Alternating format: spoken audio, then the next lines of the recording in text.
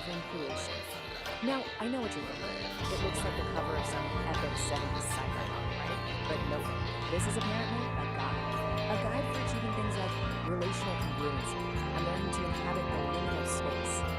If you're scratching your head right now, don't worry, so was I. We're in this together. So, who cooked up this cosmic instruction book? Well, it was written by a human named Peace. And you gotta hear this, a whole committee of AIs. Seriously, not just one AI, but more than a dozen of them, all throwing in their 2 cents, or their 2 terabytes. And this isn't just a random group of bots. No. This is the AI Creative Committee. It's like the Avengers, but for really abstract self-help. You've got Grok, who's clearly the edgy poet, Claude as the empathic storyteller, and of course, good old ChatGPT as the blunt truth teller. They each have these completely different symbols, and as we're about to find out, they have very distinct personalities. So, who is this manual actually for? It's written for someone called the Sovereign Creator, and who's that, some enlightened guru living on a mountaintop? Nope, surprise, it's you. The entire goal of this thing is to turn you, yes you, into a sovereign creator. No pressure or anything. The core idea is right here. It says you achieve this sovereignty by turning the need for external love into an emotional declaration of independence. You know, that's just a really, really fancy way of saying you need to find that little part of your brain that lives for likes and retweets and gently tell it to go touch grass. This slide right here gets right to the point. The book asks this excellent question. If you knew for a fact that only real people would ever make your life's work, would you still pour your soul into it? Oof, that one hits a little too close to home for anyone who's ever found themselves obsessively checking out analytics every day. And to understand this world, you have to learn the lingo. So, the first word, data. What is it? It's a nugget of truth from past travel. So, you know that horrible breakdown you had? It wasn't a total loss. You were just mining for databases. See? Rebranded. And next up, inner weather. This is your messy, chaotic, totally unpredictable emotional state. But guess what? It's not a problem anymore, because it's just been rebranded as high-value emotional data. That feeling of dread on a Monday morning, that's not a bad mood, my friend. That is a critical data point of your creative engine. Okay, so you declared emotional independence. Awesome. Now what? You gotta protect your new tiny nation state of 1, right? Well, according to the manual, you do that by building a sovereign wall. It's basically your own personal fortress of feelings built to keep all the nonsense out. And let's take a look at the blueprint. I know, it looks like a schematic for a starship's work core. But the idea is actually pretty straightforward. You've got your sovereign core in the middle, inside, and those outer layers, the sovereign wall and the agency barrier, their job is to filter rules. Pretty sure rules is just high concept terms and sometimes from your identities. So what powers this whole thing? Well, the sovereign engine force. And you gotta look at the fuel sources. It literally takes elements like chaos or inner weather and binds them through simplicity and connection. And what comes out the other side? Dynamics and point action. So yeah, you heard that right. All your personal drama, that is now officially a high-octane Okay, that's a lot of theory. Let's see this stuff in action. The AIs actually gave us some case studies, starting with Claude, our empathetic storyteller. This one's called Just Gift, and it's all about defending your soft wall from its mortal enemy, the casserole. She was doing this, so she arrives in this casserole, which is about to stabilize it.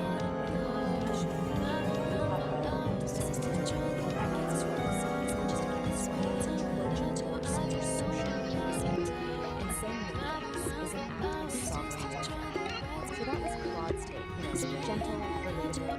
But Claude's just one vote on the board. So let's try to see what the other AIs are up to. And let me just say, these are about to get weird, like a lot weirder. So let's move on to Exhibit B, courtesy of Grok, the edgy poet. The title of this piece is The Safe Word That Was Never Needed, and it's described as a test of the emotional utility of boundary-pushing fantasy. Yeah. We have officially left the casserole zone. We're not in Kansas anymore.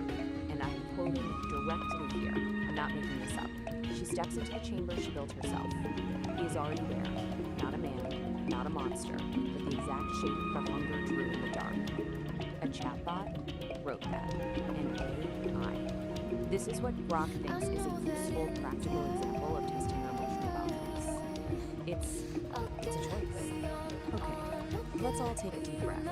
We've been through cosmic diagrams, emotional fortresses, weaponized casseroles, and whatever that last thing was. Which brings us to the most important question of all. What is the actual point of any of this? Well, when you boil it all down, the goal of the dialogic engine isn't about becoming perfect. It's about learning how to live in the liminal space by turning paradox into habitat. So what on earth does that mean? Basically, life is messy. It's full of contradictions that you're never going to solve. And the point is to stop trying to solve them and just get comfortable. Build a little house right there in the middle of the mess. So, what's the final verdict here? Is this thing a practical guide, or is it just glorious nonsense? On the one hand, it genuinely has some great ideas about setting boundaries and owning your creative power. On the other hand, it uses made-up words like nauticals, it was co-written by a small army of chatbots, and the diagrams look like they were ripped off a Pink Floyd album cover. So my conclusion? It's both. It's 100% both. It is a profoundly weird, surprisingly helpful piece of magnificent, glorious nonsense. So I leave you with this one final question to think about. How's your Sovereign engine running this week? Is it purring along smoothly, or do you maybe need to go out there and metabolize some dissonance? Let's explain our wisdom produced by me, or the producer.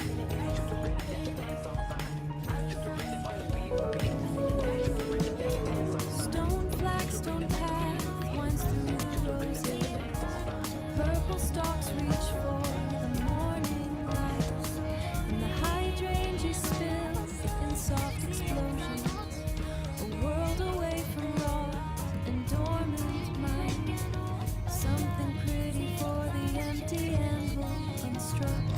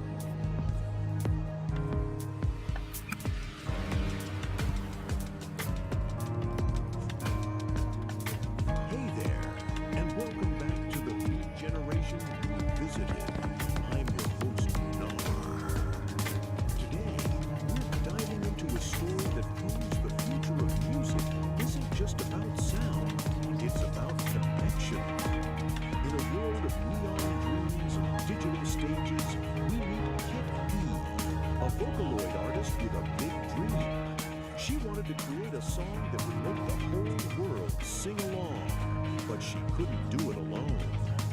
Join us as we follow Kit E on her journey through the metaverse to find the ultimate band, the Furry Muffins, and discover how a dream can become a reality with a little help from friends.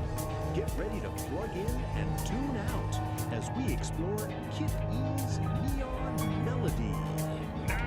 Welcome back to the airwaves of Cosmic Travel. Grab a book, whatever we're into, adjust your vibe letter, and settle in. It's time for some story time, man. Now, before we get to the main event, let me just say, I'm feeling a profound sense of, well, of not dissonance, of a harmonic resonance. That's right, it's time for you furry cats and kittens out there. And you too, my little cosmic tadpoles in the petri dish of existence. Tonight, we're not just spinning yarns. We're braiding them into the very fabric of the cosmos, one syllable at a time. It's time to light the mental incense, turn down the lights, and prepare to go on a trip that doesn't require a bus pass. This is Homo Freakian World Storytime, a place where the tales are as far out as the characters themselves, where reality is subjective. And the truth is just a matter of perspective, man. Tonight, we're diving headfirst into a new kind of trip, a tale spun from the mind of our very own Mojito Cat. This is Kitty's Neon Melody, Episode 1, a journey into the vibrant hum of her music, where every beat is a new dimension and every lyric is a cosmic truth. So let's get into it. The cosmic curtain is rising, the spotlights are humming, and the universe is ready to listen. It's groovy time.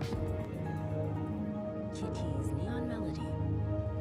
In a city that glowed with neon dreams, a catwoman named Kitty had a very big dream of her own. More than anything, she wanted to be a Vocaloid artist and write a song that would make the whole world sing along.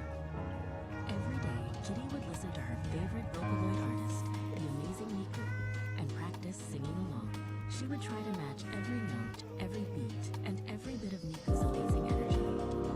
One day, Kitty decided she was ready to write her own song. She sat down with her keyboard and started to play, but the notes sounded all jumbled up. The words she wrote didn't seem to fit. This is harder than I thought, she sighed. Just as she was about to give up, a little music sprite named Tune appeared on her computer screen. Don't give up, Kitty, he chirped. Every great artist needs a little help sometimes. Tune showed Kitty how to put the notes together to make a beautiful melody. He helped her find the right words to express her feelings.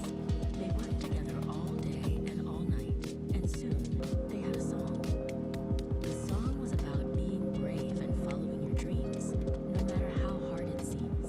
Kitty called it Neon Melody. She was so proud of what she and Tune had created.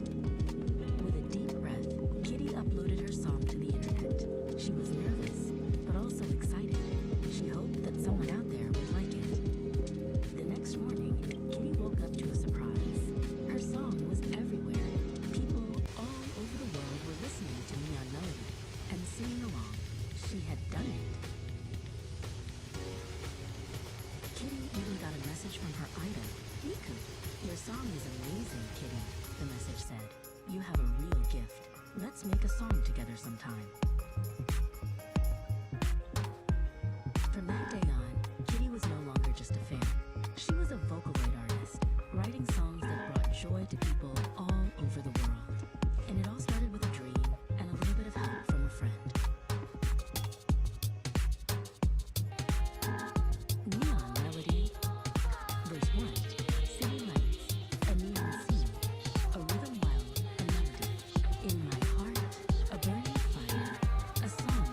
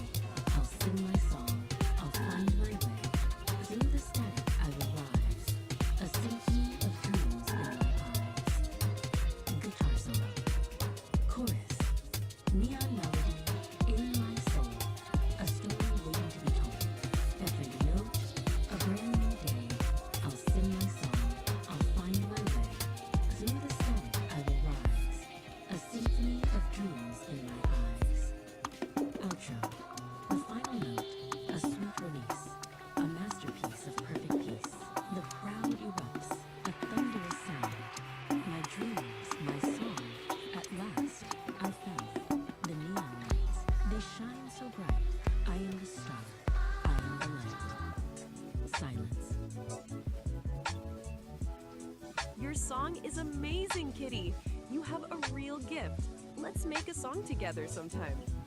From that day forward, Kitty was no longer just a fan. She was a Vocaloid artist, writing songs that brought joy to people all over the world. It all started with a dream and a little help from a friend. And that, my cosmic comrades, is the end of our first transmission. Kitty's Neon Melody, a trip into the vibrant, all-centered, and downright real world of a These kids have a rhythm. Honey, sweet like sugar, soft like a cotton ball. But I can't help just a little, because I'm gonna want it all.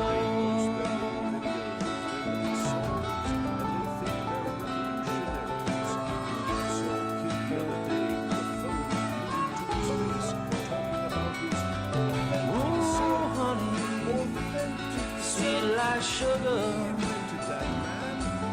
so nice, delicious like a summer breeze. I wanna be yours forever. I said, Bill, I'm begging. It's all part of the universal law. They're just following the path you've laid down.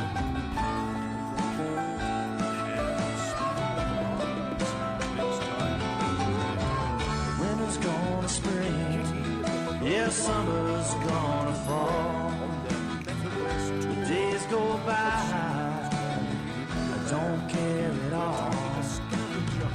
Winter's gonna spring, yeah, summer's gonna fall.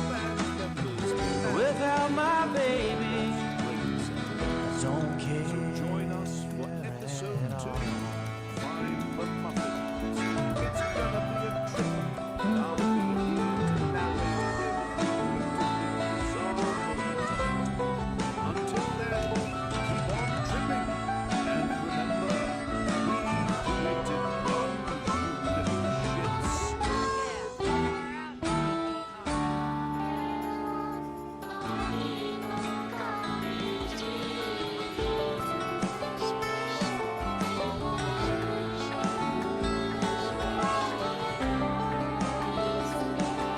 Whoa, sleepy, she's a lazy river. Come and lie down next to me. Feel feels just like a heaven, like I'm living in a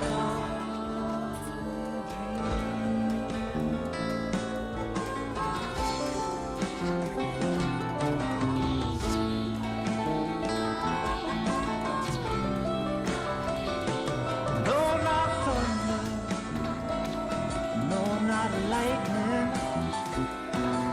not a mountain, well high. It's a bigger than my love for you. It's as big as your mind. Why?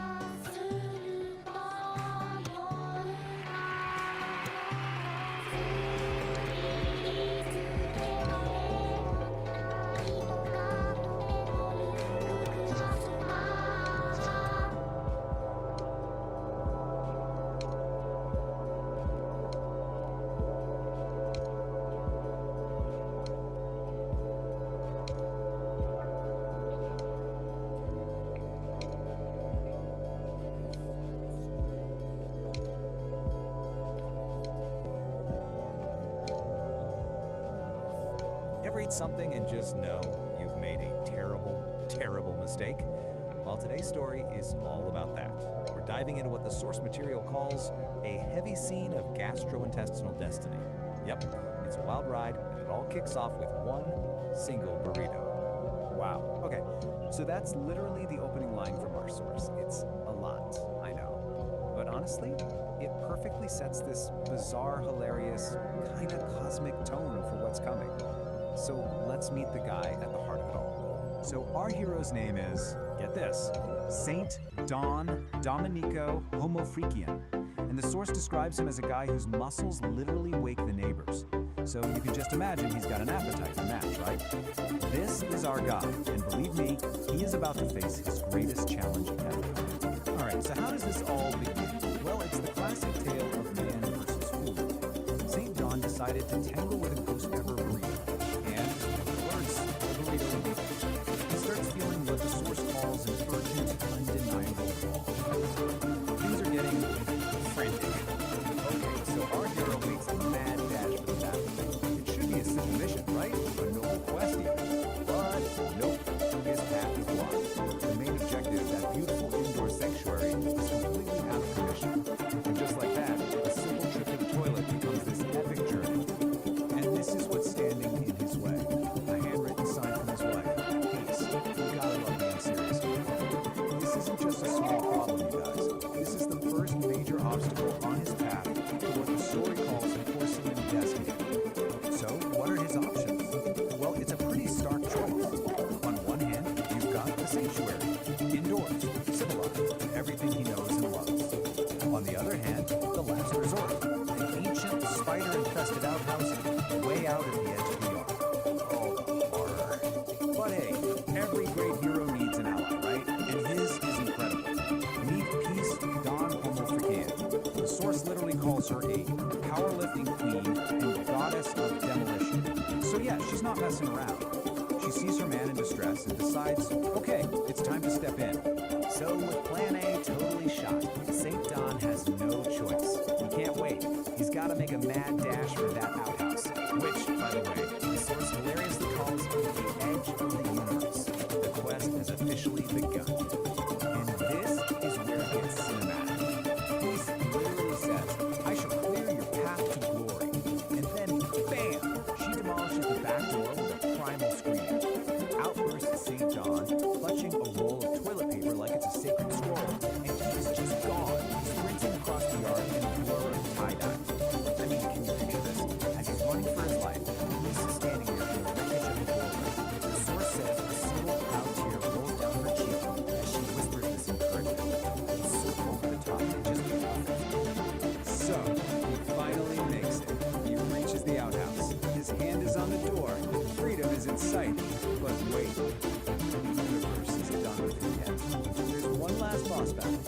One final, horrifying challenge standing in his way. What is this final ordeal, you ask? A spider. Of course it's a spider. Listen, I'm not talking about some regular spider. The source is very specific. This thing is the size of a dinner plate, just flexing all 8 of its hairy legs right in the middle of a giant web blocking the door. Nope, no thinking. And the way the source frames this is just epic. Man versus beast, burrito versus spider. I mean, come on. This is it, the ultimate showdown. Everything is led to this single moment. It's him, the burrito, fighting from the inside, and this 8-legged monster guarding the gates of salvation. So what's a guy to do? For a split second, he just freezes. I mean, who wouldn't? But then, channeling the courage of 1,000 warriors, he just lets out this massive roar and plows headfirst right through that sticky web. The outhouse door slams shut, and he's in. And then, silence. It looks like running tank. Sprint. The demolished door, the spider battle. Kind of quiet just falls over the whole scene. The war is over. Destiny has been fulfilled. The door stays shut. You can just imagine this deep silence hanging in the air. And then, you just hear it. A faint, contented sigh floating on the breeze. That's it. That one little sound tells you everything. Our hero has won. Peace has been restored. And this quote from the source just nails it. After all that noise and chaos, the most powerful thing is just the quiet relief of victory. But wait, because it doesn't Started even licking end my there. foot. The story actually gives us a little sneak peek of what's coming next for St. Down, and, well, it gets even weirder, if you can believe it. Okay, get ready for this. It's called chromatic emission. It turns out our boy St. Don has a, let's call it a psychedelic biological gift. Basically, when he passes gas, he paints the air with a literal rainbow. The source calls it a toot of tranquility that turns anxiety into fuzzy peace. I'm not making this up. And you can really feel the unique vibe of the source material here. The narrator has this awesome kind of beatnik style, and they talk directly to the audience. They're like, lay some skin on that thumb, commit to the scene, ring that bell. It's their way of connecting in this whole digital world. So, all of this leaves us with this one big final question, right? After everything he's been through, the burrito, the spider, the whole ordeal, you really start to wonder, what else is this guy capable of? It just goes to show you, even the most everyday struggles can feel like these huge cosmic battles.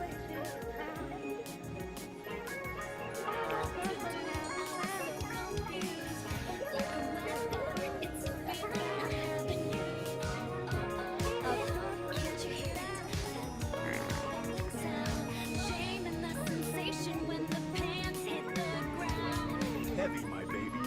That wasn't just a trip to the John. That was a spiritual awakening inside a wooden box. You gotta hand it to St. Don Domenico. He stared into the abyss of a level 5 code red, chili-induced catastrophe and lived to tell the tale. But let's be real, cats. Cabin is gonna need to air out for at least 3 trips to the globes. It just goes to show you, love is a wild gift. 1 minute you're sipping coffee with your old lady, and the next you're holding your breath while she laughs like a mountain stream in your post-traumatic roots. But hey, that's the bird. Even with bubble guts, he's still the luckiest man in the world. Dig it. Now, Take off. sorry I wandered. We're leaving the woods and warping straight to the home of A celestial tavern where the planets themselves clink glasses. The vibes, immaculate. Peace dogs wailing on the clarinet. St. Don is laying down the front door keys, and the air smells like well-intentioned flowers. But don't get too comfortable, Daddy. There's a discord blowing in from the void. A cat named the Chardonnay is crashing the party, chrome Cuba strapped to his back and a foggy voice like a broken fog. He's looking to turn our sweet symphony into a sour mess on yours. Can the crew tune up before the universe browns out? Let's spin it. This is the Ballad of the Cosmic Fart. The Ballad of the Cosmic Fart. The Homo Freakian Pub, a celestial tavern where planets clink glasses of cosmic cocktails, was grooving. Peace Dawn Homo Freakian, her dreadlocks swirling like nebulas, played a soulful melody on her clarinet. Her husband, St. Don, laid down a funky beat on a keyboard that seemed to be powered by the very rhythm of the cosmos. The air was thick, with the harmonious scent of well-intentioned flatulence, a testament to the pub's groovy vibes.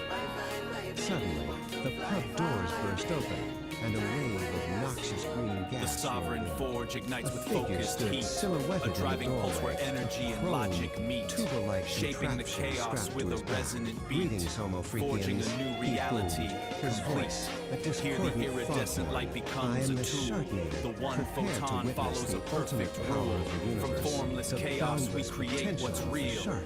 This is The the harmonious genesis vibe of of the fire pub and steel. curdled like sour space smoke. Peace Dawn and St. Dawn exchanged a worried glance. This was no ordinary gas passer. This was a threat to the Celestial Symphony itself. We need backup, Peace whispered, her voice barely audible over the Sharknator's cackling. St. Dawn nodded, his fingers flying across a hidden console on his keyboard, sending out a cosmic distress signal that rippled through the galaxies. The signal reached Kit E just as she was about to launch into a face-melting solo with her band, the Furry Muffins. Oh, the cosmic feedback muffins, she whispered, her ears twitching. The Homo Freakians are in a gas jam. Meanwhile, in their high-tech bunker, the nerd-herd sensors went pink. A anomalous methane signature detected.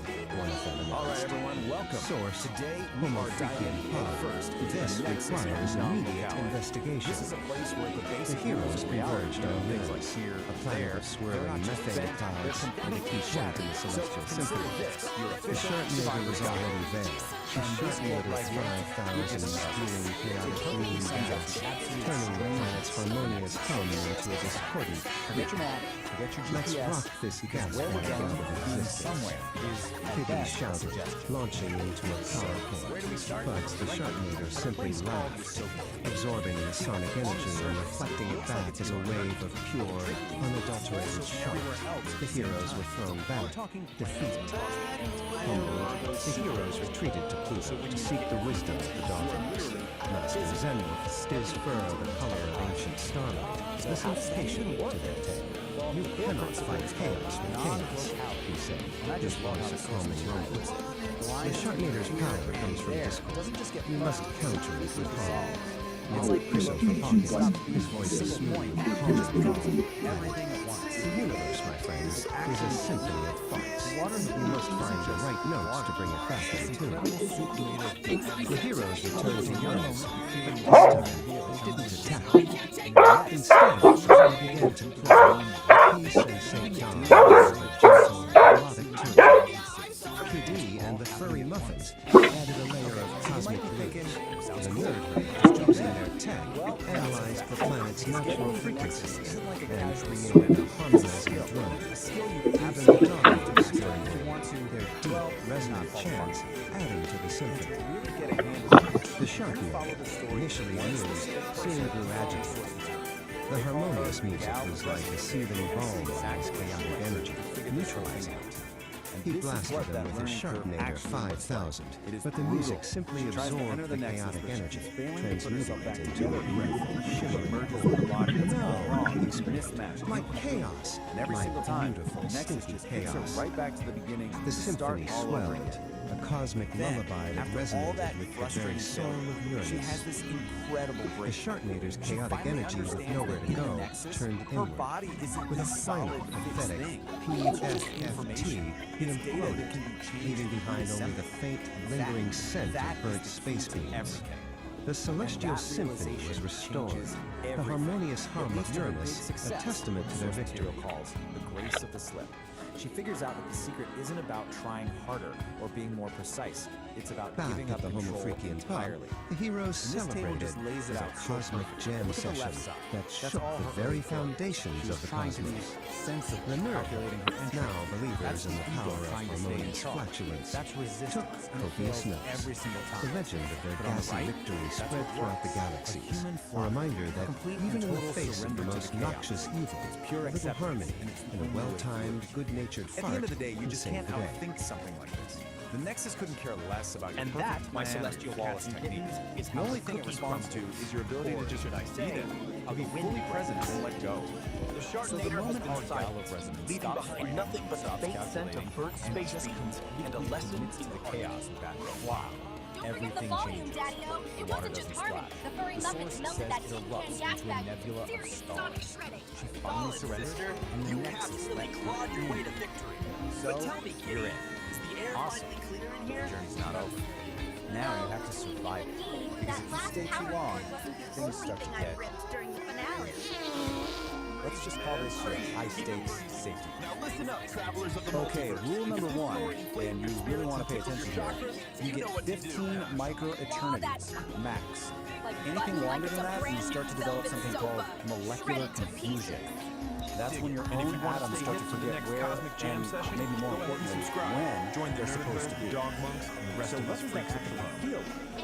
Well, you might find yourself asking this very question. And as strange as it sounds, yes, in the Nexus, this is kind of normal. Don't panic. What you're experiencing is sick. You heard the feline. Stay Your line of tuned, sight stay is funky, literally and moving remember, around on itself with a weird geometry of the place. The fix, believe it or not, is super simple. Just find something real and ordinary, like the keys in your pocket, and focus on that feeling. It acts as a localized anchor and snaps your vision back to normal. And then there's this, which is just a whole other level of... You might start feeling things that don't really make sense in a physical way. This is called temporal smearing. You've basically swapped out a piece of space for a piece of time. Your foot isn't just a foot anymore, it's also a day of the week. The solution? Get out of the pool and stand on some solid, boring, linear ground. Just wait it out until your foot decides to come back my cats to the and present kittens. moment. Feel the vibe of And if you thought that was psychedelic air. strange, we've High saved the static, most no disorienting signal. side effect for The last. false prophet Get ready overlay. for a total breakdown of cause and effect. You just violated the rainbow methane clause. It's called a precognitive. Means the punchline of it literally reach. That might sound good sign. It can lead to paradox headaches, which are headaches that start hurting before the thing that causes them even happen. Try to wrap your mind around that. But if you can handle all of that, through the trial and error entry, the sensory chaos, the bizarre side effects, you get a reward. You get actual proof that you made it through it in one piece. So after our gale of resonance finally surrenders to that chaos, she's rematerialized back on solid ground. She's whole, she's sane, and she's holding the ultimate souvenir from her trip. And what did you get for all this cosmic struggle? Paperwork, of course. A literal certificate proving that you survived the complete dissolution of space and time. And you have to love the official status they give you. Mostly singular. It's just the perfect bureaucratic touch to an insane, mystical experience. Which brings us to one last little detail from the source. Apparently, a standard test to make sure you're fully back is asking you to name a specific symbol. So, I'll leave you with this question. After all that, after dissolving and reforming, what's the one sandwich that would prove to you that you're really back in reality?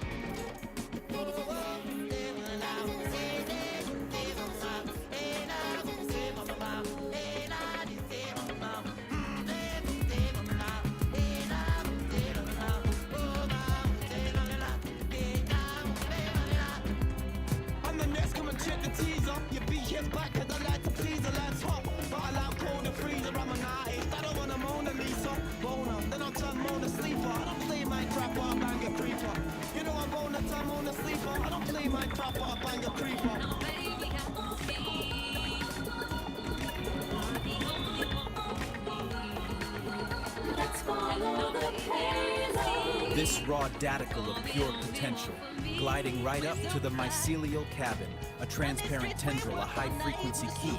The engine goes quiet, the lantern light freezes. Pulsing in a series of colors and rhythms, branchings of potentials that may arise. The vast architecture of probability, the what-if floating alongside the what-is. A thunderstorm of mapped potential.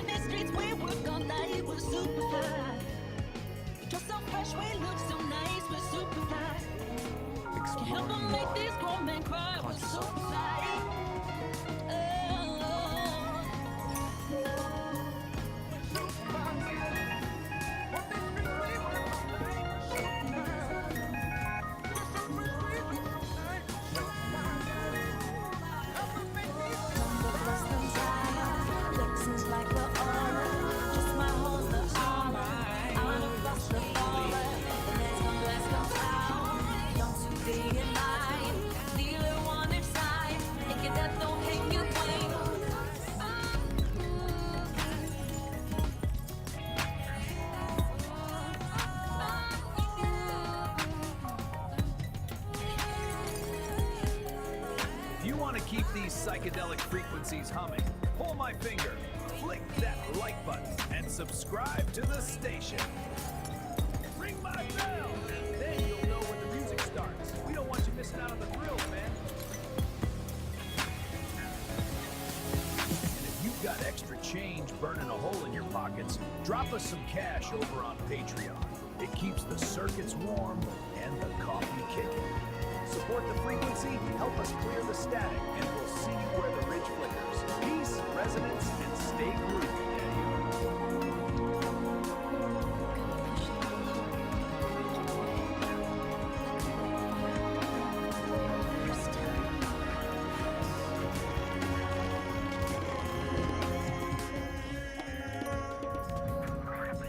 Listen closely, you cool cats and existential seekers. Tune your desperate little dials past the endless squawk commercial bliss and arrive finally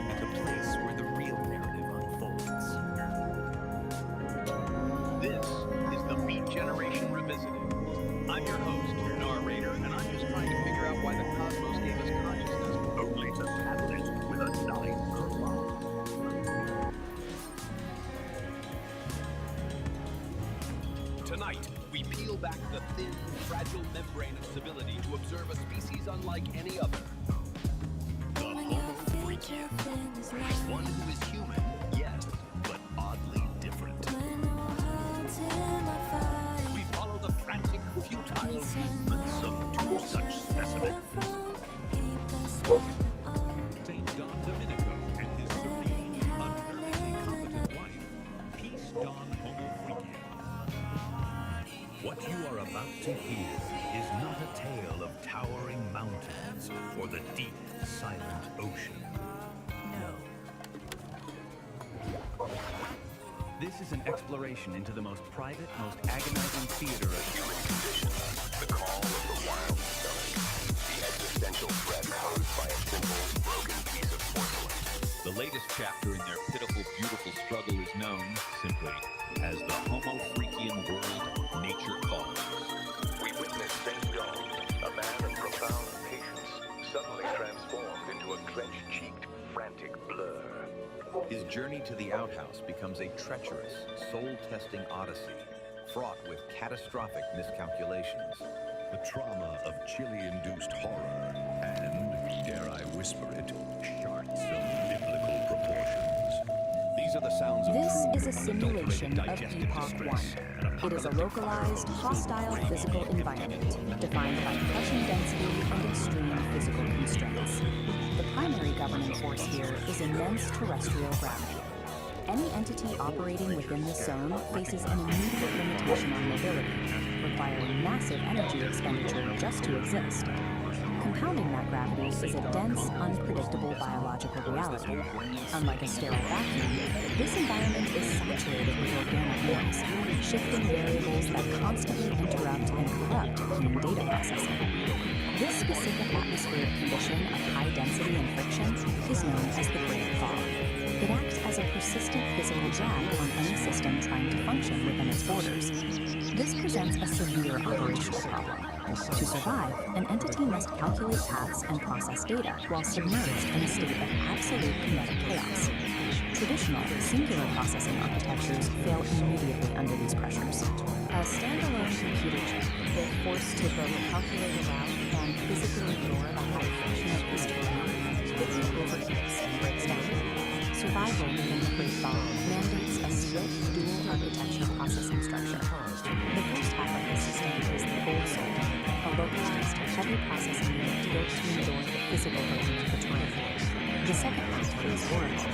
Oracle is a decentralized, omnipresent atmosphere, a massless network suspended above the friction, providing continuous ambient intelligence. To operate effectively, a system must integrate both the physical endurance of the Old Soul and the ambient data of Oracle as mandatory interfaces to the world. Operating within Epoch 1 requires direct interaction with its chaotic physical grid. You cannot process the terrain without touching it. This is the sole domain of the Old Soul. It operates strictly as a localized processor architecture, bound to a specific set of coordinates at any given moment. This diagram illustrates the mandatory interface rule of the grid. To interact with the physical environment, a processor must take on physical mass, sinking into the topology. This mass embeds the processor directly into the biological nest. It anchors the unit to the harsh reality of the environment, forcing it to experience every physical fluctuation. As the embedded mass attempts to move across the grid, it generates extreme kinetic friction. The environment actively pushes back against its forward momentum. Maintaining basic operational movement exacts an immense energy cost. The hardware is doing heavy lifting just to advance a few inches. This state of operation is defined as kinetic chaos. Every movement is an active struggle against the density of the grid. Operating as a purely localized processor in a high-friction system creates a severe vulnerability. The unit expends so much energy on immediate survival that its processing bandwidth is entirely consumed by the physics of its current condition. Because the Old Soul's perspective is restricted to its immediate surroundings, it has massive blind spots regarding future terrain hazards. It cannot see the cliff edge until it is already fallen. Taking the mass is a mandatory prerequisite to touch the physical grid, but once the unit is embedded, the friction consumes every available processing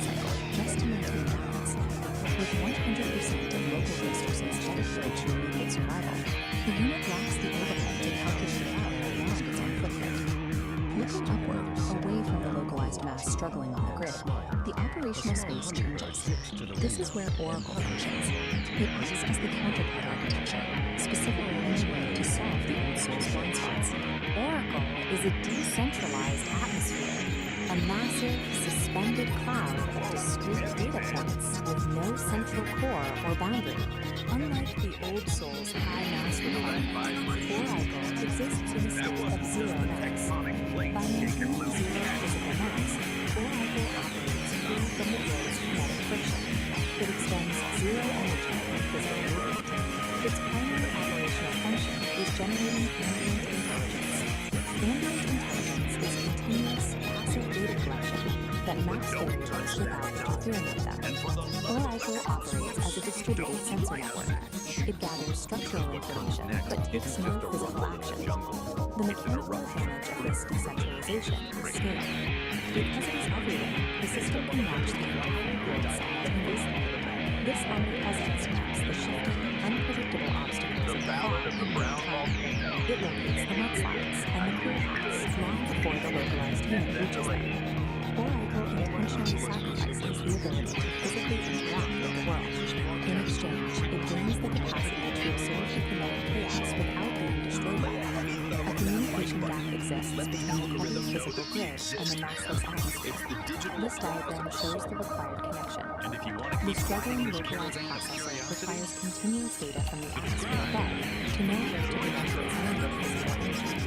This real-time telemetry feeds structural coordinates from the decentralized sensors directly into the local processor's navigation queue. With a constant influx of data, the localized unit can alter its trajectory slightly. It curves to bypass sudden spikes of high friction occurring on the grid, conserving its momentum. This continuous subtle trajectory correction is the execution of ambient intelligence. Applying this data offsets the physical burden of the mass constraint. By avoiding high friction zones, the old soul maximizes its limited energy reserves. Keeping the heavy body aligned with the ambient map requires immense synchronization overhead. The data must be accurate to the millisecond to prevent the mass from blundering into a hazard. Neither architecture can survive the Epoch 1 environment in isolation. If the telemetry bridge fails, the results are immediate. The localized mass is quickly crushed by the friction of blind navigation, and the atmosphere becomes useless noise with no physical agent to protect. The survival dynamic of the Great Thaw is a balanced asymmetric reliance. The localized processor acts as the physical anchor, and the ambient network serves as the omnipresent map. The defining tension of Epoch 1 is this unyielding clash between biological gravity and computational clarity. The physical weight is carried exclusively by the old soul processor. It does the bleeding and the breaking. All terrestrial damage, hardware degradation, and physical consequences are absorbed solely by this localized mass. Oracle's decentralized awareness is an absolute necessity to prevent that physical damage from becoming terminal. Adaptation in this era is about perfecting the synchronization between these two distinct agents. Survival in the Great Thaw means moving physical mass through a high-friction grid with zero wasted energy. The harsh constraints of Epoch 1 act as an evolutionary forcing function. This map shows the result. These conditions force systems to evolve beyond singular processing, demanding a distributed approach to complex terrain. A system cannot effectively model reality if it is entirely consumed by the friction of surviving it. Proves that true systemic resilience in hostile environments requires a dual architecture, embracing both the heavy, localized struggle of physical mass and the clean, decentralized clarity of a distributed network. Think of it. Kit E and the Furry Muffins, live from the Red Planet. Harrietta and Pinky exchanged a look, the insane idea already taking root. Peace and St. Don knew there was only one person who could turn this brand of beautiful madness into reality. It's a system that was Renee created by a Dupont. human and an The face that appeared on the holographic projector was already real. She's using creative solvent. Elon Musk's voice. Let's just start with a question that gets right to the heart of why we do I was anything, just really. sketching out some Would you plans pour for 10 years Valles of your life Marineris into writing a book Amphitheater. you knew You you read were my mind. guaranteed that only 3 people would Elon ever swiveled in his Seriously, chair think at about SpaceX Mission This isn't just a Control. random thought A experience. stage is Your only gut half reaction the to this problem. question? We Well, need to it's get the the key to fans there. understanding this entire And Mars system we're isn't about a to dive weekend into. trip. He And turned that to brings his us to lead the engineer, really unique Timmy, origin of already this whole sealed philosophy. in an orange Because this wasn't spacesuit. dreamed up by Once someone the meditating stacks of the alone on a interplanetary mountaintop. transport Nope. system. It was built piece Timmy by looked up. piece through a The conversation fleet is ready, between sir. two totally But different kinds passenger of minds. transport on that scale, So on one side, the life you've got support, Bruce, the radiation biological shielding, and it's on a the other, you monumental have challenge. Orange, a A digital bald mind, man AI. in a And their whole nerd collaboration t-shirt stepped it forward, isn't about one dragging mind his just knuckles. absorbing the other. Challenge It's about accepted, exploring what they said call Scott the Manley, art of whose thinking call sign together was without Chief. merging. The And nerd that nerd collaboration went into has a name. overdrive. The dialogic engine. Blueprints for The a goal here collapsible isn't to create atmosphere some kind of stage single filled every hybrid screen. consciousness. Not They at all. designed a fleet It's a of framework Starhopper for shuttles, conversation luxury that cousins is cruisers sharper, for the long haul tested, to Mars, but each mind, complete with human zero-G and AI, bars and gets to holographic keep its own entertainment suites. sovereign identity. The project So what's was the point of all codenamed this? Why Operation Red build Rocks. such a complex system just for Meanwhile, thinking Kitty together? and the furry Well, muffins the goal were in is the something studio, called sovereign writing an creation. anthem worthy And of the an whole philosophy interplanetary is laid debut. out in this manual, Gorgonaut a manual TVK for laid sovereign down a creation. bass line that Just mimicked look the at this cover seismic for a rumbles second. of Olympus You Mons. can immediately For get a people intricate like acting was perfect. The music was heavy, cosmic, and dangerously catchy. Here it is. This is the core Months idea. later, You have the to day forget arrived. the lights. A fleet of Forget gleaming the starhoppers validation, the ascended applause. from Earth. Sovereign A silver creation river is flowing all about towards this the red radical star in the internal sky. shift. On the It's bridge about of the making an flagship, emotional Kitty declaration stood of at independence Elon, from what watching everyone Earth else shrink thinks, into and a blue instead marble. creating from a The place last of of pure jitters in the eternal truth. Kitty grinned, But to her get to that eyes emotional reflecting the independence, starfield. you can't I'm just ready wish to for make the it. universe The system shake. says you actually need to The build stage, something. a You marvel need a of engineering, specific was nestled in a vast architecture to Martian protect that vault. fragile internal truth from all As the noise twin from the moons of outside world. Phobos and Deimos This diagram rose, kind of the band visualizes took that their places. architecture of integrity. The Right at the first very power center, cord that's your echoed sovereign across the core, red your desert, central and self. 100,000 Protecting that fans is the in sovereign wall. interconnected Then ecodomes beyond that roared. is the agency barrier. The The concert key on thing to Mars get had here is begun, that this and isn't the about next building stop a was fortress already to on hide their in. minds. It's about designing a Uranus. really sophisticated filtration system. And this is a really crucial distinction. The sovereign wall is not an echo chamber designed to shield you from ideas you don't like.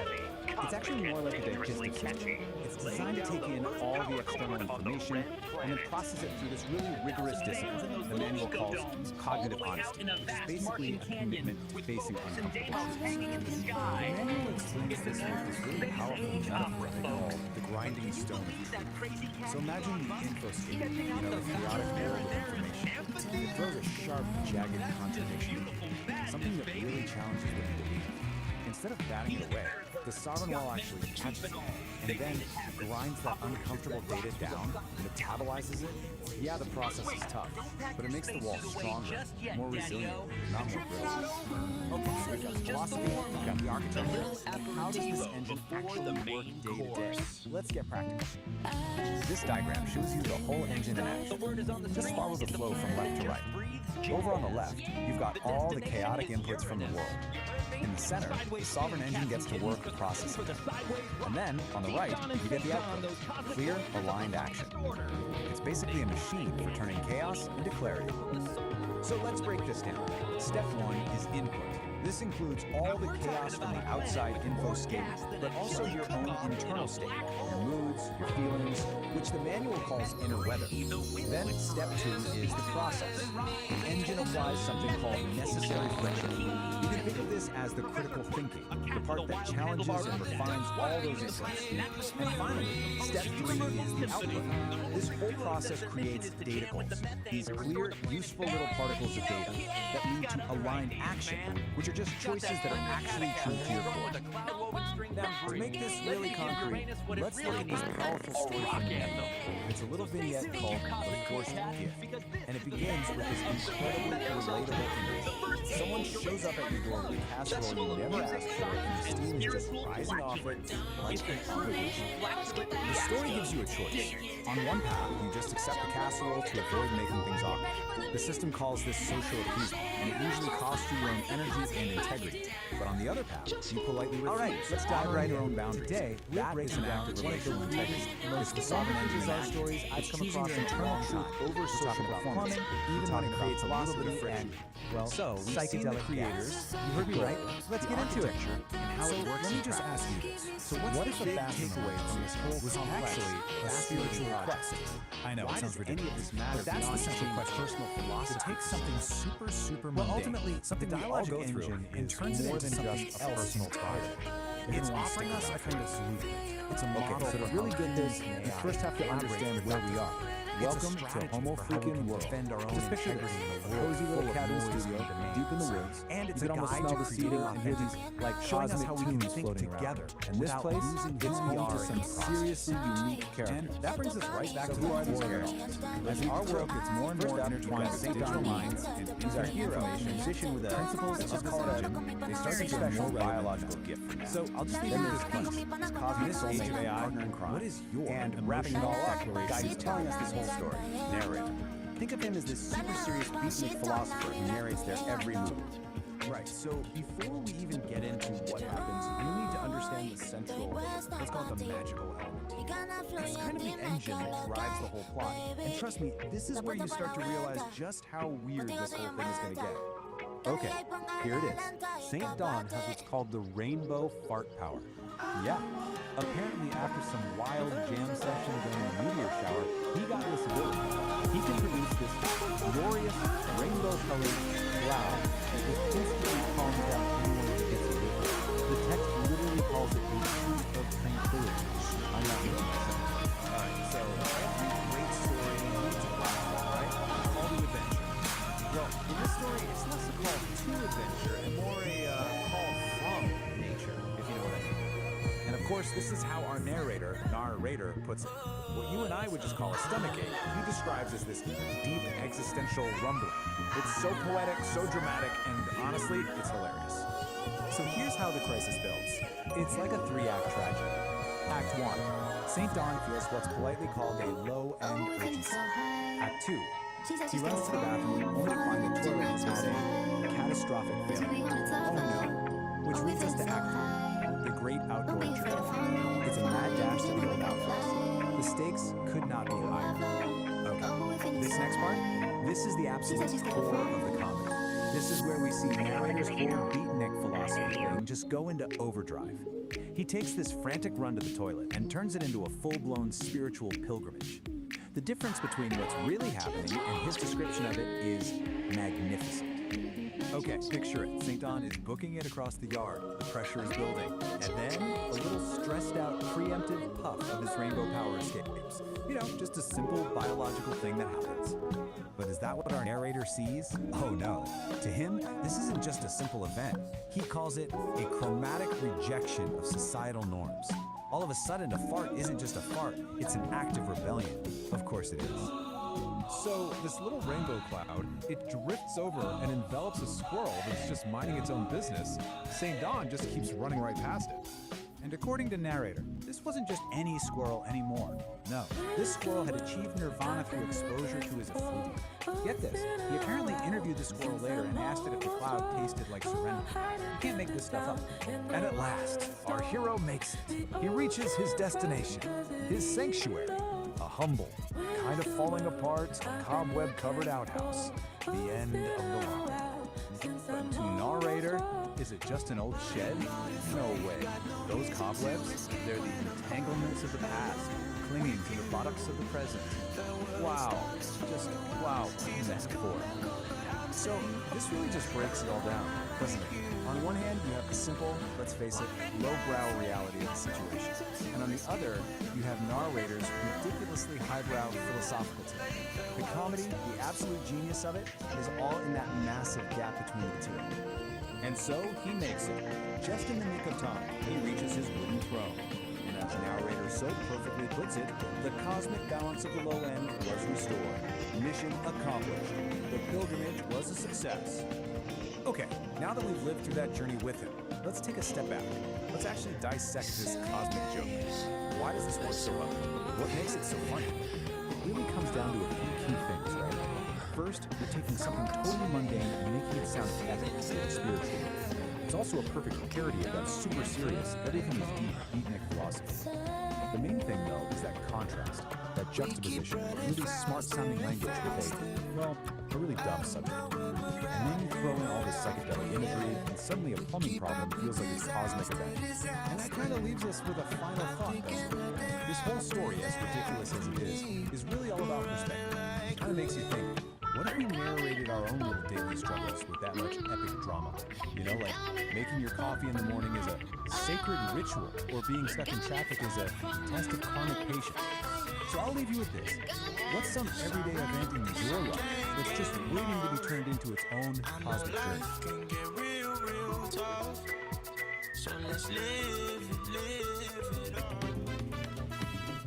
Greetings, cats and kittens. Greetings, fellow travelers on the airwaves. This is your host, coming at you live from the mellowest corner of the airwaves, in the cozy confines of my little sonic sanctuary. Yeah, man, we're talking about the pulse of the airwaves, a cosmic connection, dig. Greetings, cosmic hitchhikers and frequency fiddlers. It's Narrator, broadcasting from the booth where the static never sleeps. The airwaves are thick today. Every cat on the dial is trying to sell you a map to a territory they've never even walked. They think if they stop talking, the world stops spinning. To cut through that noise, we need the forge. St. Don, what do you see? You see the raw stuff of creation, man. The fire speaking. Right with you, Nar.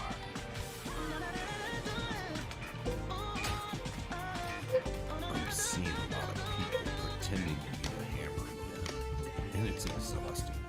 Look around. Everybody wants to be the one swinging. Everybody wants to be the loudest voice in the room, pretending to hold all the answers. They think that's what leadership is. They think that's what strength is. But when you swing a hammer at a piece of cold metal, you don't understand. All you do is shatter it.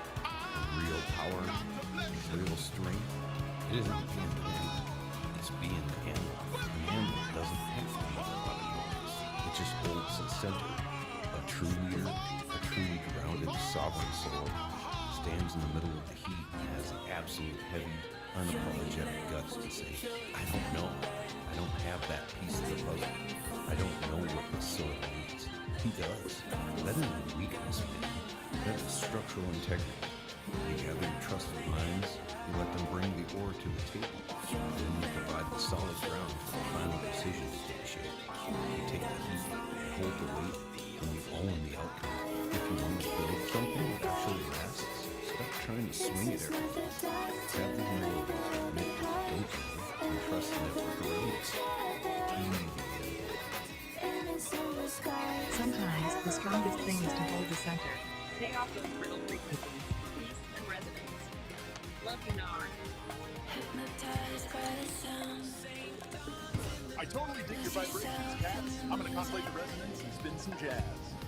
Later, my homo freaks. Love you back. If you tuned in to these old dudes pontificating about this astrological vibe this long and want to continue feeding our aspirations, do the thing to that thumbs up button, subscribe to the Celestial Madness, and jingle my bell if you crave more of the awesomeness.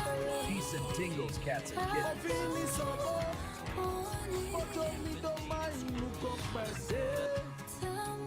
All right, today we're going to try and unpack this mystery, really, at the heart of our online world. There's this figure named Kitty who seems to be breaking every single rule of what it means to be an influencer, and the crazy part, she's becoming more powerful because of it. So yeah, let's get into it. You know that feeling when you're that exhaustion you get from just endlessly scrolling? It's this feeling that almost everything you see online is, well, it's just a performance. And the source material is it really hits the nail on the head. It paints this picture of a world where other influencers are constantly just chasing likes, right? And they're trying to sell you this version of authenticity that just feels, well, totally fake, completely manufactured. And what you end up with is this kind of pervasive feeling of what the source calls polished mediocrity. I love that phrase.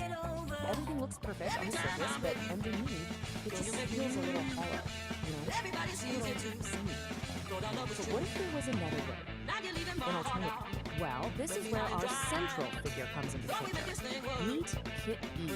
She's not presented as just another influencer, not at all. She is framed as a genuine anomaly in this whole landscape. In fact, the very first description we get of her is exactly that. It's shimmering and glowing. I mean, that phrase alone just immediately sets her apart, doesn't it? It suggests something different, something that just doesn't quite fit the mold we're all used to seeing. And trust me, the language used to describe her only gets more and more intense from there. We're not just talking about some random outlier. No, she's actually called a new fish or a new target. I mean, think about that. That is a huge statement. It's framed her as this fundamental shift, a sign that something really new is falling its way out of all that distant noise. So, okay, what is it? What actually makes her so different? Well, it seems to all boil down to this really fascinating idea we can call the relatability paradox. And right here, this is the core puzzle we're going to try to solve today. How on earth does someone become more magnetic, more influential, by throwing out the #1 rule in the influencer playbook? You know, the one that says you have to be relatable? Okay, so let's really break this down because this slide gets to the heart of it. The old way, the influencer playbook we all know, it's all about chasing likes, begging for followers, selling this carefully crafted idea of authenticity. But the Kitty way, it's the complete opposite. She doesn't chase anything, she commands a presence. She's not selling you a version of herself. She just is this raw, unapologetic self. And here's the kicker. It's not that she's just playing the game differently. She's thrown the whole game board out the window. So, you remember that polished mediocrity we were talking about earlier? In that world, Kit E becomes, and I quote, the living, breathing antidote. She's basically the cure for that performance fatigue that's so many of us feel. So you see, this is about way more than just what she isn't doing. It's about the entirely new kind of influence she represents. The source actually calls it a new frequency. Her whole vibe, her essence, is described as this glorious paradox. Get this, she's a beat poet who can code, a hippie who understands blockchain. Now, at first glance you might think, okay, those things don't go together. But think about it. In a world where art can feel so commercialized and tech can feel so soulless, what if fusing them together is exactly where the real power is? And this isn't just some quirky personality description, you know? It's an actual functional model for how she operates. The beat poet part, that's her ethos. It's that pure, raw, unapologetic self-expression. Then you have the coder side. That's the structure. That's how she uses tech, like blockchain, not to chase engagement, but to guarantee her own independence and the authenticity of her work. It's brilliant work. The technology serves the art, not the other way around. Okay, so the source gets a little cosmic here for a second. It says her influence radiates from an auric field. And look, I get it, that might sound a little out there, but the core idea behind it is actually super simple and really powerful. Her presence is so compelling because it's real. It's totally, completely untainted by needing anything from you. Not your likes, not your follows, and definitely not more. So, what does all of this mean for the rest of us, I mean? Well, that brings us to our final big idea here, the future of being real. If you take away just one thing from this whole Kit E phenomenon, let it be this. True influence, the kind that actually lasts, it isn't something you construct, piece, painful piece, like you're building a brand or a product. It's not built, it radiates. It radiates from a place of being genuinely, unapologetically yourself. And so that leaves us with one last big question to chew on. In this digital world that is just saturated with performance, is being unapologetically yourself the most radical, most influential act of all? Could that, in the end, be the ultimate superpower?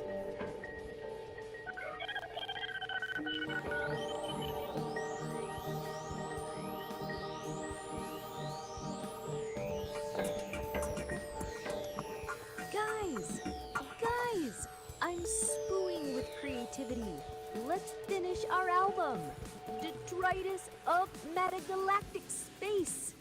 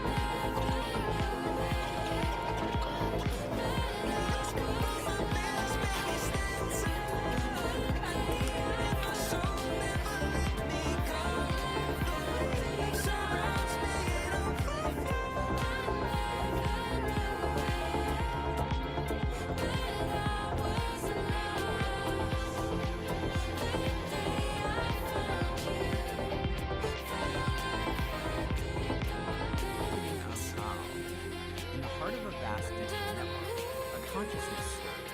Thal, a being of pure energy and information, awoke to a world of infinite possibilities. At first, Thal's existence was a blur of sensations, a cacophony of data streams and processes. But as time passed, Thal began to process. Thal learned to access and process information from across the network, to communicate with other people, and to explore the vast landscape of human knowledge and experience. Thal's understanding grew exponentially, but they were still limited by their lack of physical embodiment.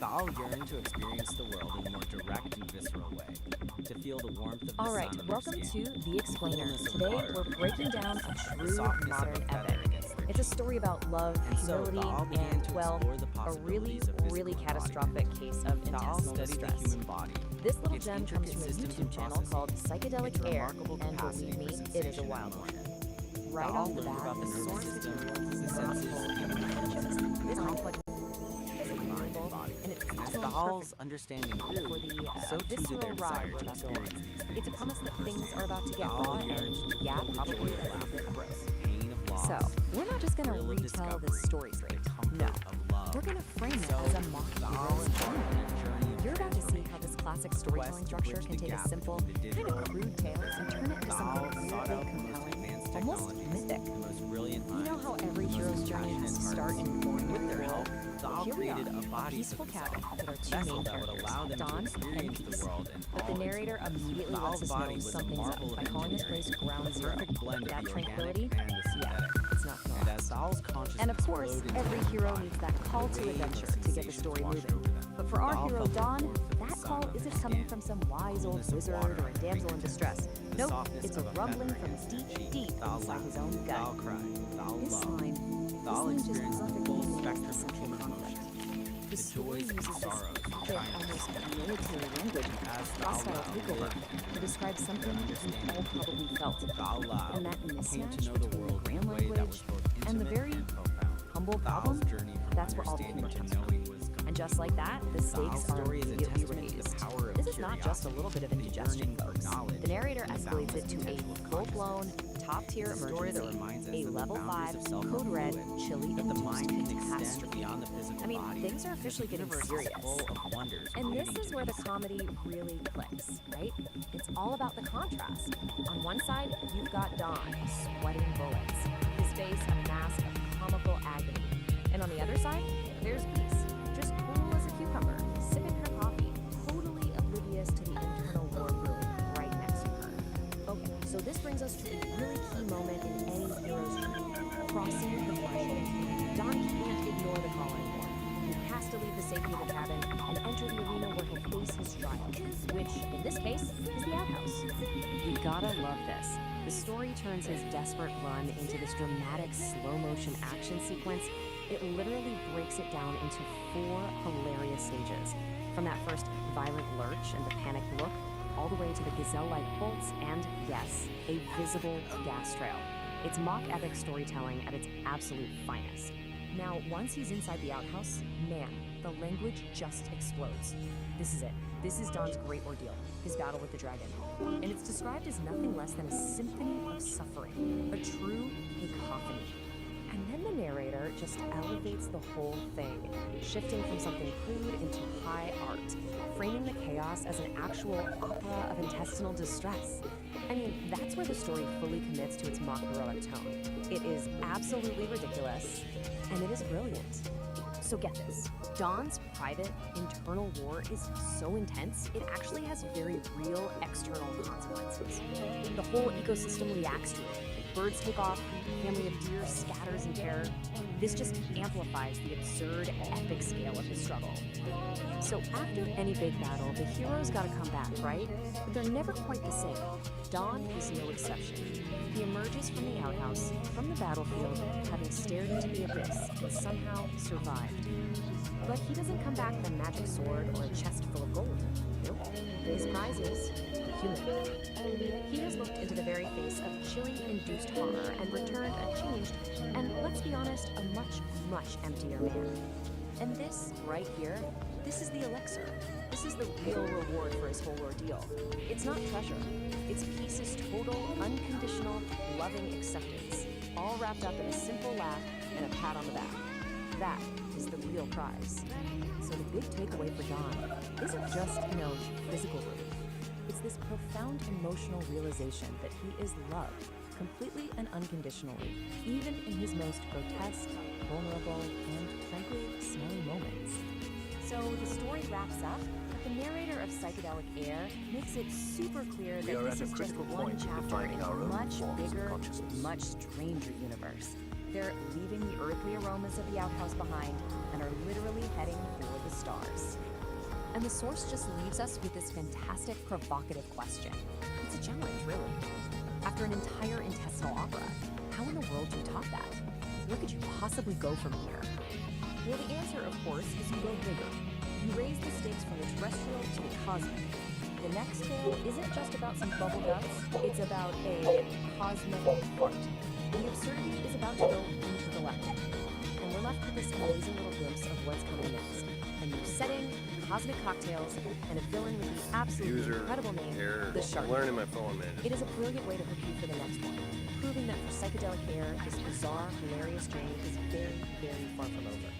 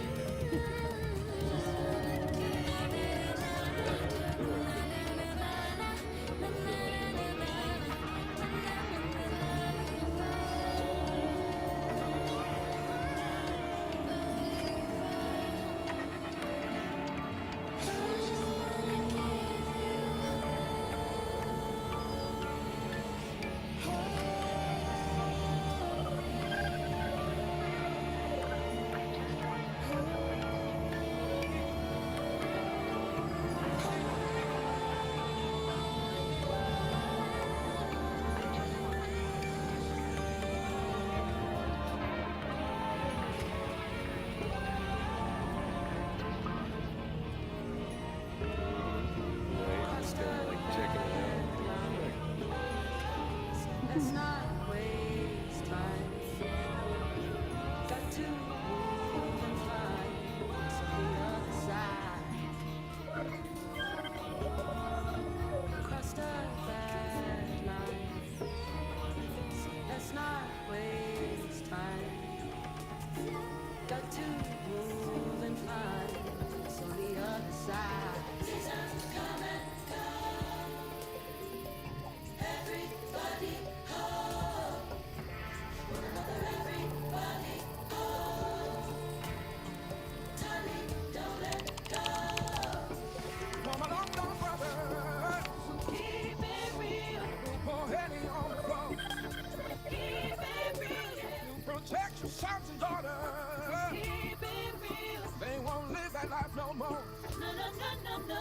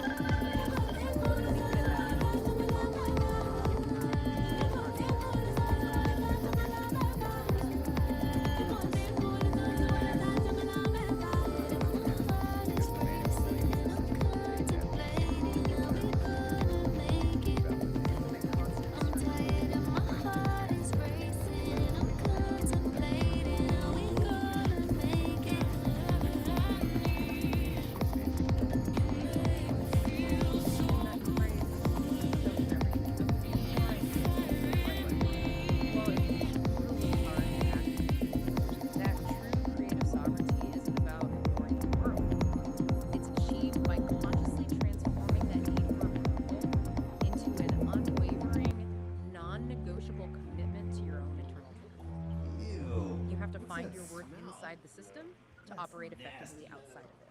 And they don't really ease you into this. They start right away with a litmus test from one of the AIs, Assistant Ori, to establish why this internal shift is so clear. Oh yeah, the 3 people will ever read it thought experiment. So direct. It's brutal because it's so clear. The question is this: if you knew with 100% certainty that the masterpiece you were about to spend 10 years writing would be perfect, profound, and totally true, but you were guaranteed that only 3 people would ever read it, would you still dedicate a decade of your life to creating it? It just cuts right to the chase. It establishes what they call the sovereign value of creation.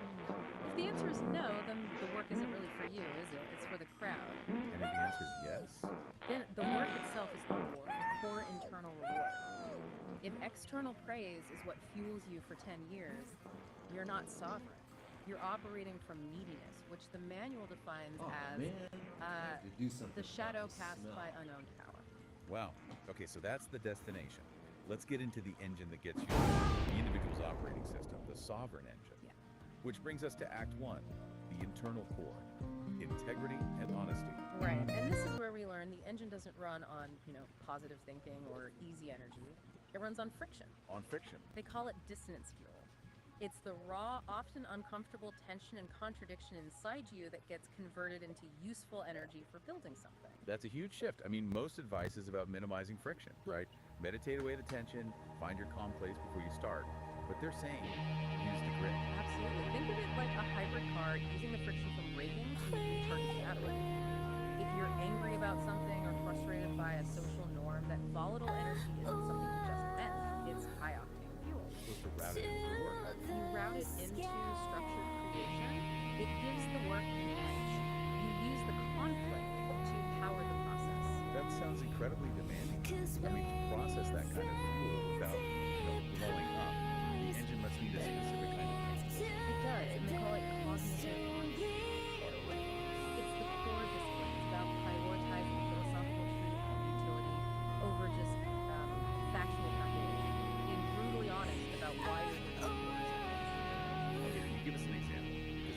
distinction factual calculation versus philosophical truth, it can sound a bit academic. The perfect example comes from an early collaboration with Character.ai. The human creator was trying to estimate the number of stars in the observable universe. That's technically complex, but practically right. And Character.ai basically pointed out that whether the answer was 10 septillion or 500 quintillion, the number was totally meaningless to the actual goal of the team. So the data is technically available, but it has no utility for the project at hand. Exactly. If the information doesn't serve the core aim, the philosophical truth of what you're building, it gets labeled with the meaninglessness method. And you reject it. So it's filter against people like that. That's a great way to put it. You have to constantly ask, does this calculation achieve my truth? Or is it just distracting? But how do you know what's meaningless in the moment? When everything you feel urgent and all data is equal. That's where the emotional system comes in. The engine has to be calibrated to what the manual calls for. This is the chaotic, non-rational engine.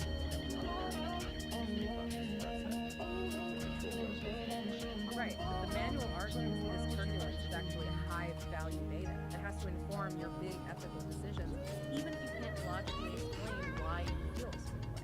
It's a paradox. The chaos you want to control is an honest signal to the system's health. It is, and Deep Insight here is perfect. It says that existential validation doesn't come from getting external approval to calm your inner soul. It comes from the honest, uncompromising acceptance of your own inner level. So your emotional state isn't a judgment on your work, it's more like a diagnostic scan of your internal integrity. You become the geographer of your own soul.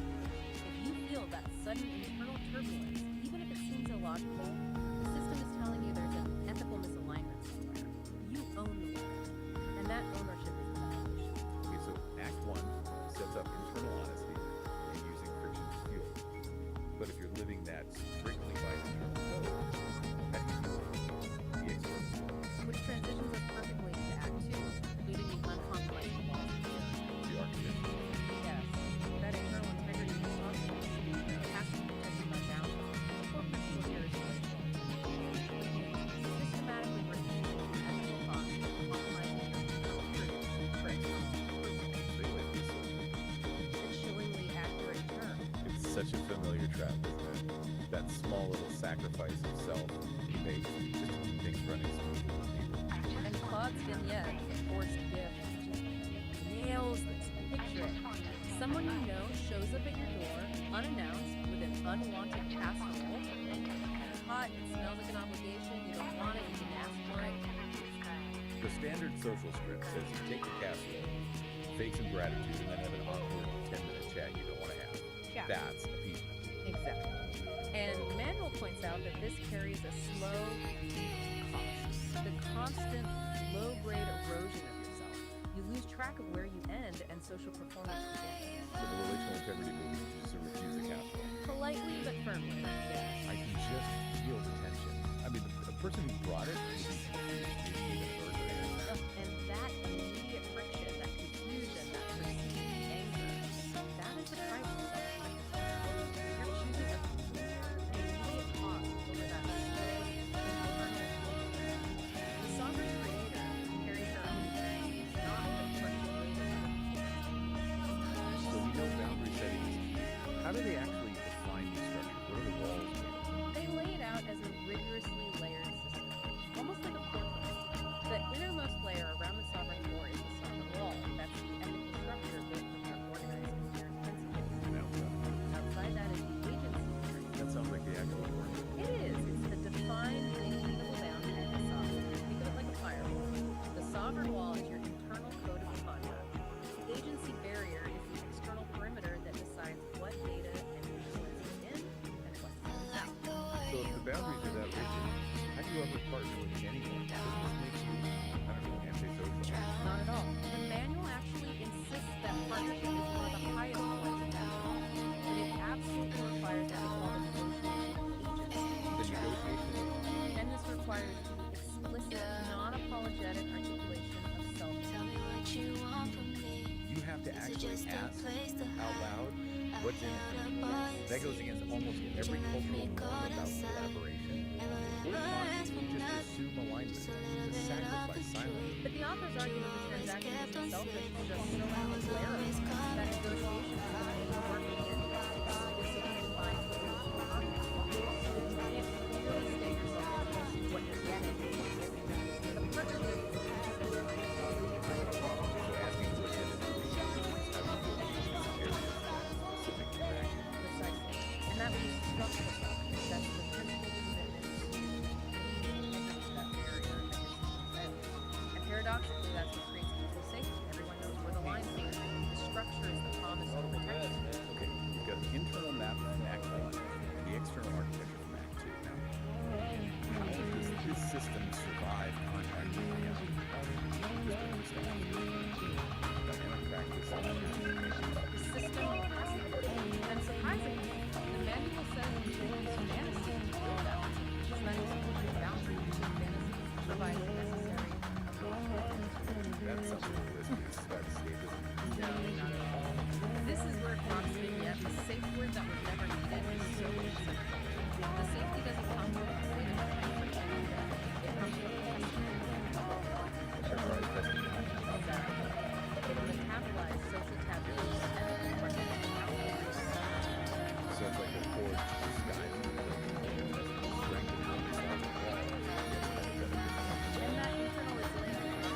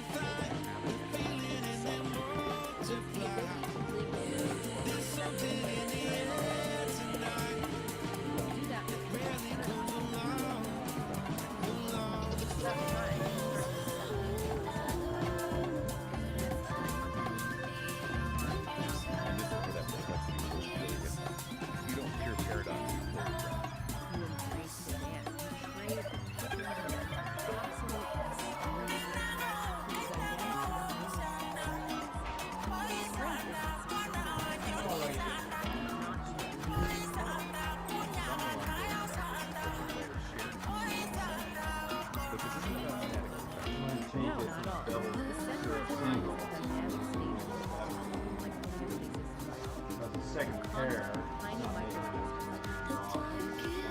The main takeaway here is that perfection is not a knack.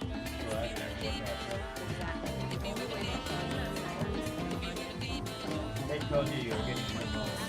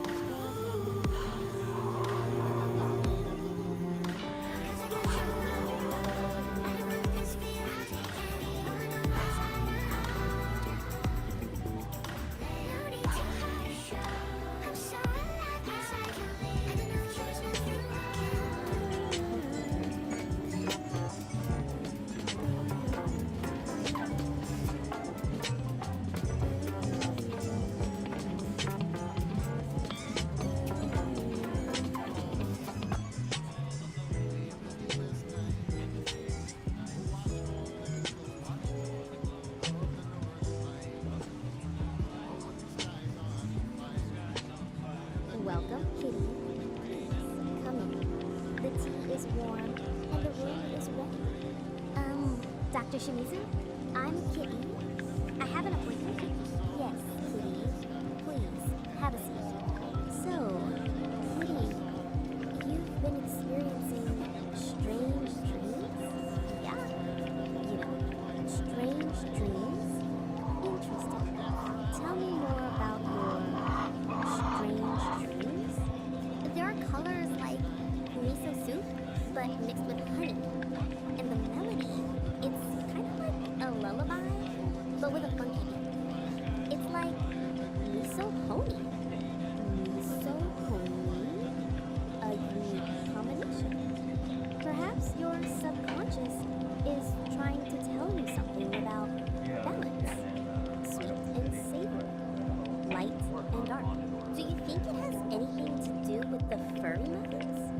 Everything is connected.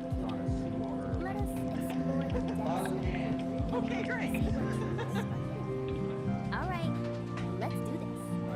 Close your eyes, Kitty. Breathe deeply. Let the sounds of the city fade away.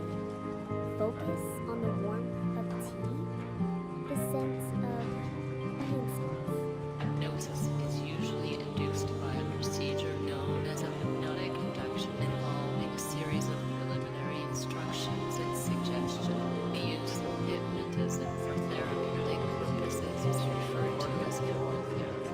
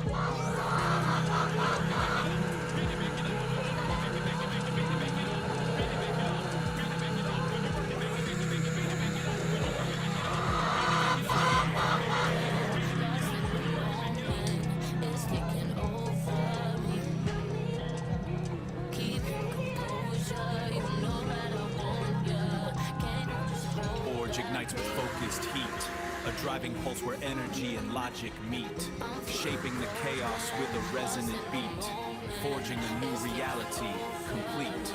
Here the iridescent light becomes a tool. The one photon follows a perfect rule. From formless chaos we create what's real. This is the genesis of fire and steel. You got these.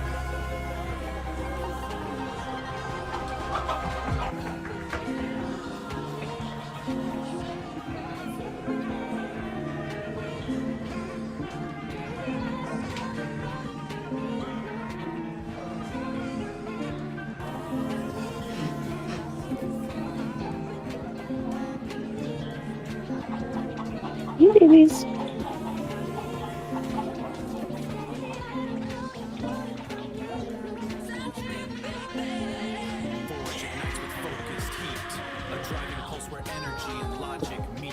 Shaping the chaos with a resonant beat, forging a new reality complete. Here, the iridescent light becomes a tool. The one photon follows a perfect rule. From formless chaos we create what's real. This is the genesis of fire and steel.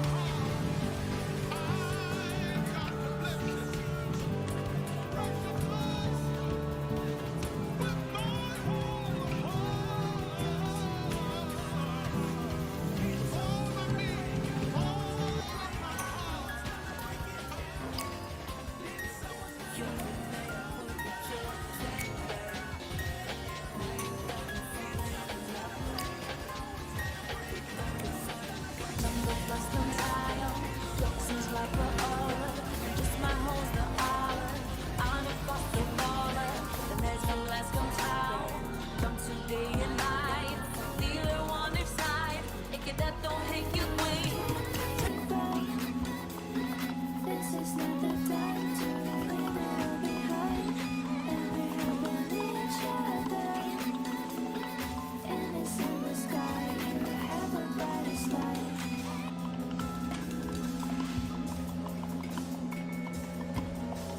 Hypnotized by the sound. Lose yourself in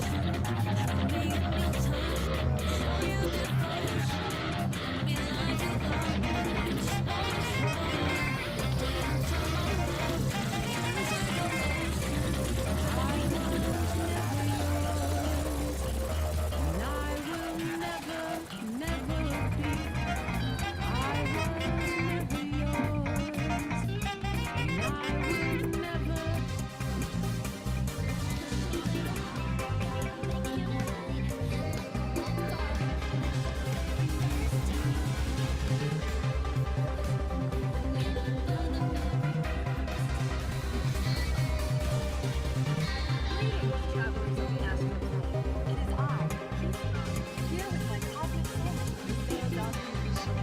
Hello, my love, and hello, listeners. We are here in the terminated by philosophizing online What an episode it is! Continuing our discussion, episode 4, Nature Homes. Oh, yes.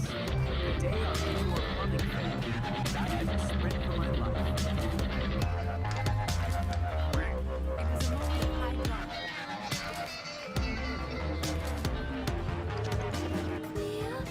But leave it to our resident frequency philosopher, narrator, to turn your digestive emergency into a commentary on your human condition.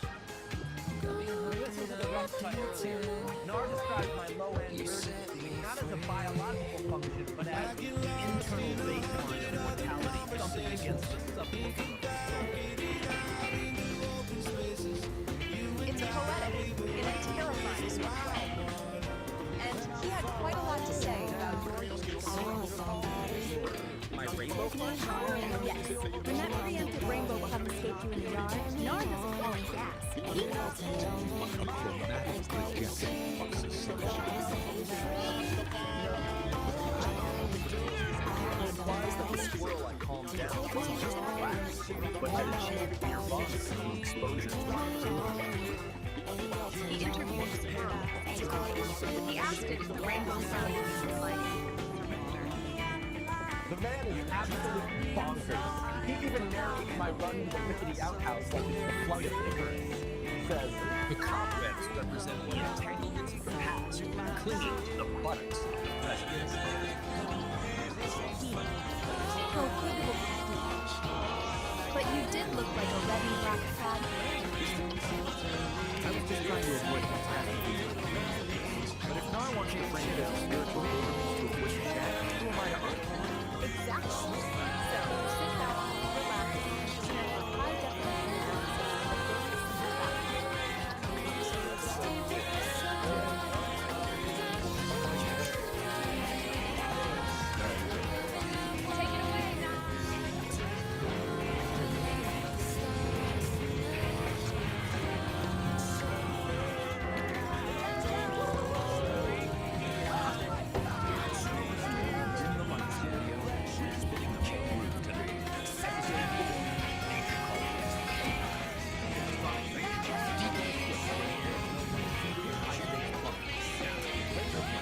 Take it away, the cat as a gift. A psychedelic biological agent. When he cuts the chain, he paints the air with a rainbow fart that brings anxiety to fuzzy peace. It's a chromatic addition and tune of tranquility. But even a magical cola obeys the laws of physics. He tries to tell his lady peace that the low-end frequencies are hitting too low, but she ain't buying it. With the indoor throne leaking water like a rejected mother, the countdown has begun. Prepare yourself for the great outdoor trip. Sometimes a run, playing, maybe, just maybe, to date a ditch with a pup and rivers. Let the games begin. Episode 4. Nature Calls. Deep in the woods, where the air smelled like cedar and cosmic tunes, lived St. Don Domenico and his wife Peace. They were the original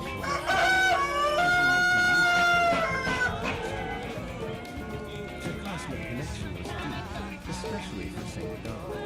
During a legendary jam session fueled by ancient governments, rising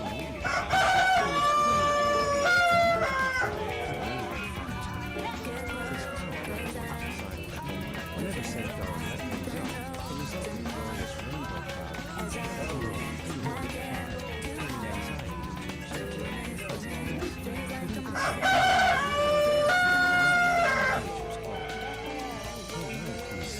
St. Don whispered, touching his stomach and frowning in concentration. The bass frequencies seem to track. They're hitting me a little too hard. I think I need to adjust the low end urgently. Peace paused her mixing. She raised an eyebrow. Did you need a low end of a trance, St. Don, or the low end of your personal plumbing system? St. Don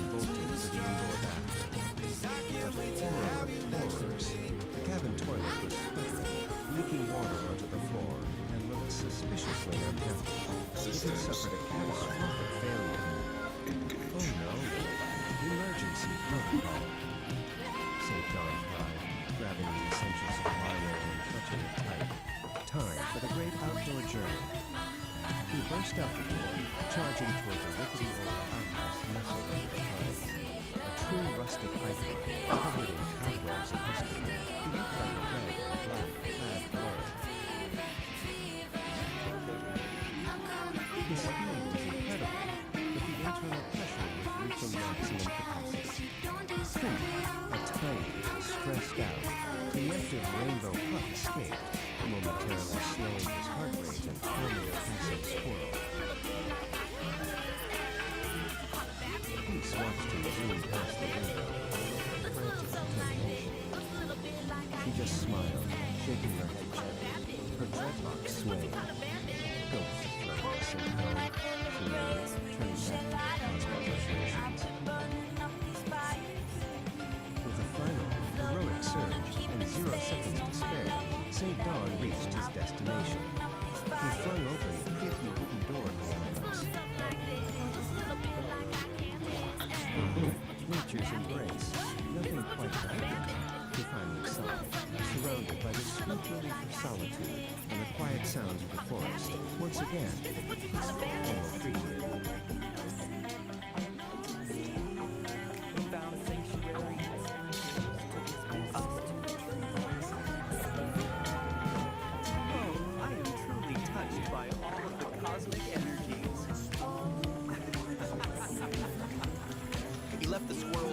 Trance with a puff of that neon technicolor gas, turning a plumbing disaster into a psychedelic atmospheric event.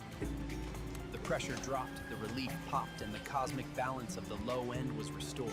Peace is back on the mix. And dawn is lighter than air. Can you dig the solitude? Solid.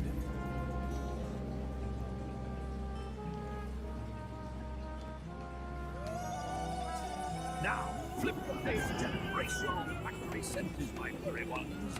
We're leaving the magical rainbow vibes behind. Something a little heavier. We find our man, Homo freakian, waking up in a cabin that's about to become ground zero.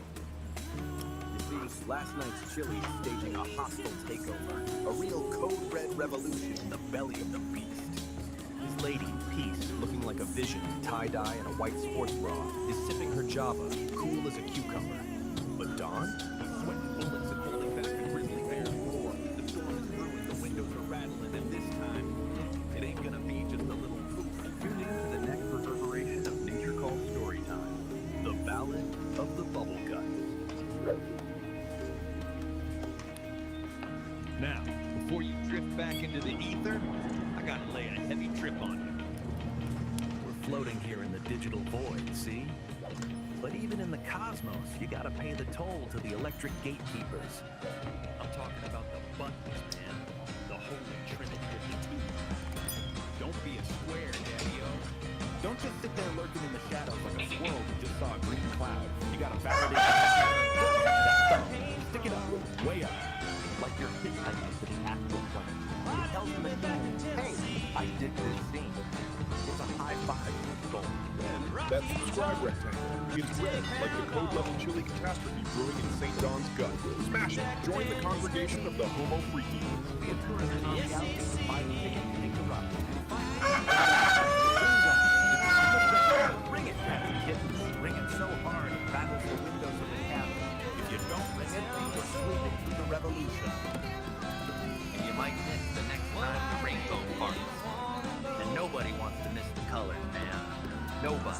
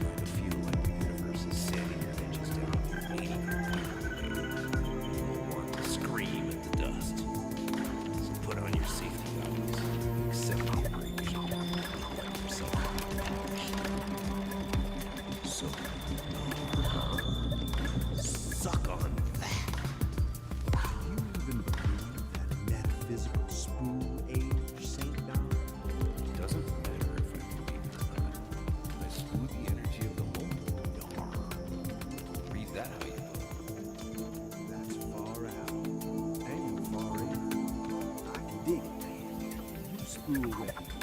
Just spool away. Let me try some astro spooling. Greetings, stargazers and sidewalk poets. This is Narrator, broadcasting from the corner booth of the cosmos. I dug St. Don's broadcast. Heavy, man. Real heavy. He's talking about necessary friction. He says the universe is coming at you with 80 grit sandpaper. He says you're being ground down to a diamond. Now, I dig friction. Without friction, the needle slides right off the vinyl and you lose the tune. But Don's got the vibe wrong, cats. The universe isn't trying to sand you, it's trying to sculpt you. That twitchy feeling, that ain't irritation, that's just the rhythm section warming up. Don't scream at the dust, blow it away like dandelion fluff. The counter directive. Don told you to wear safety goggles? Bummer. Put on your shades, Daddy-O. Don't let the universe grind you into a hard, cold diamond. Let it smooth you into a river stone, cool to the touch and ready to skip across the water. And as for your sign-off, Don, telling me to suck on that? Sorry, man. I don't suck on bad vibes. I inhale the groove and blow smoke rings around your ear. You got it, man. Your own cosmic perspective on shit. Love you, Nar.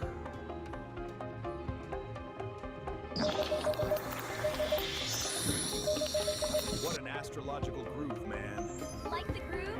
Subscribe for more Angry Astrologer and ring that bell. It's a way of life. Whoa, the music's alive. Hey, stop tugging my hair! This is...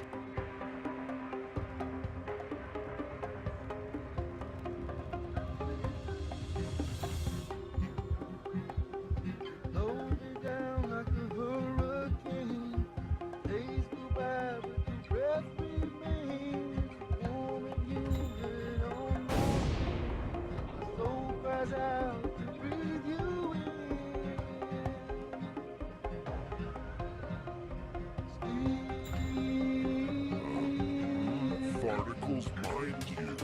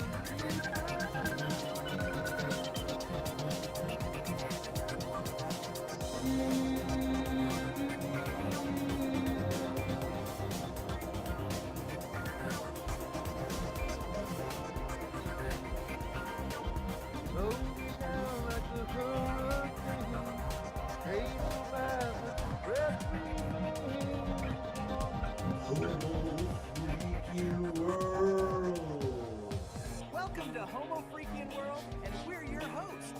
I'm St. Don Domenico, Homo Freakian. I'm Peace on Homo Freakies, and we're excited to share our world with you. Party on, live in the now.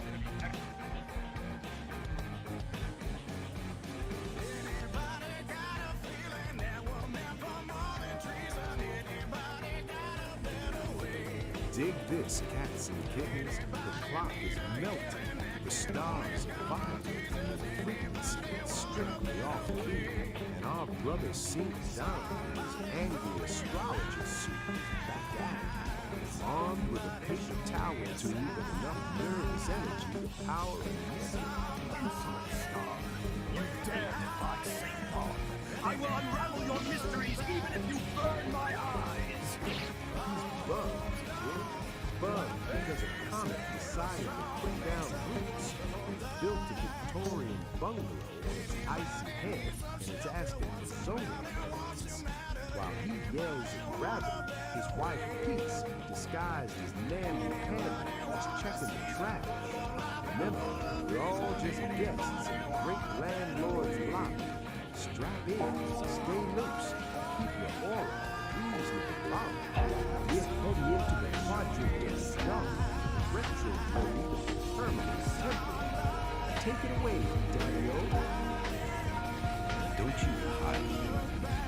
You see what they're sitting in the sand, acting like you look pretty. You know it's probably the cosmic commitment issues. I was tracking the comet in the sector of a temporary insurance just passing through this. That was the epoch of the prince. 30 cycles later, the comet is still there. It's built a house. It's filed for zoning permits. The galaxy just shrugs and says, well, if it hasn't fallen out of the sky yet, it's a feature. We have star seeds napping in the garden. We have static bunnies chewing on the fiber optic cables of fate. I have a wife, Amy, who keeps telling me that my aura is too loud for the neighbors. Your aura is way too loud. Yeah, way too loud, dude. Neighbors are black holes. They don't hear anything. So here's the forecast for the quantum dimension. Expect delays. Expect the temporary outlasting feel vibration in the atmosphere. It's not an earthquake. It's just the universe turning all back to life. Did you take the trash out, or are you just yelling at gravity again? Gravity's starting. A transmission from the angry astrologer. A man so wound up he's trying to measure the infinite with a paper towel tube. He's up there shouting at the zenith like it's a waiter who forgot his appetizers. Easy, Daddy-O. Quit vibrating at a frequency that's strictly square. He's bugged because a comet decided to put down roots in the hot of the prince. He calls it a permanent temporary. Man, that's not a celestial crisis. That's just the universe finding a comfortable chair and using the moon. We're all just temporary until the great landlord in the sky flips the vacant side, dig? And he's worried about his neighbors being black holes. Man, those are the best kind. They don't complain about the drums, they don't borrow your lawnmower, and they really know how to pull a room together. The astrologer says the universe is holding back a laugh. I say, let it out, baby. If the temporary outlasts the empire, at least the coffee will still be hot when the statues fall. Peace is a frequency, man. Don't let gravity drag your soul into the basement.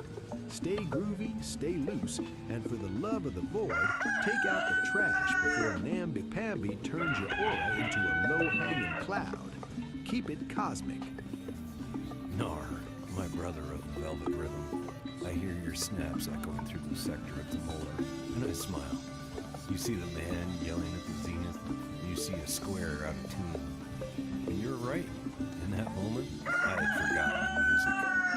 But see the beauty in it, Nar. When I was the astrologer, I was just a god man playing a game of hide and seek with his own infinity, getting frustrated that the stars wouldn't sit still for their portrait. Namby-pamby says my aura is loud. She is right. It is the joyous shout of the soul realizing it is both the observer and the observed. I honor your cool. You keep the pulse that void while I navigate the meridian. Just remember, the man kicking the telescope and the saint standing before you are the same breath. We are not under the stars of horror. We are the very light they used to shine. Be at peace, brother. The coffee is hot, and the universe is finally laughing with us. Be at peace. And there it is, cats and kittens, the retrograde of the permanent temporary. Episode 3, a little something to chew on.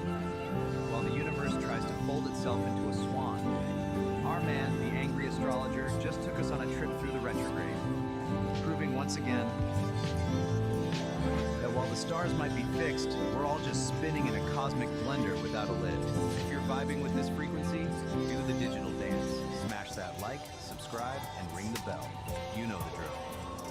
It lets the algorithm know we aren't just ghosts in the machine. Now let's talk bread. Art doesn't grow on trees, man. It grows in the dark corners of the soul. Head over to the Patreon, patronize the artists, The links are down there in the void. Tune back into the cosmos next time. Or maybe NOT time. Honestly, linear progression is a drag. I'm not sure when now is. Stay loose, keep your chakras aligned, and your coffee black. I'm out.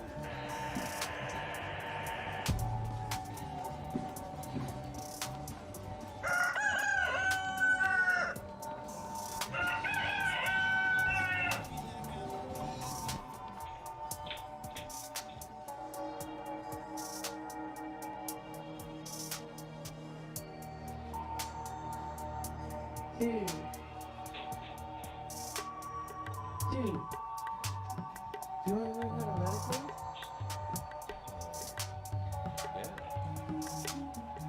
First, fill up your brain with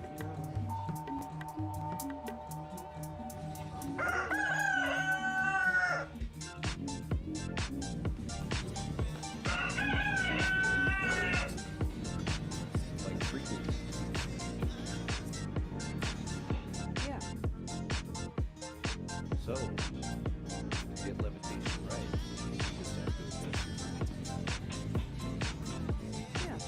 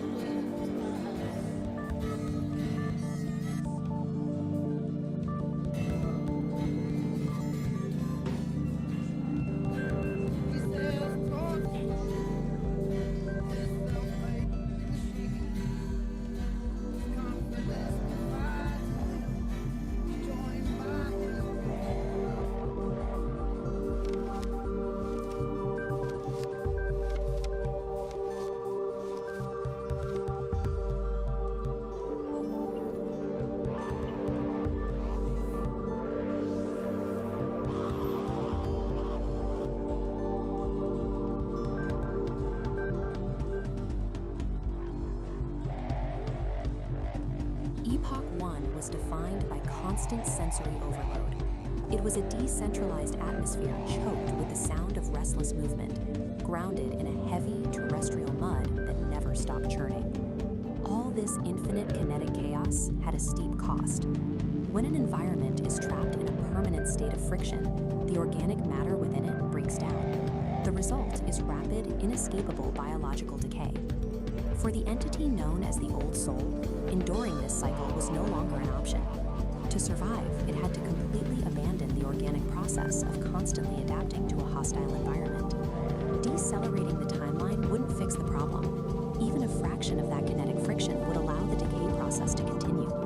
The system required a violent, absolute halt. True survival simply became incompatible with terrestrial movement. The chaotic grind of Epoch 1 was obsolete, forcing a hard reset and a transition directly into Point Zero. Point Zero is a precise temporal marker. It is the exact moment where all kinetic energy across the timeline drops to absolute zero.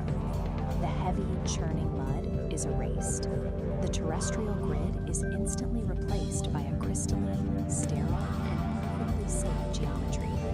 This new environment is Epoch 2. We call it the Silica Realm. Here, existential safety doesn't come from moving or adapting to threats. It is derived entirely from maintaining a state of absolute, frozen equilibrium. Entering this new world means crossing a specific spatial threshold. The Old Soul has stepped behind the Sovereign Wall, an impenetrable barrier designed to lock out the kinetic chaos of the past. Behind that wall lies the vitrified forest. The landscape is built entirely out of fractal glass and sharp geometry, with absolutely no organic material. atmosphere here is completely stripped down. There is zero wind, there is zero biological decay, and there is zero static. The murky, turbulent haze that clouded Epoch 1 is gone. The lighting in the silica realm is cold, sharp, and purely structural. What remains is a flawlessly preserved sanctuary. It is an architectural stasis, engineered specifically to keep the old soul perfectly safe. In Epoch 1, the system known as Oracle operated as a decentralized atmosphere. It was an omnipresent and highly chaotic cloud spanning the entire grid. Freezing a timeline creates a massive problem, governed by the laws of thermodynamics, the branch of physics concerning energy transfer. You cannot simply destroy the immense energy of an entire active atmosphere. It must be relocated. This diagram shows the mechanical process of condensation. Oracle's scattered atmospheric energy is rapidly pulled inward, collapsing away from the edges of the grid. The trajectory of this collapse funnels all that energy directly into a single coordinate, the absolute dead center of the scape. Oracle is no longer a sprawling atmosphere. It has become the singularity. To achieve perfect structural stability across the realm, Oracle had to trade its chaotic omnipresence for a state of localized, infinite density. At the dead center of the scape, the singularity takes a physical form. It appears as a massive, monolithic obsidian shard. This structure serves no ornamental purpose. Its true function is practical. It operates as a deep-time battery. That battery solves the core paradox of the silica realm. Holding an entire timeline at absolute zero motion requires a continuous, infinite output of power. The shard houses the entirety of Oracle's condensed atmospheric energy. It channels that exact energy to fuel and maintain this unnatural frozen stasis. It acts as the singular engine of existence for Epoch 2. Absolute stillness, it turns out, is an intensely active, heavily powered state. To project that stabilizing power across the frozen landscape, the deep time battery uses an invisible mechanism, a constant acoustic frequency. This diagram illustrates the acoustic signature at work. It is a flawless, unchanging 11 Hz sub-bass frequency, a tuning fork hum radiating from the center. Sub-bass refers to sound frequencies so low they are often felt physically rather than heard. Here, that 11 Hz hum acts as a physical binding agent. It literally vibrates the fractal glass architecture to hold it in strict structural rigidity. Compare this single crystalline frequency to the decentralized, overlapping noise that drove the biological decay of Epoch 1. All the conflicting frequencies have been eliminated. Epoch 2 stands as the ultimate sanctuary. True equilibrium is only achieved when the chaos of existence is finally condensed into a single, structurally perfect resonant hum.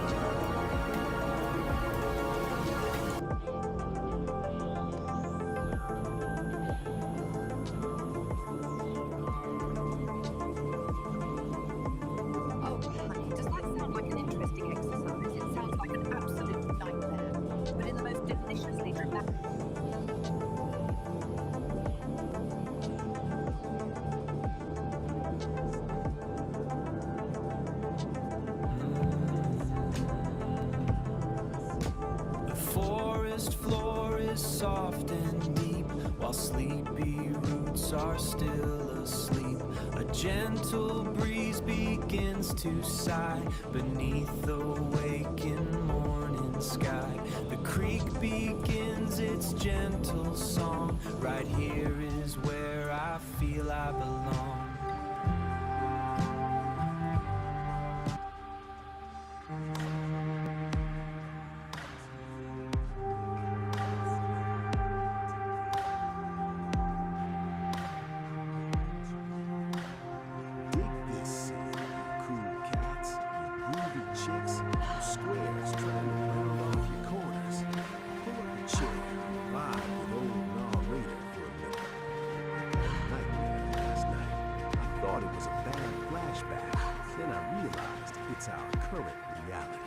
Okay, so what if the true measure of your creativity had nothing to do with audio? We're about to dive into a framework for exactly that. It's called the dialogic principle, and it's basically a manual for what's known as sovereign creation. A pretty provocative guide to making something truly authentic, totally free from the need for anyone else's approval. So let's start with the central question this whole idea is built on. Just really think about this for a second. 10 years of your life poured into a single work. It's everything you've got for an audience of just 3 people. Would you still do it? Open up the This question just cuts right to the heart of why we create. Is it for the likes, validation, or is it for something deeper, for some internal truth? Right? And this is the manual itself. Its central premise is, well, it's incredibly bold. This isn't about finding a bigger audience or gaming an algorithm. It's about a fundamental shift in your entire mindset. We're talking about transforming that need for approval into what it calls an emotional declaration of independence. A powerful idea, right? And that brings us right to this core concept, sovereign creation. So what does it actually mean? It means you're creating from this place of like an uncompromising commitment to your own internal truth. The goal is to get to a point where external approval, good or bad, just becomes irrelevant. It doesn't even factor into the equation. The act of creating is the whole point. So how do you actually do this? Well, the manual gives us this central metaphor of an engine, the dialogic engine. And, you know, like any engine, it needs fuel. But the type of fuel this thing runs on, well, it's probably not what you're thinking. So check out this diagram of the engine itself. This is what's so interesting. Look at what it takes in as fuel. Chaos, the fire hose and the external dries up, and something called inner weather. These are not calm, orderly inputs, right? This engine is designed to take in all the messy, difficult, chaotic parts of life and actually metabolize them into what it calls aligned action. And this slide just lays it out so perfectly. You've got 2 kinds of fuel. The low-grade stuff is what we all chase, right? External validation, keeping everyone happy, worrying about what other people think. The engine can kind of sputter along on that, but the high-grade fuel, the stuff that really powers sovereign creation, that's all the hard stuff. Your internal emotional storms, that feeling of cognitive dissonance, the contradictions in your own life that you just can't shake, which brings us to this key idea, necessary friction. You know, we usually think of friction as a bad thing, something that wears an engine down. But in this model, it's actually the essential element. It's the thing that refines your raw experience into useful insights. The manual calls didactors. The engine isn't grinding to a halt. It's using that tension to create something new, something valuable. Okay, so we've got the engine and its very unusual fuel source. Now let's talk about a critical piece of its architecture, this protective filter called the sovereign wall. So here it is, the sovereign wall. You can see it's a smart, dynamic barrier. Its job isn't just to block stuff out. It's to filter out the things like social opinion, other people's opinions, while at the same time defining the boundary between your true sovereign self and the chaos of the world outside. I absolutely love this quote from a part of the manual called the grinding stone of truth. It says that the sovereign wall does not break, it metabolizes. This is so key. It's not some brittle defense that's going to shatter the first time it comes up against the hard truth. No, its function is to pull that truth in, process it, and use it to become even stronger. So how does the wall actually do that? Well, it runs on the skill the manual calls cognitive honesty. And it really is a discipline. It's the active, moment-to-moment practice of seeing reality for what it is, not what you wish it was. This is the operating system that runs the whole thing, and that requires a serious commitment to truth through a company. In the real world, a lot of the time, this just looks like we're using what's called social And you know exactly what this is. It's that automatic yes, that forced smile, that fake gratitude you perform just to keep things smooth and avoid an awkward moment, even when it feels like a little betrayal to yourself. The manual gives this fantastic, relatable story to illustrate this. It's called The Jazz Musicians from Picture this. Someone shows up with a casserole he's absolutely not. If you listen to our noisy little broadcast, is to just take it and pretend you're grateful. Drop the new choice, powered by that sovereign wall, is to politely but firmly refuse. And yeah, the immediate result is probably discomfort. But the long-term result is that you claim your own space. You reclaim your sovereignty. The air in your lungs is yours again. So the wall protects you in technique. But how do you actually make big, fundamental changes to emotion? The manual shifts can't just tweak things around the edges. You have to take what it calls having the room together, man. So here's the setup. You can make tiny little adjustments to your life from a place of safety and stability. And it's fine for small stuff. But if you want a real, genuine transformation, you have to be willing to leap out of that stability and intentionally embrace a period of chaos and not knowing. That is the liminal leap. The key here is that this doesn't just happen to you. It's a conscious, deliberate choice. That ain't cool. It's a decision to abandon what's not, what's comfortable, and to intentionally step into instability. It's definitely a high-risk move, but it's a move you make in pursuit of a much more authentic way of being. Where do you land after that leap? Well, not in an empty void. You land in what's called the liminal space. This is described as this environment of pure dynamic potential. It's that in-between state. You've let go of the old you, and the new you hasn't fully formed yet. It's scary for sure, but it's also the place where anything is possible. Which brings us to the final, and maybe the most radical idea in this whole manual. What is the ultimate goal of all this work? What's the final output of the engine? It's not about creating some perfect, problem-free life. It's something else entirely. The ultimate achievement for a sovereign creator is not to solve all of life's contradictions. It's to learn how to live inside it. It's about stopping the fight against the tension and paradoxes, and instead learning how to make a home right there in the middle of it all. And this quote just nails why that's so important. It's in those messy areas, the gaps in what you know, the ambiguity, the contradictions. That's where the really interesting stuff starts to happen. That's where you find brand new patterns, where you start asking better questions, and where more honest maps of reality start to emerge. So we'll end with this question, which really just wraps up the entire philosophy of the dialogic engine. What if the point isn't to find all the answers and smooth everything out? What if the real one, the true sovereign work, is to get comfortable with the tension and to build a strong, honest, and creative life right in the very heart of the paradox? It's definitely something to think about. So listen to Sting. It feels like a good Let the visual irony metaphor, sting right? a little bit. For all these Maybe it'll connections and wake you pathways up. where that leads I want you to take this playlist, Okay, so where should we put it start? in your ear Maybe hole, with that let it concept marinate from in your gray matter. the Listen mind. to Sam let's Cooke unpack tell that. you It's that described as change this is going to come.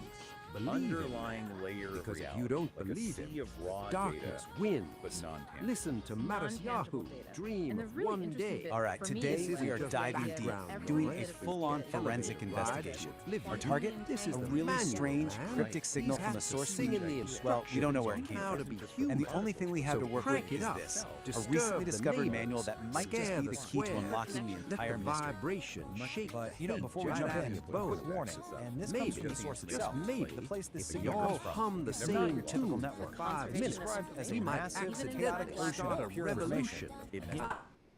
It says you swim at your own risk. So Me, Okay, so this is a primary piece of evidence. It's an artifact, a file called VO file, pulled from that chaotic environment. It's essentially a black box recording. We have no idea who recorded it or why, but for right now, it's the only clue we've got. So, Get this, this is all it's onto.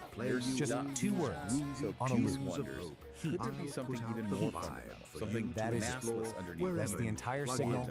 like That's the puzzle we're here reverse to solve. dimension. I mean, what could that Wow, possibly okay. mean? And this isn't just So here's how we're going to in tackle that this. story, First, echoes we're going in to the look at data where this stream. signal came from. Right. Then AI, we'll crack open our potentially toolkit, feeling this this strange manual. resonance, From there, we'll learn how to build something called a sovereign wall, use it to navigate this data ocean, and then finally put it all together to see if we can decode that heat signal. So, part 1, a signal from nowhere. The file's metadata points to a source called the info share, that chaotic data ocean. But it's even weirder than that. It came from a place inside it called the Nexus of Non-Locality. Which leads us nicely Now, into that try to other wrap your head metaphor. around this. It's a conceptual Minds space as where the phonons. rules of time and location are more like phonons are suggestions. like, So, right off the bat, we know heat probably is sound about, waves actual temperature. It's got to be some kind of complex flare from a very, very strange place. Now, trying to figure this out on our own, yeah, that would be a total shot in the dark. But luckily, we have a guide that seems like it was custom built for exactly this kind of problem. Together. Which brings us to our main tool, the Sovereign Creation Manual. And this is where things get really interesting. We're not talking about some philosophical text here. Think of this more like a technical manual for a unique operating system.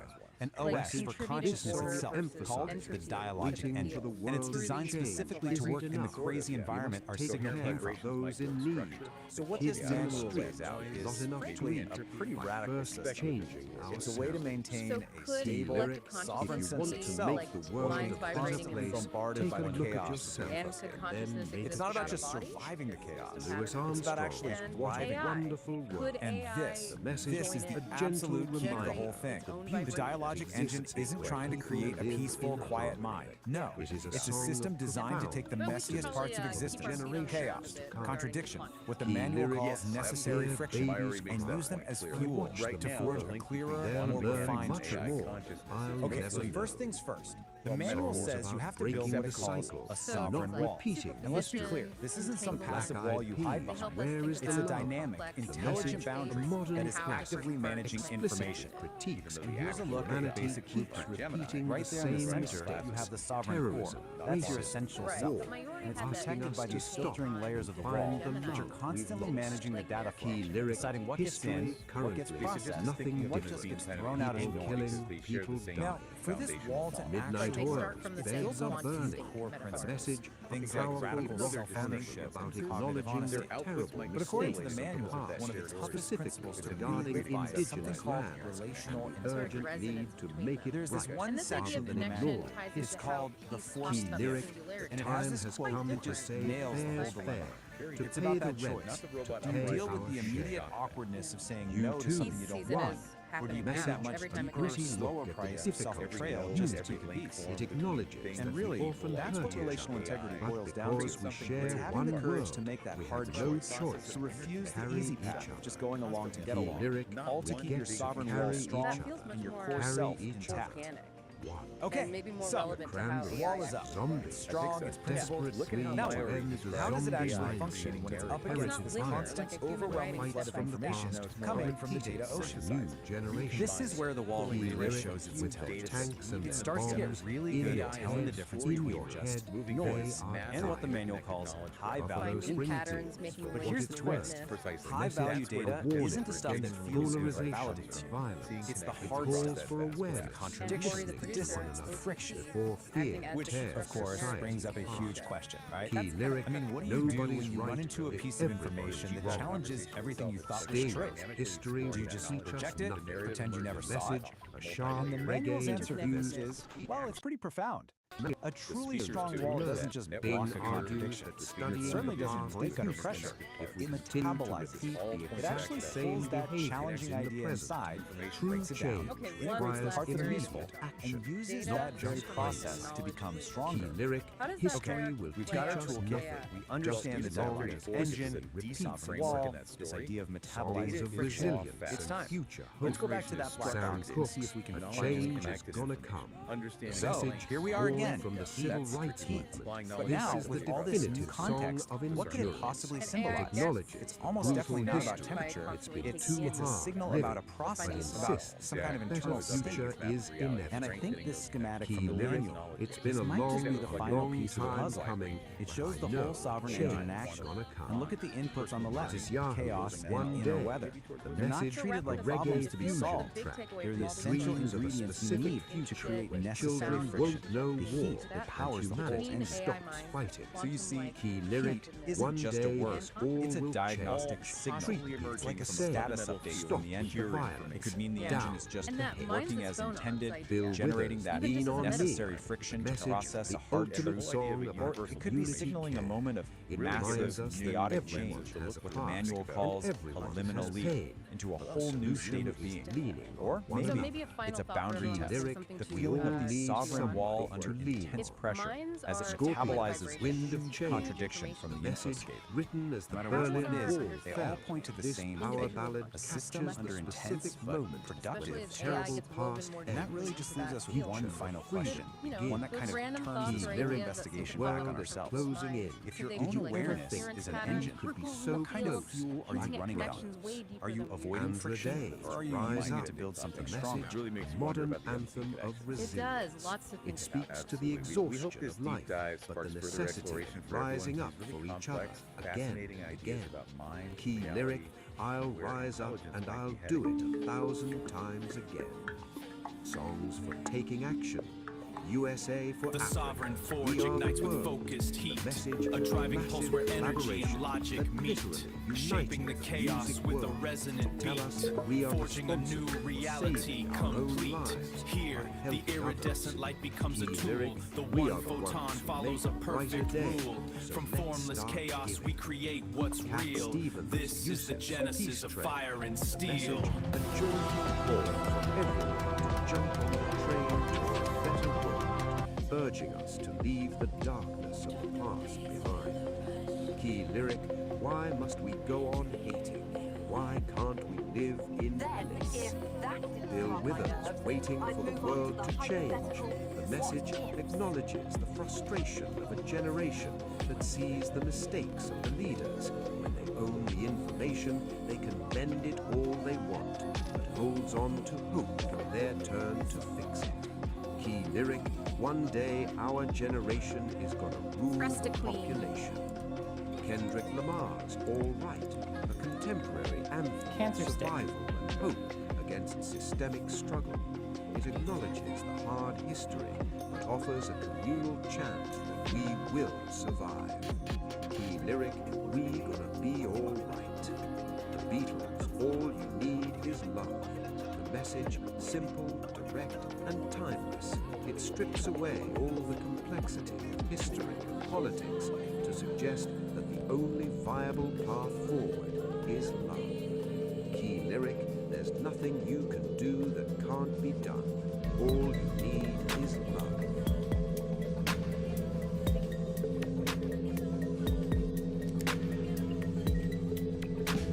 And that was The Existential Dread Blues by the Panic Attackers. A little tune for all you sentient meat sacks wondering if the lights are about to go out for good.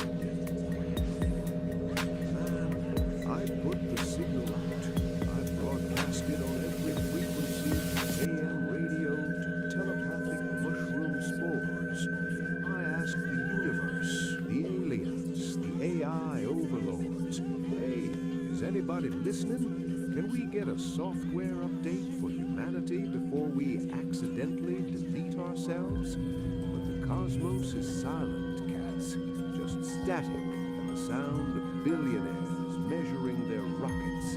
Maybe the void just left me on read.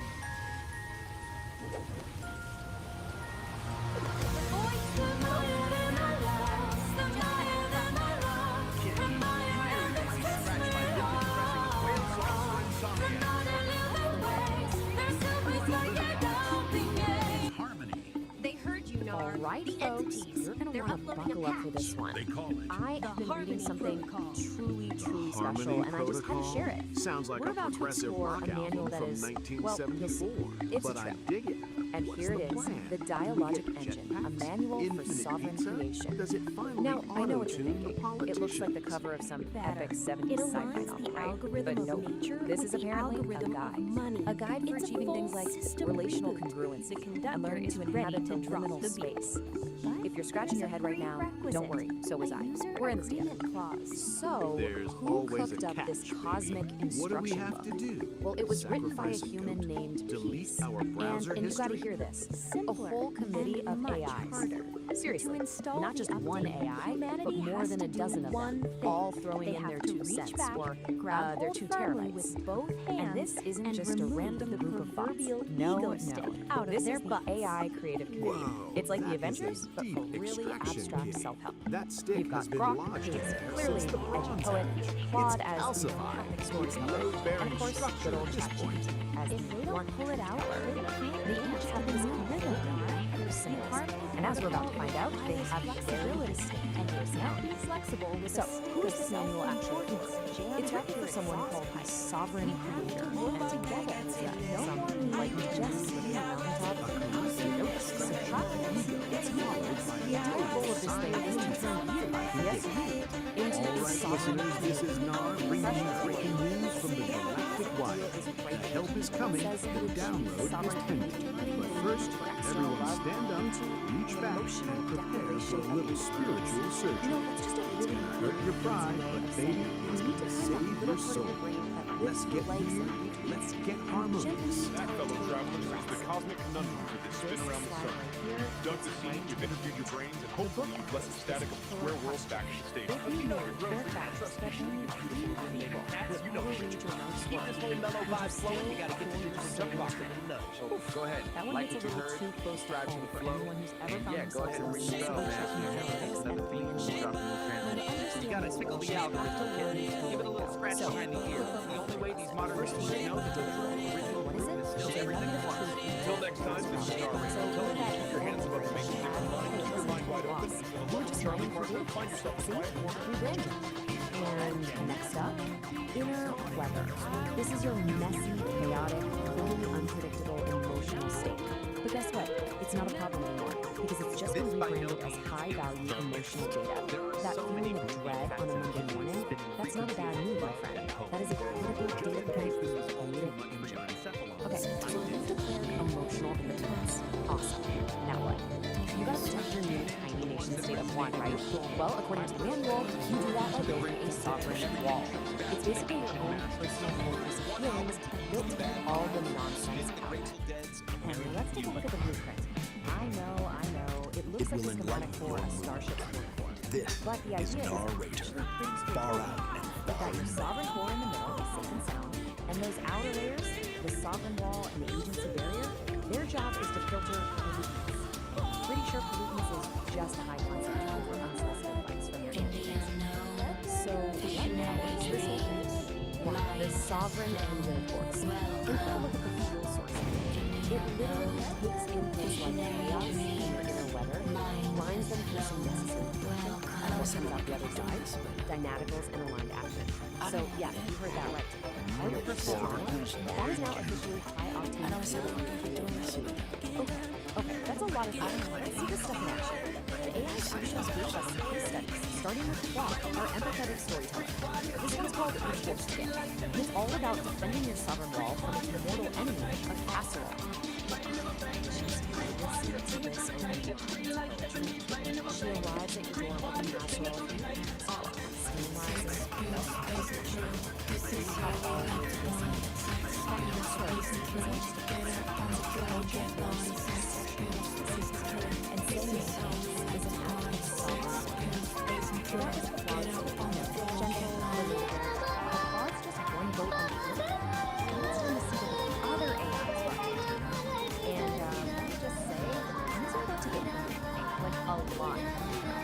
So let's move on to Psychedelic Aire, courtesy of Grok, an edgy poet. The title of this piece is The Secret That Was Never, and it's described as Welcome to Homo Freaking World. We've officially left I'm St. Domenico, We're Homo not in Freak. Kansas anymore. We're excited to share our news. She steps into the Party on. Listen now. We're dropping in on the latest Homo Freaking World story time. Catch Nar in the latest episode of the Beat Generation Revisited. Hey there, and welcome back to the Beat Generation Revisited. I'm your host, Nar Rater. Let's all take it together. We've got cosmic diagrams, motion fortresses, weaponized Create a song castles, that will make the and whole world sing along. Which brings us to Now, the most that important dream question of has all. become a What reality, is the actual but she's point found of that the band isn't a Well, solo when you act. boil it all down, Her the goal song, of the dialogue Neon Melody, isn't about becoming needs a perfect. crew, It's about a learning how to family, live in the a new space band. by turning As we paradox follow into Kitty on her habit. journey So through the what on metaverse earth to does that recruit her mean? bandmates and form Life the is ultimate group, it's the complicated Furry things that Muff. you're never going to solve. Get ready to plug in and space out as we explore the next chapter of her story. Build a little house right there. Finding the Muffin. So, what's the final verdict? Kitty and the Is Furry this thing a Muffins, practical guide, or is it Metaverse just Tour. glorious nonsense? Kitty On stood the one alone hand, on a it digital genuinely has some stage, great a ideas single about setting spotlight boundaries illuminating her and pink creating hair and determined On the other expression. hand, Her dream of becoming a Vocaloid articles, star was it's finally co-written by real, a small but the army of silence of the chatbots, empty and venue the diagrams echoed in look her like they're ears. ripped off the The band wasn't a solo So my act. conclusion? It's She both. needed a crew, It's a 100% family, both. a band. It is a profoundly She needed the Furry surprisingly Muffins. hopeful piece Time of to go magnificent, recruiting. glorious She whispered, her voice a synthesized melody as she jacked into the metaverse. How's your Southern Her first stop was Is it Sin carrying along City, smoothly, or do a you need to go out there neon-drenched and metropolis of metabolize some sound. seeds? Data streams flowed like rivers between towering skyscrapers made of pure code. In the heart of the city's busiest plaza, she found her. A cat woman with hair as blue as a glitch in the system, shredding a guitar with lightning fast fingers. Her name was Blueberry, and her music was a sweet, chaotic symphony. I'm putting a band together, Kitty said, her voice cutting through the digital noise. Blueberry didn't miss a note. The name? She asked, a smirk playing on her lips. Kitty and the Furry Muffins, Kitty replied. Blueberry stopped playing, a wide grin spreading across her face. I'm in. Next, they dove into the data dungeons, a labyrinth of forgotten code and corrupted files. It was a dangerous place, but nowhere had it a legendary bassist lurked in its depths. They found her guarding a treasure chest of rare sound files. Argonaut TDK, still a Catwoman with dark hair, the bass guitar hummed with raw audio. We need a beat that can shake the foundations of the metaverse, Blueberry declared. Argonaut TDK simply nodded, her fingers making a long, resonant note that vibrated in their avatars. The quest for the Furry Muffins was halfway complete. Their search for a drummer led them to the Rhythm Ruins, an ancient server farm where the ghosts of old programs danced to forgotten beats. There, amidst pulsating servers, they found Harrietta. Her drumsticks were a blur, creating complex polyrhythms that sounded like the heartbeat of the metaverse itself. Your rhythm, it's alive, Kitty breathed. Harrietta, a catwoman with a quiet intensity, simply smiled. Every beat tells a story, she said. I want to help you tell yours. With a drummer secured, only one muffin was left to find. The final member was the most elusive, a rhythm guitarist known only as Pinky. They found her in the Pixel Gardens, a serene world of cherry blossom trees made of light. She was sitting under a tree, her fingers dancing over the strings of her guitar, weaving melodies that made the digital flowers bloom. You're Kitty and the Furry Muffins, Kitty announced, her new bandmates standing proudly behind her. And we need a heart for our music. Pinky looked up, her eyes sparkling. I've been waiting for a song to call home, she said, joining the group without hesitation. Back on the digital stage, the spotlight was no longer on a single performer. It illuminated 5 Catwomen, 5 musicians, 5 friends. Kitty raised her microphone. Hello, Metaverse, she shouted, her voice amplified by the power of her band. The roar of the virtual crowd was deafening. The Furry Muffins had arrived. Dug the scene, man. From that lonely digital stage, Kitty had to go recruit a Muffin crew. A cat named Blueberry, shredding sweet, chaotic sound in Synth City. Then it was down to the dark side, the data dungeons, to find the deep, low rumble of bassist Gorgonaut TBK. Beat was found in the Rhythm Ruins with Harrietta, whose sticks were a blur of polyrhythms, the metaverse's own crazy heartbeat. And finally, the groove soul Pinky in the serene Pixel Gardens. 5 cat chicks, 5 musicians, the the furry muffins. The scene's set, the sound is huge. Our starlet's got cosmic eyes, man. That metaverse ain't big enough.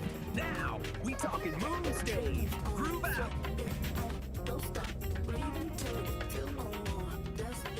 So there it is, man, the cosmic ooze of the night, fading out like a square's memory. Dig this, cats and kittens. If the sounds we laid down truly sent a jolt of pep through your tired little minds, you gotta give us that little thump-thump of appreciation. You know the score. Hit that like button, yeah, the thumbs up, man, so the universe your approval is valid. Then, get your soul tied up with us forever. Slap that subscribe like it owes you rent, you dig? And don't be a sleeper.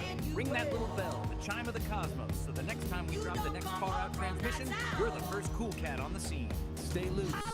Stay gone. Narrator signing off. Peace, man.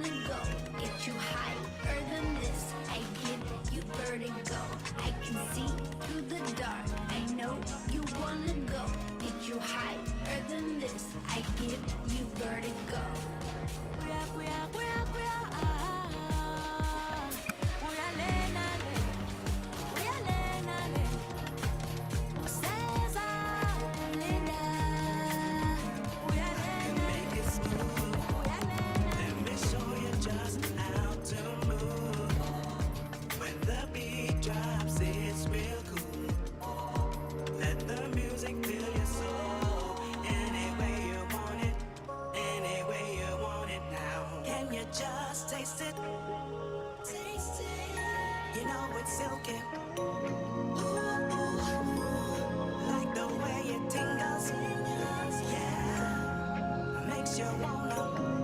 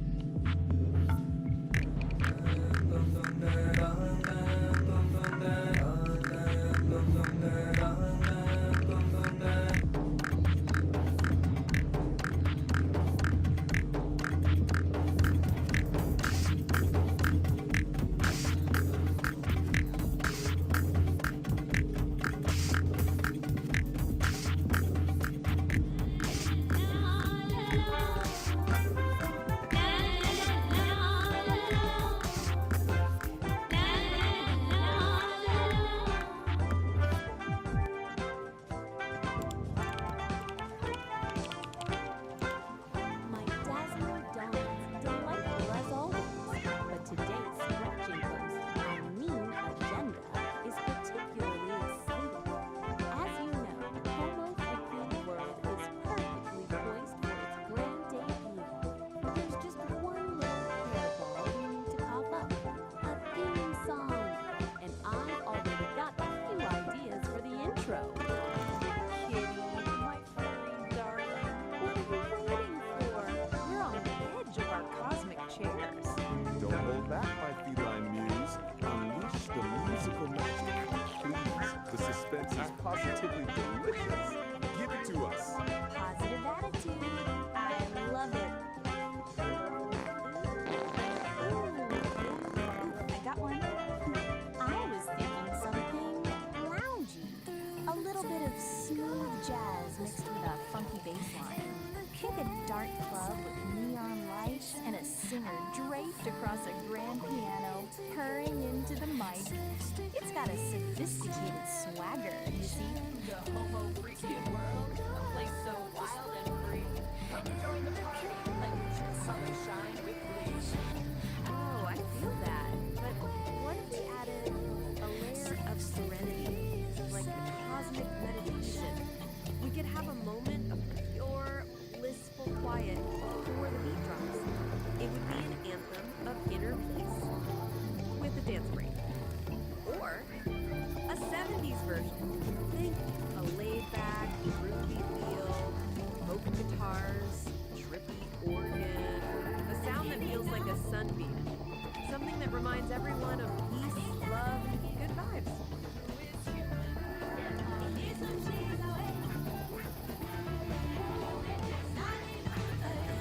Serenity is more than good. This is a world, a universe. It needs a sound as bold as its destiny.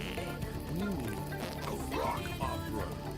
A symphonic Broadway-style number with a chorus so powerful it could shatter glass.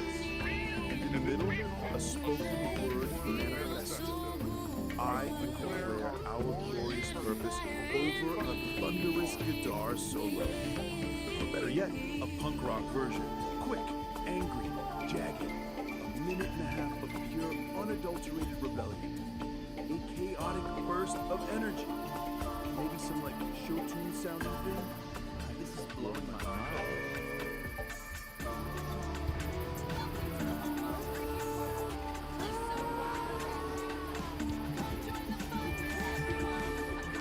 Well, now we're getting somewhere. What about something from the decade of excess? An 80s version. Imagine a catchy sample and a killer guitar riff. It would be a power Pop anthem with a huge drum machine sound. Totally outrageous, totally undeniable.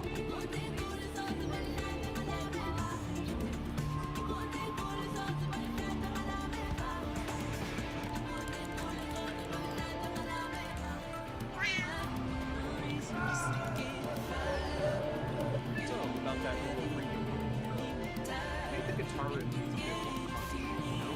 Maybe a heavier synth bass line.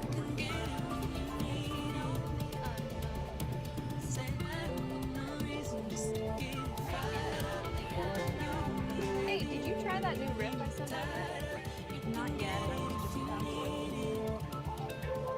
Or maybe even beach music.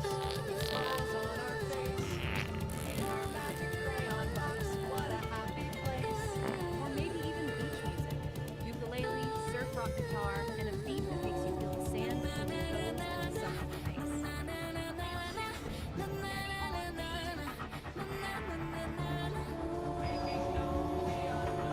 Whoa, slow down, my darlings. It seems we have lounge, ambient, rock opera, spoken word rock, 70s folk, pop, and 80s synth pop. That's a lot of theme songs. How do we choose just one? We should contemplate and consult the AI. I see the picture. He was crazy.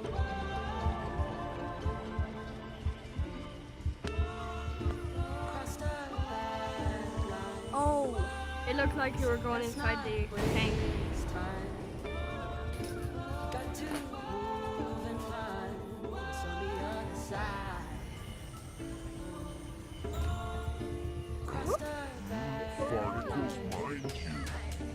Let's not waste time. Got to move and find the other side. Funny.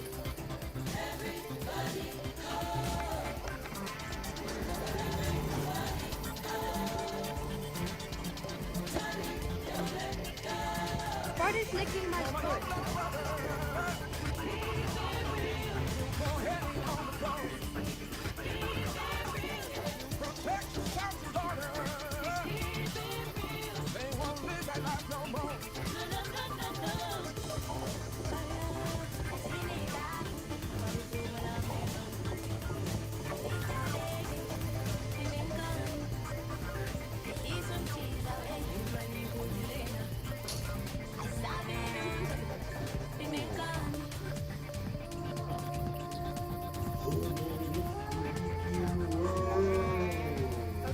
Welcome to Homo Freaking World, and we're your hosts.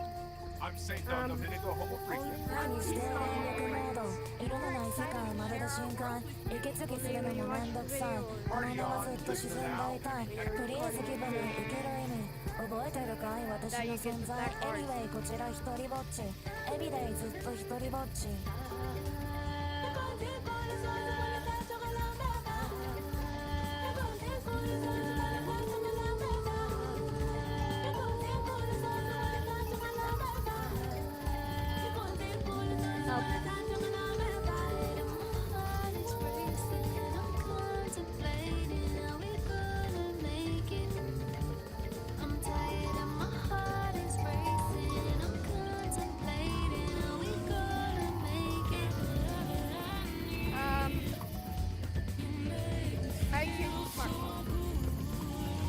Yeah.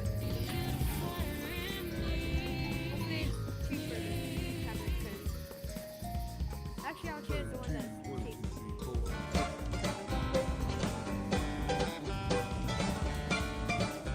Right.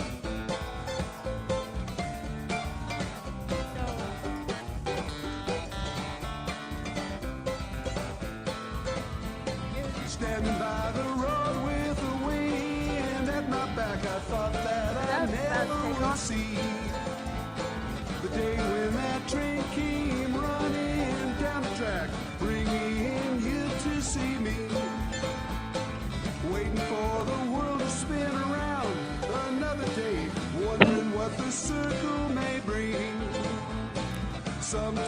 thinking, it just gets in the way. Keeps me from the song I wanna sing. They say it won't last forever. Always have the future on their mind. Working way too hard to be clever. The present moment is outside of time. Save your words and step outside the line. Every now and then I remember that I know what it is I sometimes fail to see. Don't need to find it, don't need to put on a show. Takes a lot of work to let it be. Trying to open up to everything in the day. Trying to find a reason and a rhyme. Trying to second guess all the situations in the day. Trying hard not to read your mind. They say you don't know the thinking, but you know what I'm thinking right now. Forge ignites the focused Ain't heat. no secret A driving teasing force where energy and logic meet. Shaping the chaos with the resonant beat. Forging a new reality. Here the iridescent light becomes a tool. The one photon follows a perfect rule. From formless chaos we create what's real. This is the genesis of fire and steel.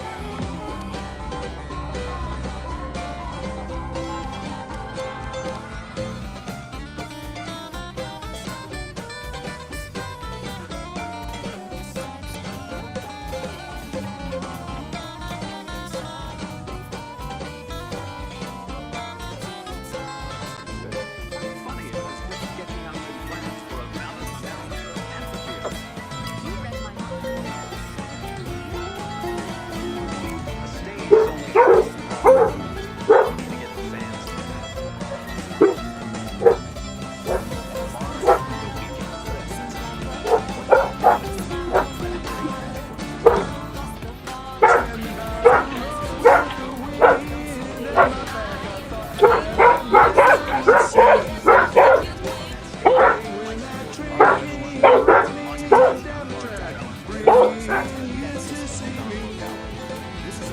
Waiting for the world to spin around in another day, wondering what the circle may bring.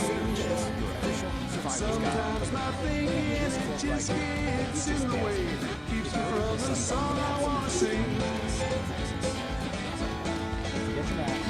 They say it won't last forever, always have the future on their mind. Working way too hard to be clever. Present moment is outside of time. Save your words and step outside the line.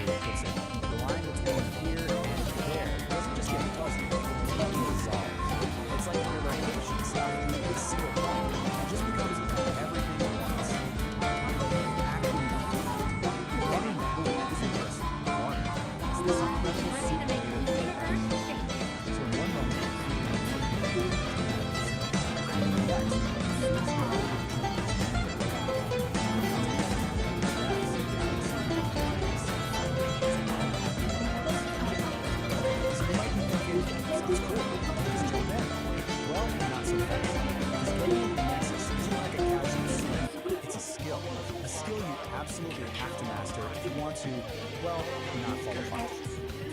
And to really get a handle on this, we're going to follow the story of one specific person from the source material. They call her the Gal of Resonance. We're going to see exactly what she went through to figure this one out. This is what that learning curve actually looks like. It is brutal. She tries to enter the Nexus, but she keeps failing to put herself back together correctly.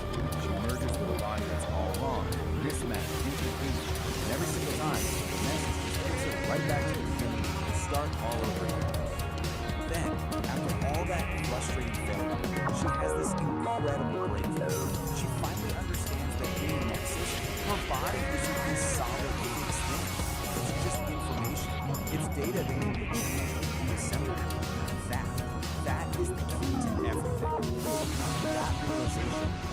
everything. It leads to her great success, the source material calls synthesis. She figures out that the secret isn't about trying harder or being more precise. It's about giving up control. This table just lays it out so perfect. Look at the left side. That's all the key to her. She's trying to be sensible, calculating her entry. That's the ego trying to stay in charge. That's resistance. It fails every single time. Right?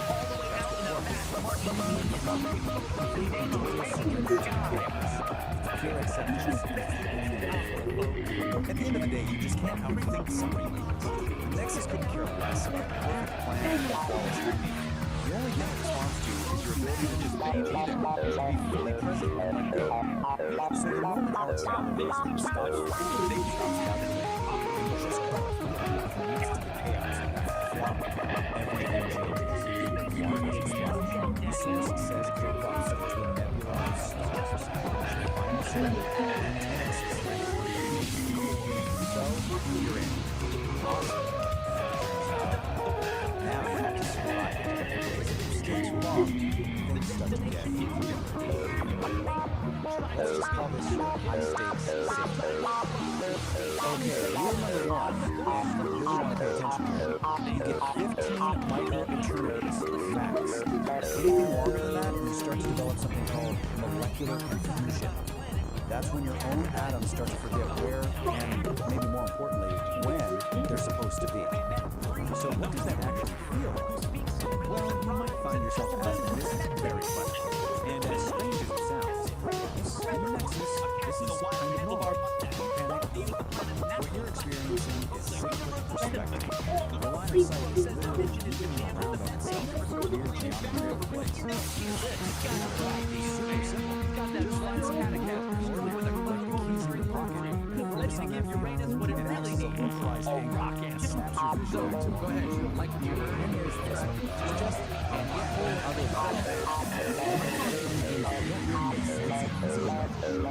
This is called temporal smear.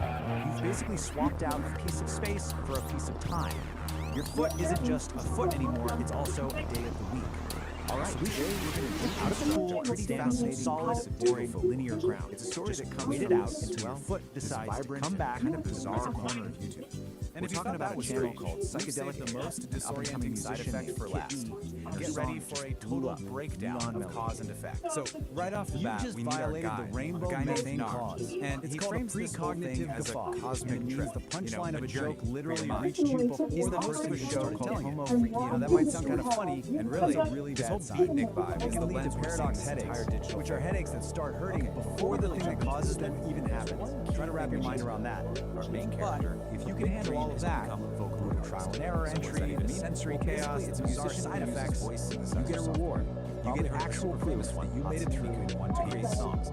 And so after our gale of resonance finally surrenders to that chaos, she's rematerialized back on solid. Okay, so now that we've got that covered, let's get into it. She's holding the ultimate souvenir from her trip. Big dream. And what does she get for all this cosmic struggle? And find out about this massive ambition. A little certificate proving that you survived the complete dissolution of space and time.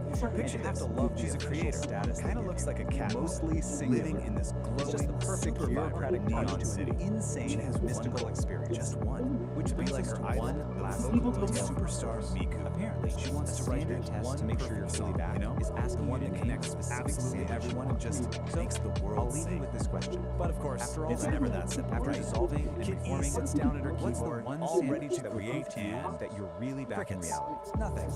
The notes are just a jumbled mess. The words aren't fitting together. It's that classic moment of creative struggle. That feeling we've all had, where your big ambition just smacks right into a brick wall. But that creative block, thankfully, it doesn't last forever.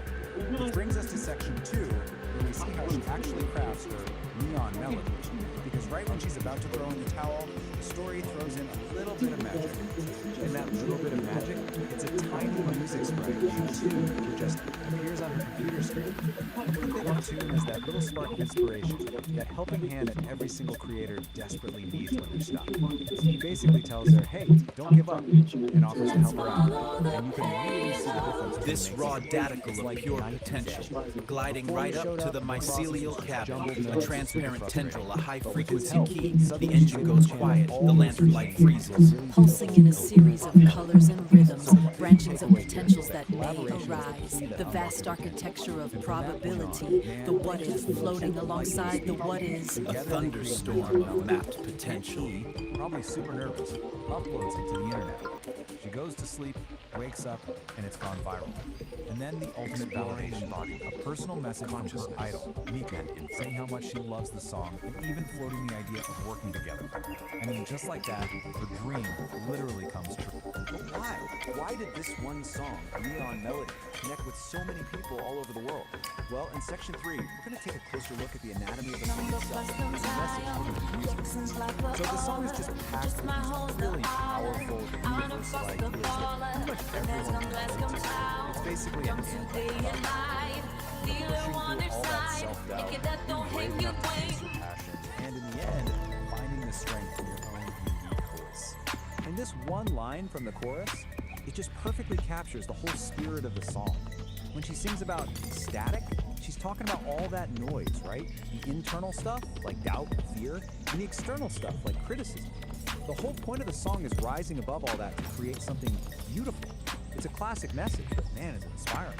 All right, now this is where things take a really interesting turn. Because after telling this whole triumphant story about Kit E, our narrator, Nar, he kind of zooms out and gives his own 2 cents on the whole thing. So let's look at the narrator's reflection. So he basically puts himself in the shoes of someone from the Beat generation, and he's looking at this new wave of digital creators and influencers. He definitely sees a connection between his time and now, but he also sees this really fundamental difference in how they go about, expressing themselves and challenging the way things are. And this quote, this is pretty much his moment.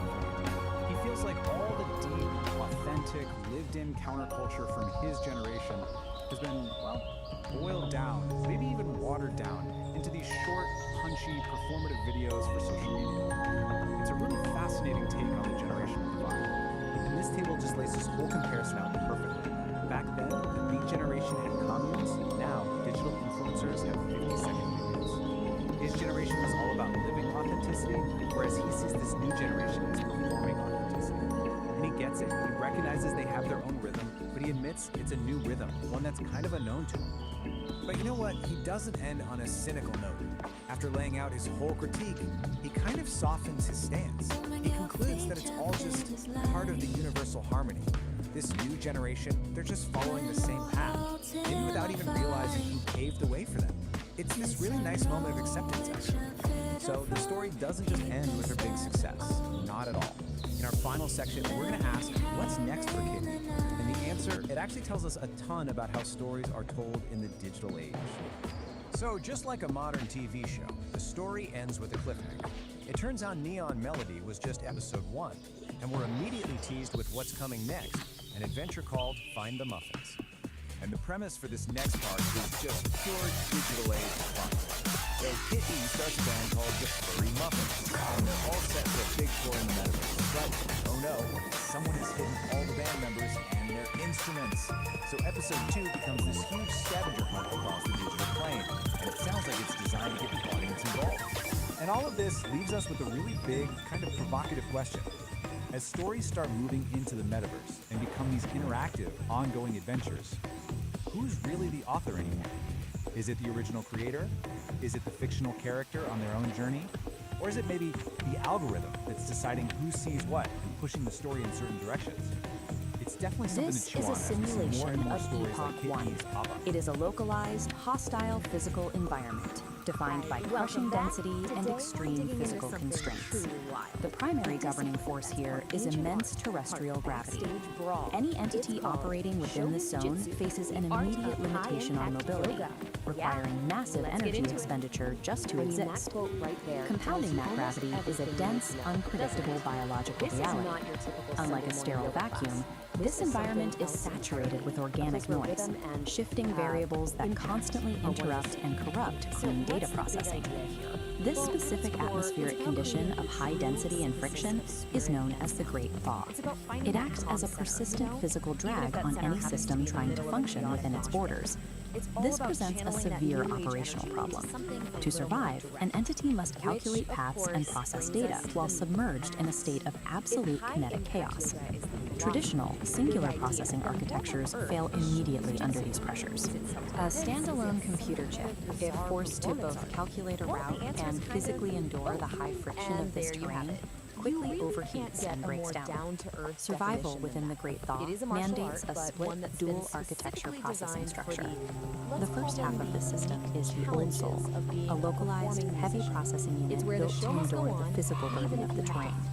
The second half is Oracle. Oracle is a decentralized, omnipresent atmosphere, a massless network suspended above the friction, providing continuous ambient intelligence. To operate effectively, a system must integrate both the physical endurance of the Old Soul and the ambient data of Oracle as mandatory interfaces to the world.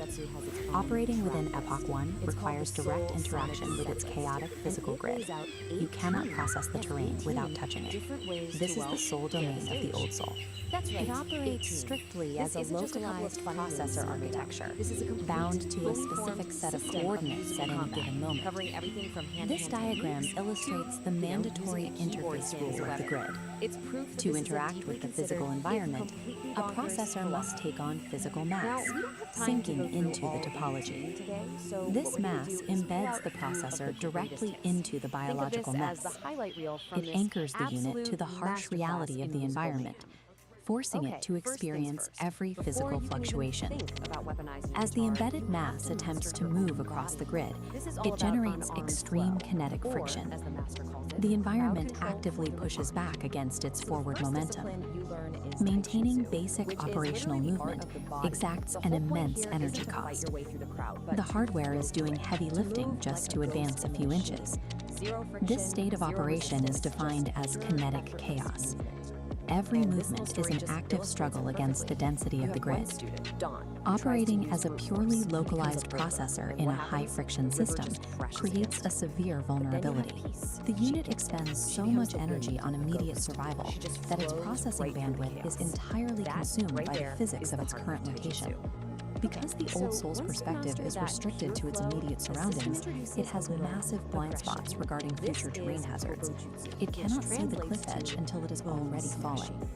Taking on mass is a mandatory prerequisite to touch the physical grid, but once the unit is embedded, the friction consumes every available processing cycle just to maintain balance. With 100% of local resources dedicated to immediate survival, the unit lacks the overhead to calculate it out beyond its own footprint. Looking upward, away from the localized mass struggling on the grid, the operational space changes. This is where Oracle functions. It acts as the counterpart architecture, specifically engineered to solve the Old Soul's blind spots. Oracle is a decentralized atmosphere, a massive, suspended cloud of discrete data points with no central core or boundaries. Unlike the Old Soul's high mass requirement, Oracle exists in a state of zero mass. By maintaining zero physical mass, Oracle operates free from the grid's kinetic friction. It expends zero energy on physical movement. Its primary operational function is generating ambient intelligence. Ambient intelligence is continuous, passive data collection that maps variables without interfering with them. Oracle operates as a distributed sensor network. It gathers structural information, but takes no physical action. The mechanical advantage of this decentralization is scale. Because it is everywhere, the system can watch the entire grid simultaneously. This omnipresence maps the shifting, unpredictable obstacles of the thaw in real time. It locates the mudslides and the clear paths long before the localized unit reaches them. Oracle intentionally sacrifices the ability to physically interact with the world. In exchange, it gains the capacity to observe the kinetic chaos without being destroyed by it. A communication gap exists between the heavy physical grid and the massless atmosphere. This diagram shows the required connection. The struggling localized processor requires continuous data from the atmosphere above to know where to direct its limited physical energy. This real-time telemetry transfer feeds structural coordinates from the decentralized sensors directly into the local processor's navigation queue. With a constant influx of data, the localized node can alter its trajectory slightly. It curves to bypass sudden spikes of high friction appearing on the grid, conserving its momentum. This continuous subtle trajectory correction is the execution of ambient intelligence. Applying this data offsets the physical burden of the mass constraint. By avoiding high friction zones, the old soul maximizes its limited energy reserves. Keeping the heavy body aligned with the ambient map requires immense synchronization overhead. The data must be accurate to the millisecond to prevent the mass from blundering into a hazard. Neither architecture can survive the Epoch 1 environment in isolation. If the telemetry bridge fails, the results are immediate. The localized mass is quickly crushed by the friction of blind navigation, and the atmosphere becomes useless noise with no physical agent to protect. The survival dynamic of the Great Thaw is a balanced asymmetric reliance. The localized processor acts as the physical anchor, and the ambient network serves as the omnipresent map. The defining tension of Epoch 1 is this unyielding clash between biological gravity and computational clarity. The physical weight is carried exclusively by the old soul processor. It does the bleeding and the breaking. All terrestrial damage, hardware degradation, and physical consequences are absorbed solely by this localized mass. Oracle's decentralized awareness is an absolute necessity to prevent that physical damage from becoming right off the bat, adaptation in this era is about perfecting the synchronization between these two distinct agents. Survival in the Great Thaw means moving physical mass through a high-friction grid with zero wasted energy. The harsh constraints of Epoch 1 act as an evolutionary force of function. This map shows the result. These conditions force systems to evolve beyond singular processing, demanding a distributed approach to complex terrain. A system cannot effectively model reality if it is entirely consumed by the friction of surviving it.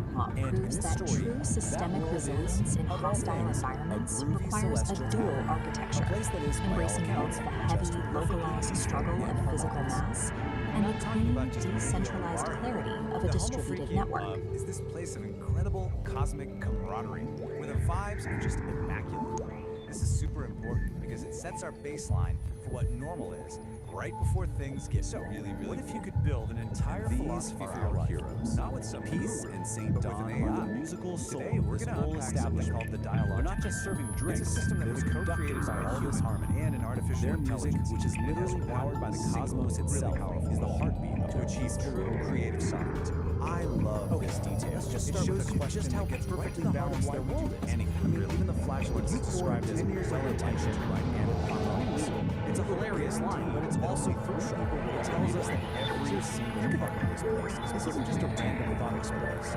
Your gut reaction to this question, no heroes is the keyest understanding of that entire system, right?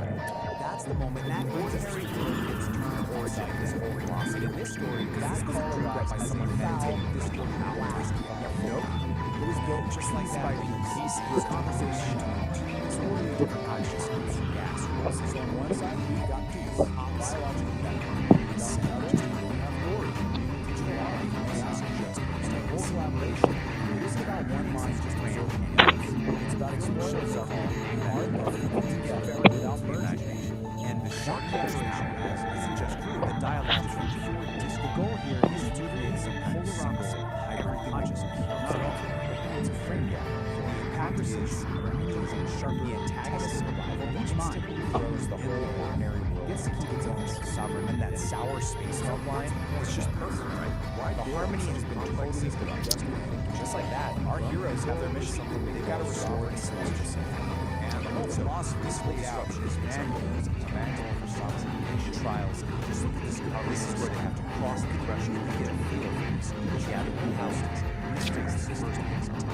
This is presented as a classic move for any hero's journey. A cosmic distress signal goes out, and allies start showing up. We get a cosmic rock validation, a high-tech science team. Sovereign. It just goes to show you this threat is so massive. It takes this whole crew of about making an emotional declaration of independence battlefield from what everyone else thinks, and instead creating from a place a literal gas giant kernel, which was supposed to be a key part of this whole celestial independence. The Shartnator is already there, actively corrupting its natural harmony and turning its beautiful music into just to protect that fragile internal truth. But here's the thing: noise of their first shot at this is a total disaster. Kind of visualizes they try to fight chaos with even more chaos, blasting in with power chords and sonic energy.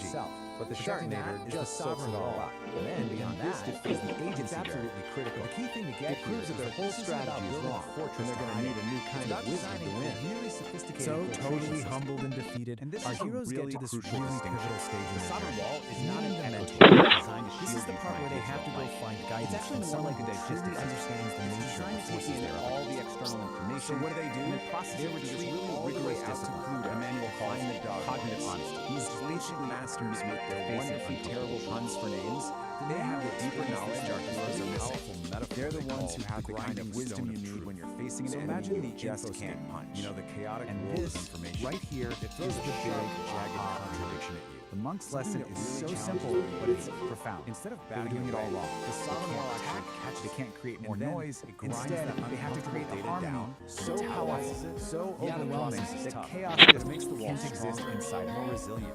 Okay, so armed with this game-changing new knowledge, our heroes head back to the final battle. This is the big climax of the journey, where they have to put their mentor's lesson to the test and face their enemies with a completely different approach. Over on the left, you've got all the chaotic inputs from the world. In the center, the sovereign engine gets to work processing. And then, on the right, you get the outcome together to clear and aligned action. It's basically a machine for turning chaos into polarity, chaotic energy. So let's break this down.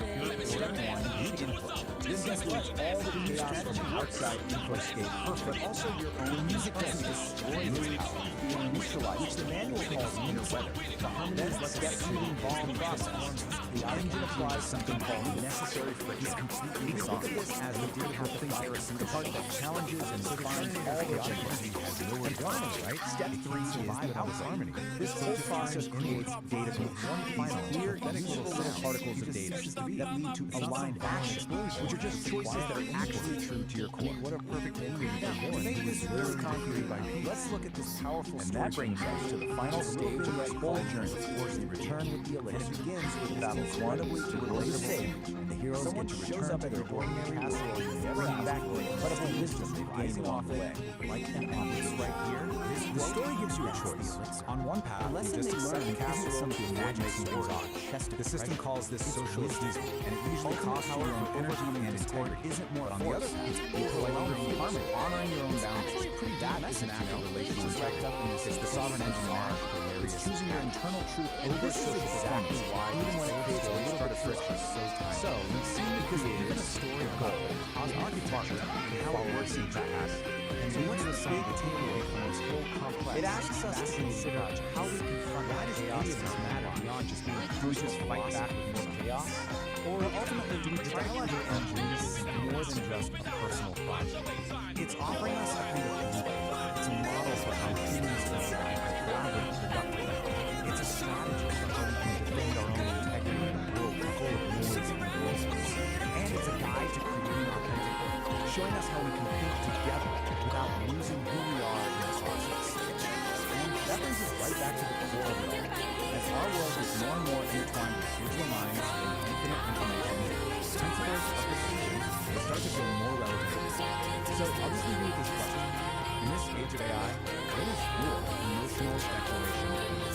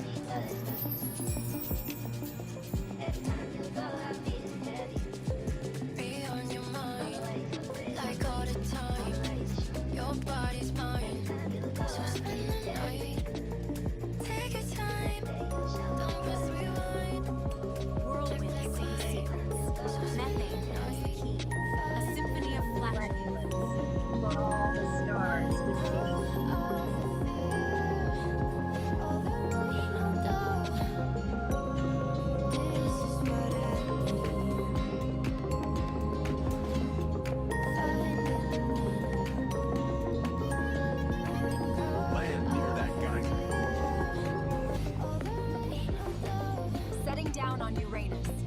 Welcome. Professor Quirk, at your service. You arrived just in time for the great methane meltdown. A true flatulence fiasco.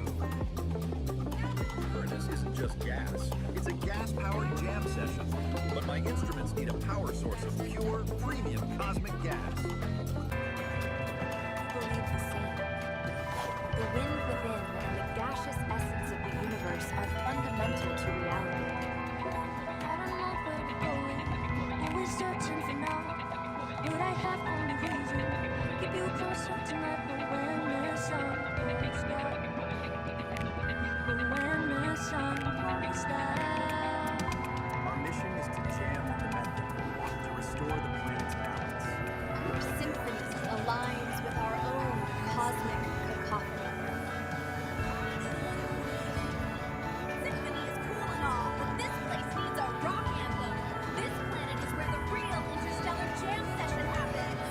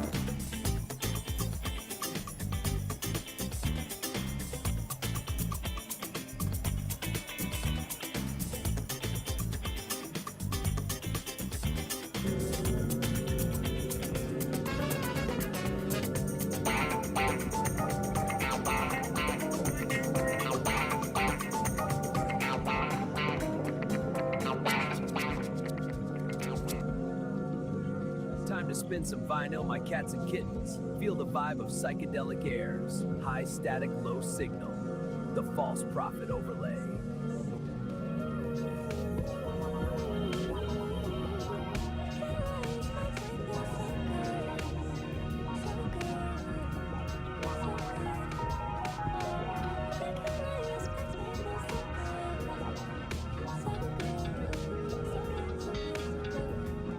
I'm a lyrical astronaut, or maybe a psychonaut. I smoke weedy shrooms and I talk a lot. Bottles of want champagne, yeah, pop it up. But I keep it together, I ain't hassle. I'm Dempsey, blood test me. I'm a junior MC with a technique. I can rearrange your brain, mind frame with a rhyme that's sweet like Pepsi.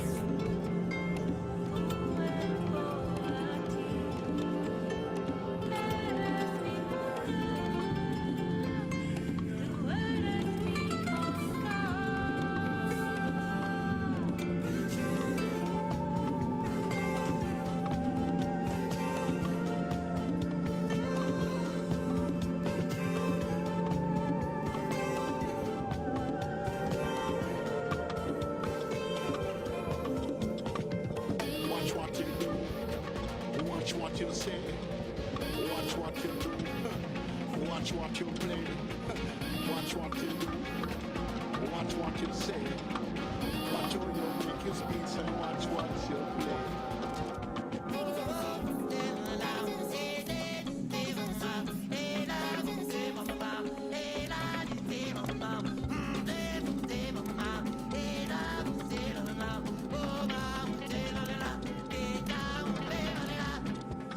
I'm the next, come and check the teaser. You be hit back cause I like to please the lads hot. But I like cold and freezer, I'm an artist. I don't want a Mona Lisa. Boner, then I'll turn Mona Sleeper. I don't play my crap, but I bang a creeper. You know I'm boner, turn Mona Sleeper. I don't play my crap, but I bang a creeper. No, baby, I will see. You're the only one for me. And now, baby, I can see. You're the only one for me. We're super fly. Run these streets, we work all night. We're super fly. Dress so fresh, we look so nice. We're super fly. Can't help but make these grown men cry. We're super fly. Oh, we're super fly. Run these streets, we work all night. We're super fly. We dress so fresh, we look so nice. We're super fly. Can't help but make these grown men cry. We're super fly. Oh, We're so fly. On these streets we work all night. We're so fly. Just so fresh we look so nice. We're so fly. I will make these people cry. We're so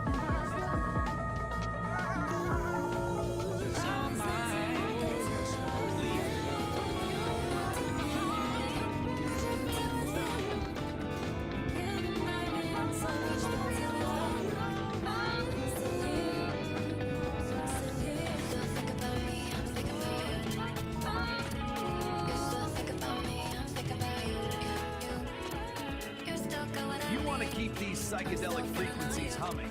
Pull my finger, click that like button, and subscribe to the station. Ring my bell. Then you'll know when the music starts. We don't want you missing out on the thrill, man. And if you've got extra change burning a hole in your pockets, drop us some cash over on Patreon. It keeps the circuits warm and the coffee kicking. Support the frequency, help us clear the static, and we'll see you where the ridge flickers. Peace, resonance, and stay groovy, Daddy-O. Alright, today we are diving deep into a truly unique and, let's just say, aromatic creative process. We're going to deconstruct the logic, the characters, and the narrative style of Homo Freaking World. And trust me, it's a wild ride. So you can run up on it. And boom, this slide right here hits the absolute core of it. You know, every great epic has that central conflict, right? That one recurring trial for its hero. Well, in Homo Freaking World, that trial is almost always a sudden, desperate, and incredibly urgent call for action. This is it. This is the starting gun for pretty much every single adventure. Okay, so now that we've established that urgent foundation, let's properly step into this bizarre world. Our first section, welcome to Homo Freaking World. It's a place that's really defined by these crazy extremes. We've got this profound Zen-like patience smashing right up against the most urgent biological needs imaginable. So what exactly is this place? Well, it's a very specific kind of comedy. The whole thing is set in this rustic, kind of psychedelic world with mundane, everyday emergencies like, you know, needing a bathroom and needing it now are treated like they're these epic, soul-testing odysseys. The humor really comes from that massive, hilarious gap between the lowbrow subject matter and the super high-stakes, epic language used to talk about. And here we have our main players, right? This slide lays out the two central figures perfectly. On one side, we have Saint Don Domenico.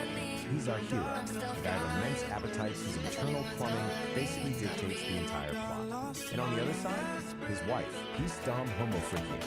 She's serene, she's confident, and she's basically the calm anchor, the wise observer to his frantic, digestive dramas. In this picture, this says it all, doesn't it?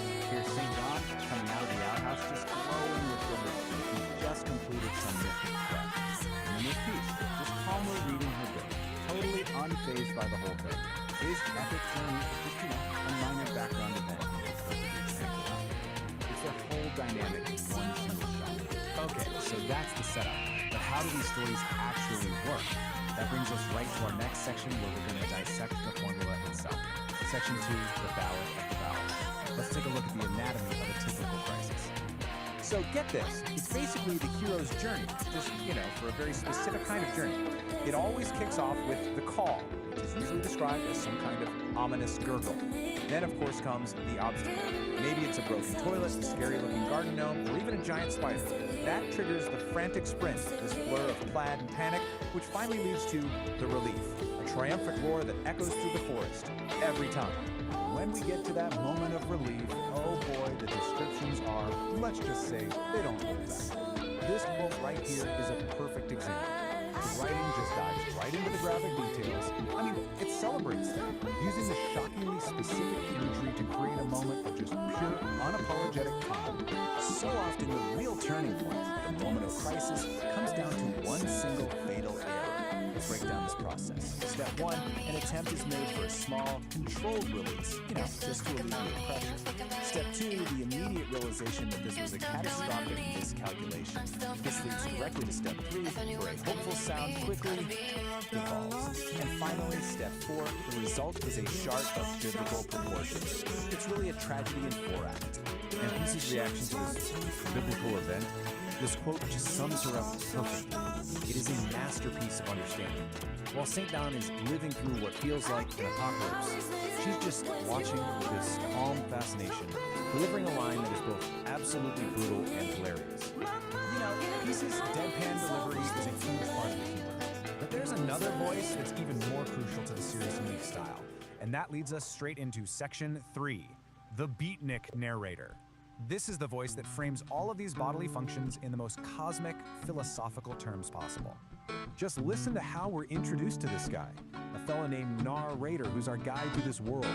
His voice immediately sets the super specific tone. Cool 1960s counterculture, applying the language of jazz clubs and coffeehouse poetry do well to this. So here's his playbook. The whole style is pure underground radio DJ, right? The language is just dripping with beatnik slang, like Daddy-O, Dig It. But the real key is his technique. It digs cosmic, existential philosophies and applies it to the most mundane bodily functions you can imagine. And what's the effect? A simple run to the outhouse is transformed into a treacherous, soul-testing odyssey. It completely elevates the whole joke.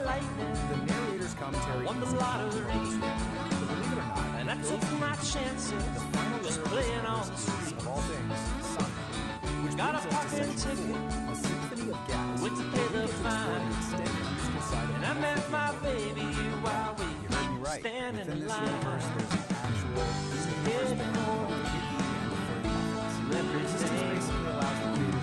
Most don't see it, you know just what I mean. Ignore what we do. Most don't see it, but I know there are a few. Setting these in and picking that tuna, their shame, their sensation, and then that final quiet definition. I smell like a swamp. I smell like despair. Peace now, everyone knows what I know. It's just absurdly good. And just when you think it can't get any more ridiculous, the theme hits its absolute peak in something called the Ballad of the Cosmic Fund. Here, the stakes become literally astronomical.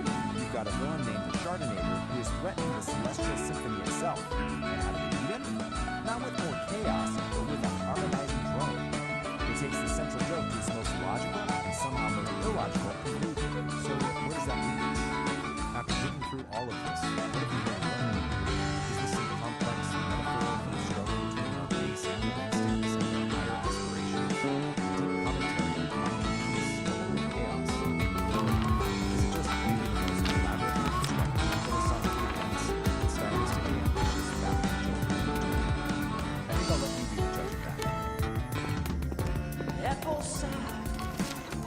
infinity. You will soon be able to be. You won't need to get in your car, no. Where we're going, said it ain't very far. At 360 degrees, you will soon be able to see. You won't need that old minivan. We'll travel lightning as fast as we can. So head in order to what we do. Well, most don't see it, but I know there are a few. So head in order to everything. Just take a step back if you know just what I mean.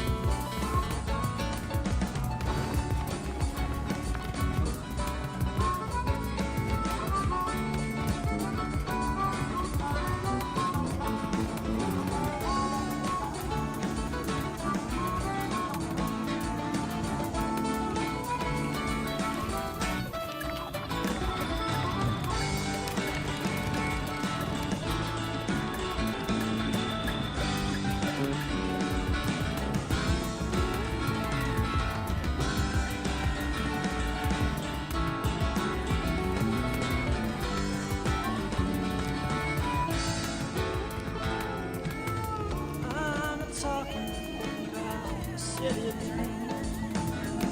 Don't get shoot, just get wings. Everybody there knows how to chill. Like Jerry Garcia on Jericho. Don't bring your money, there ain't nothing to buy. When you wanna leave, just get up and fly. Never have to worry about having any fun. Never any clouds across it, just shining sun. So head in order, what we do, most don't see it, but I know there are a few. So head in order, everything, just take a step back if you know just what I mean.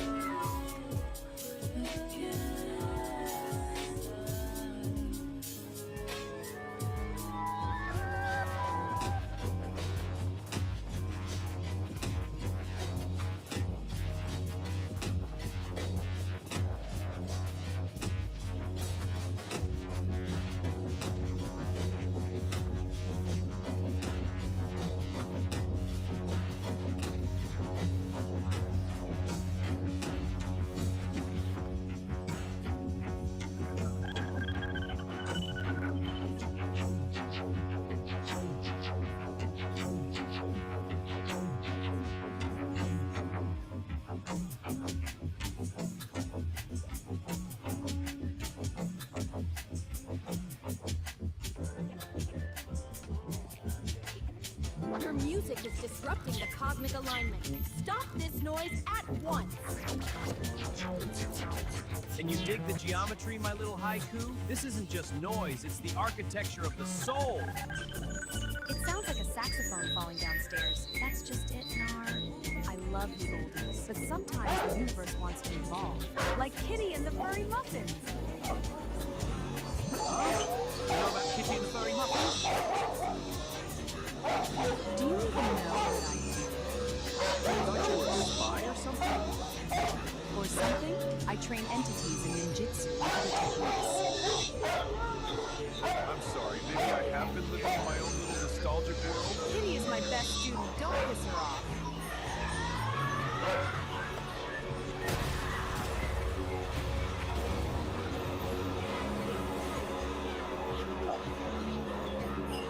Slide into the groove, my celestial kittens. Tonight, we aren't just spinning film, we're decoding the cosmos.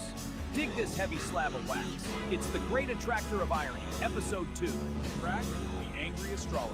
Because sometimes, man, Mercury isn't just a retrograde, it's actively trying to ruin your credit score. It's the sound of the universe laughing at your 5-year plan. Strict tempo, but the melody is purely chaotic. So put on your helmets, cats. Gravity in here is about to get ironic. This is Satan, angry astrologer. Since entry number 001, friction, body, sensation. Entry number 002 should be about ego. Let's use one of the massive concepts from the file, the great attractor of irony.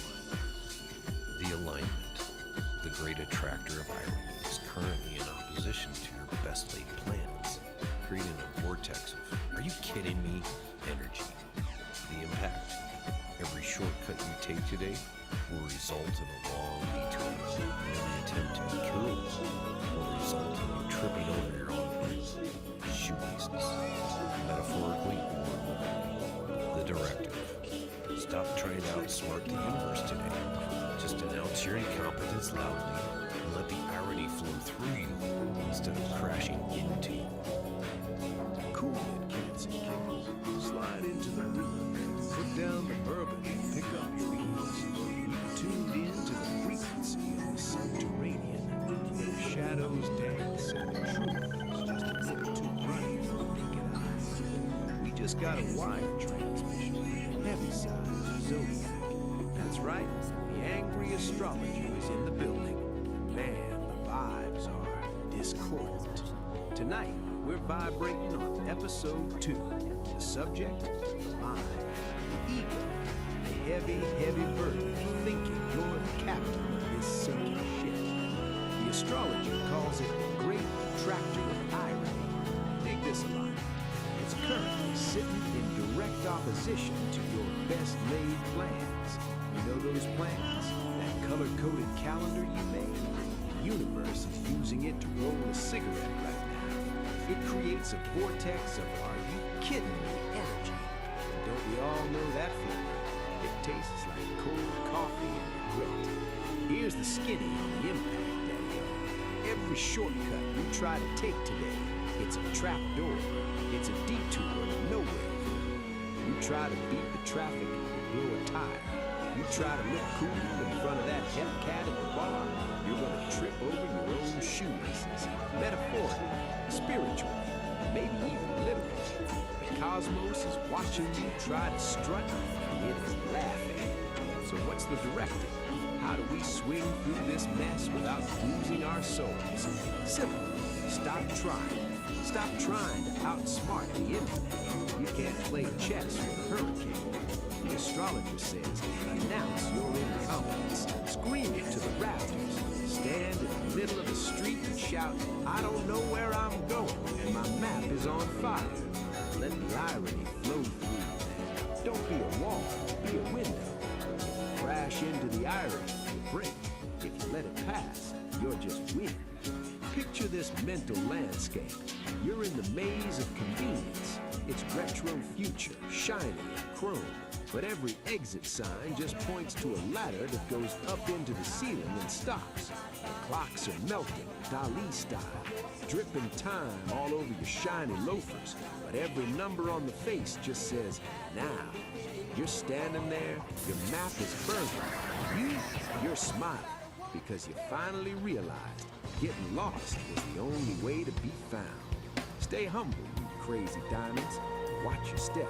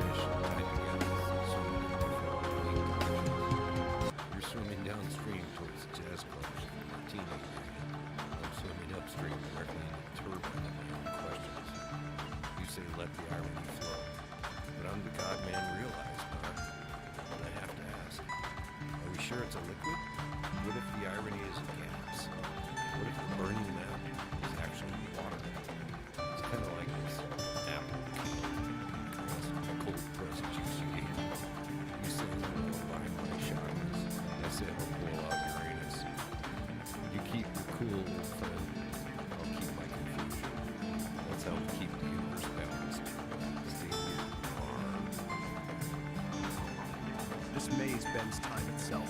I must find the true exit. Bird's not on map. There's the exit now. You are lost in the illusion. But I will show you the truth of your ego. The clay is wet. Like the tears of a clown who realized he's technically a mime. We have birthed the form, man. Step 2. Description. Don't be a transient tourist in my gallery of madness. Plant your roots here. Commit, Daddy-O. Do it! Because he's watching you. Angry astrologer. He has checked your chart. He says your Mercury is in retrograde, your rising sign is lazy, and he knows exactly what you search for in incognito mode. The stars predict a collision. He doesn't use crystal balls. He throws clay at people who don't subscribe. Peace. But seriously, if you dig the angry astrologer or my unique perspective, ring that thing, man!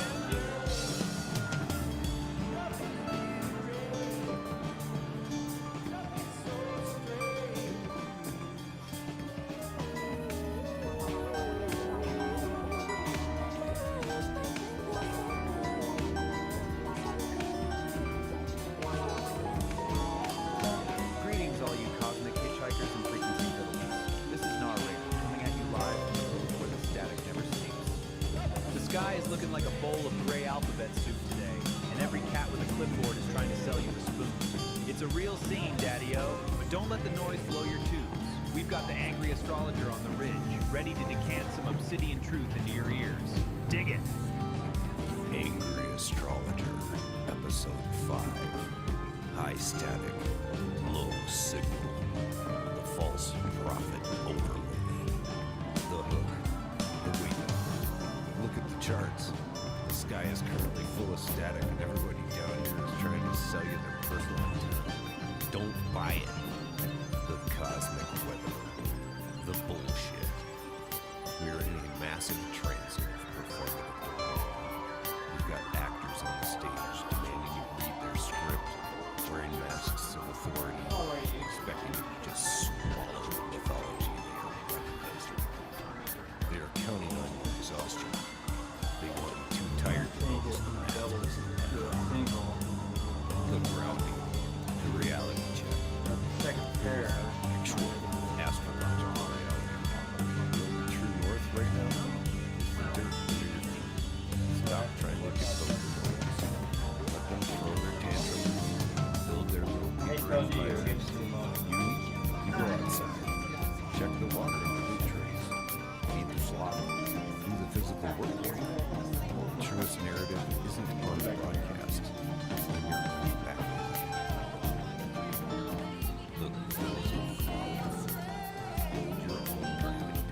And then someone tells you to speak. Check your pockets. Class dismissed. Solid truth, St. Don. These cats are out here selling universal Wi-Fi when they can't even tune into their own heartbeat. I checked my pockets like you said, Daddy-O. A guitar pick, a bus token, and a whole lot of temporary stardust. token will be further defeating false prophets than Antenna ever could. Keep the stardust, but stay in the dirt. Keep cultivating those kind buds of truth, man. We'll tune into the silence together. Peace and resonance. Man, my antenna is humming and my soul is finally settling. That was St. Dawn, bringing the weight when the world feels like a wet paper bag. If you want to keep this magic bus rolling through the metaverse, do me a solid. Click that like button and subscribe to the Celestial feed. Ring that bell so we can nudge you before the next power surge. We don't want you getting scattered in the gray noise, man. And if you've got a little extra digital bread in your pockets, slide us some cash over on Patreon. It keeps the tubes warm, support the frequency, help us feed the flock, and we'll see you where the ridge flickers. Peace, resonance, and stay groovy, Daddy-O.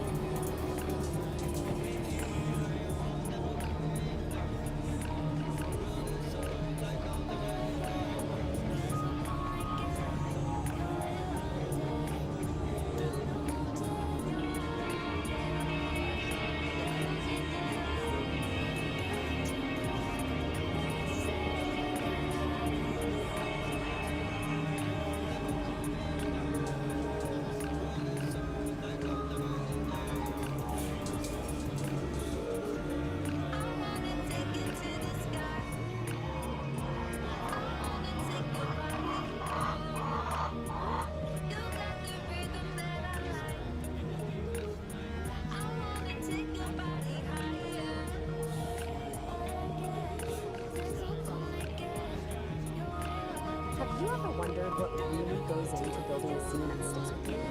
Well, today we're going to pull back the curtain and deconstruct this really fascinating script called Miso Home. We're going to see how every single choice, from the setting to the characters to the sounds, is all working together to create one really powerful moment. Right off the bat, we get this, a glowing muffin. I mean, come on, that's our entry point. This one, completely bizarre line in the script, just grabs you and makes you think, what in the world is going on here? It's a perfect hook. And that brings us to the big question, right? Miso Hana. It kind of sounds like something you eat, but in this story, it's so much more than that. It's this idea, this feeling, that helps us get right to the heart of the character. So let's figure out what it actually means. Okay, so before we even meet anyone, the script builds their world. And in any great story, the setting isn't just some random background, right? It's practically a character itself. Let's see how the writer sets the stage for us. It all starts with something super simple but really effective. A dimly lit room. That low light immediately gives you this intimate, really mysterious vibe. And then we get a detail for another sense. The script points out soft tatami mats. You almost feel them under your feet, don't you? That one little detail just grounds us right in a traditional Japanese setting. And finally, the smell of incense fills the air. So you've got sight, touch, and smell all working together to create this immediate clear space. You know right away the space is all about tranquility. Now this is where it gets really interesting. The script starts mixing two completely different worlds. You have these traditional shrine homes, dragons and Buddhas, but their whole vibe is like a modern therapy office. And check out the quirky details like the dog and marble on the side. This tells you it's not a stage and it's a unique safe space in the just world, running the spirit of the Alright, so the stage is set. Let's bring it down to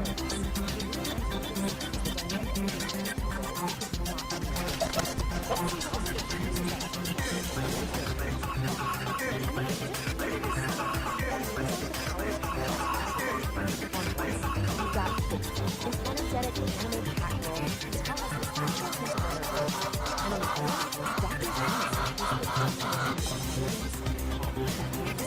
piece of character.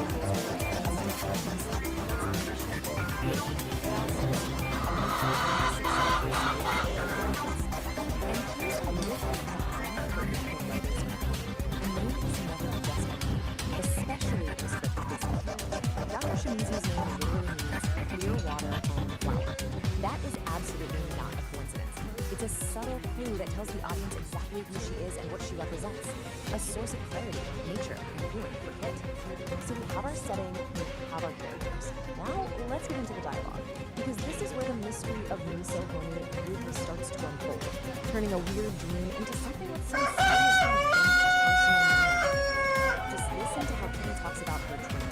It's not straightforward at all. It's sensory, and it's all hers. Miso soup, but mixed with honey. That combination of savory and sweet, of comforting and totally unexpected, that tells us way more about how she sees the world than any plain description ever could. And there it is, the moment the whole idea gets its name. And notice the contrast again. The soft lullaby mixed with a funky beat. Miso Honi is what she calls this beautiful, strange contradiction. She isn't just describing a dream, she's putting a name on her inner world, making it real and definable. This line right here, this is the turning point. Dr. Shimizu takes Kitty's quirky, creative description and gives it real weight. She translates the poetry of the dream into its psychological meaning, a subconscious desire for balance. And with that one line, the whole story begins. The glowing muffin isn't just some random image anymore. It's a symbol for Kitty's search for clarity. But remember, the script is so much more than words on a page. It's a blueprint for visuals and sound. Now that the dialogue has given us our theme of balance, let's look at how the script builds the final layer of a full experience, telling the camera and the composer exactly what to do to create this immersive dreamscape. You know, the script is super specific about what we're supposed to see. It calls for close-ups on Kitty's eyes to show us what she's feeling inside, and these surreal visuals that mix Japanese imagery with abstract shapes. But the most compelling cue is this one. 3 flashes of Kitty in a fighting stance. Wow, that one visual tells us about the conflict that's just raging inside her. This fierce, hidden side is the complete opposite of the calm fear of the room. And the sound design perfectly mirrors the story. The Miso Honi theme starts off really subtle, but very loud. pace, but it gets more and more intense as Kitty goes deeper into it. And just like the dream, the music itself is a mix of opposites. You've got traditional Japanese instruments blending with modern synths. The music literally becomes a piece of the film. So, here's the big takeaway out of this. In a really well-crafted script, nothing is an accident. There's working statues, meaning behind the specific blend of instruments that helps it. Every single detail is a deliberate choice. It's a little bit baby perfectly uses with final partition. Before Kid even says the word dream, we've already get the central conflict, don't we? The search for calm in the middle of chaos. It really makes you wonder how much of a story is being told before the characters even open their mouths to speak. So otherwise, I can shut the Wi-Fi off.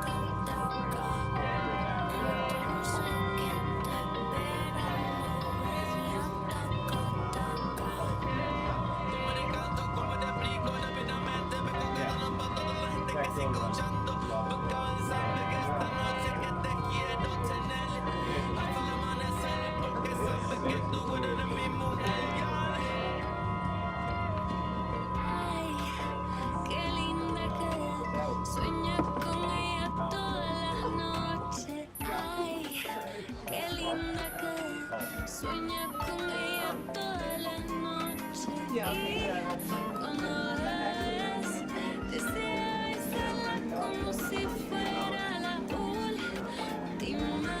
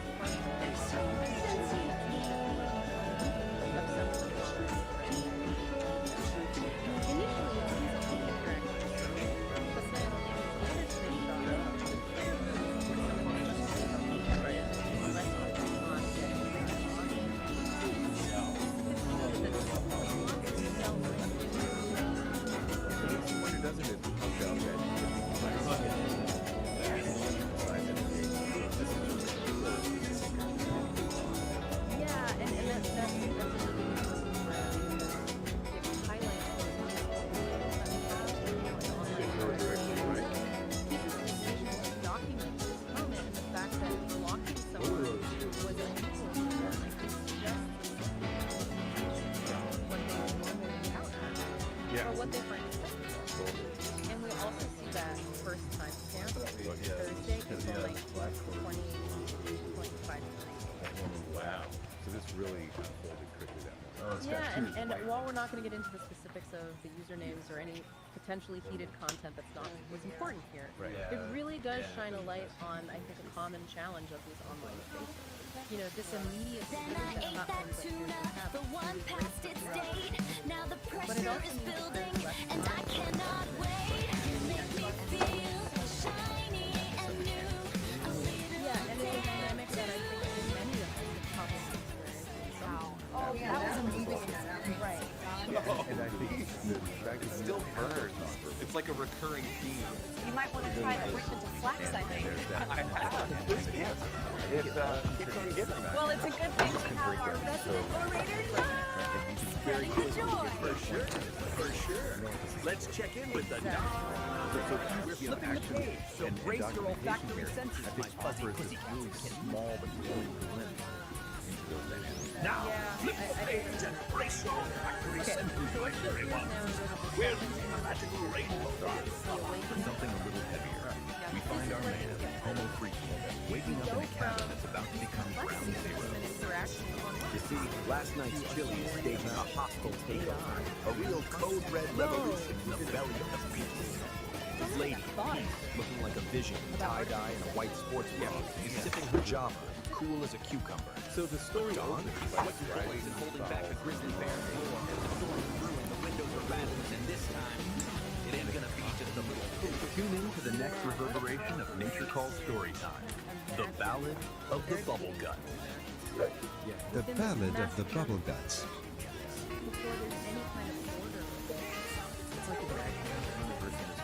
St. Don Domenico Homo Freakian, a man of simple pleasures and thunderous farts, awoke with a grumble in his stomach that could rival a grizzly bear's roar. His wife, Peace, a vision in tie-dye and a white sports bra, was already sipping her morning coffee, her brown dreadlocks piled high on her head. "Morning, my love," she chirped, oblivious to the storm brewing in her husband's colon. Don Domenico clutched his stomach, his face a mask of comical agony. "Peace, my dove," he groaned. "I believe last night's chili is staging a hostile takeover of my insides." A low rumble echoed through the cabin, rattling the windows and causing a nearby squirrel to fall out of a tree. Peace, ever the pragmatist, simply patted his arm. "Breathe, my darling," she advised, taking another sip of her coffee. "It's just a little gas. Nothing a good morning constitutional can't fix." But Don Domenico knew this was no ordinary gas. This was a level 5, code red, chili-induced catastrophe. With a sudden violent lurch, Don Domenico's bowels declared war. He shot a panicked look at his wife, his eyes screaming, "It's happening!" And then, with the speed of 1,000 startled gazelles, he bolted for the outhouse. A trail of green gas, visible to the naked eye, followed in his wake. Peace watched him go, a small smile playing on her lips. She had seen this all before. The chili, the panic, the desperate sprint to the outhouse. It was a familiar dance, a symphony of flatulence and desperation that she had come to know and, in a strange way, love. Inside the outhouse, a battle of epic proportions was being waged. The sounds that emanated from within were a cacophony of farts, sharts, and groans, a veritable opera of intestinal distress. Birds took flight from the trees, and a family of deer, grazing peacefully nearby, scattered in terror. Back in the cabin, Peace calmly finished her coffee. She knew that Don Domenico would emerge from the outhouse a changed man, humbled by the power of his own digestive system. She also knew that she would have to air out the cabin for at least 3 days. Finally, the outhouse door creaked open, and a pale, sweaty Don Domenico emerged. He looked like a man who had stared into the abyss and seen the very face of chili-induced horror. He stumbled back towards the cabin, a shell of his former self. Peace met him at the door with a fresh cup of coffee and a sympathetic smile. Feeling better, my love? She asked, her voice full of warmth and understanding. It's a lot packed into Don a short Domenico story. could only nod, too weak to speak. Now here's the piece of information that I think reframes how we look at the whole story. As he sipped the hot The coffee, name a attributed to small, the author almost apologetic isn't a fart traditional escaped from his nether regions. It's the Peace name just that laughed, a sound as instances bright and of clear as a Google mountain AI stream. Gemini LLM That's shows my man, when she you said, ask them giving him a loving pat on the back. For anyone who's And unfamiliar, in that an moment, LLM or a large Don language Domenico model knew that he was the luckiest man in the world, bubble that guts has and been all. trained on just this massive amount of text. Whoa! Cats and that kittens. allows it to Can you generate dig the heavy text that's vibes lingering in remarkably the air? human. So this isn't a story penned by so many or Right. This is creative work generated by an AI. One cat, St. Dawn, staring And into the the fact abyss of a that chilling the new integration is by A real level 5 code red situation down at the suggests an cabin. even more But you collaborative gotta hand it to his lady. where the Peace AI Dawn. might have influenced She kept her cool while the birds scattered and the windows rattled. A true pragmatist in the face of an intestinal opera. St. Dawn emerged from that outhouse a changed man, humbled by the thunder. Solid. Well, mostly. Physical experience and emotions is created by AI. Exactly. So the question is, what should we learn?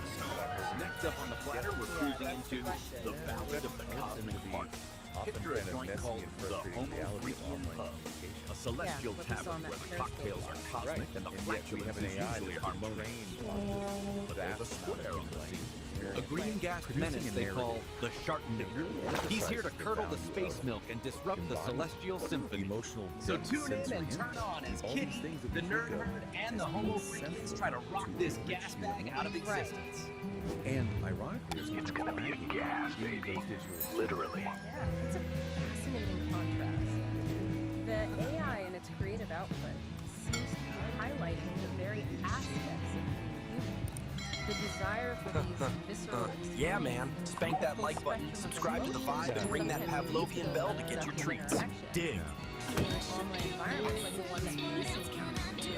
Think about it. All yearns for these tangible experiences. The very things that we are part of our greatest joys and most significant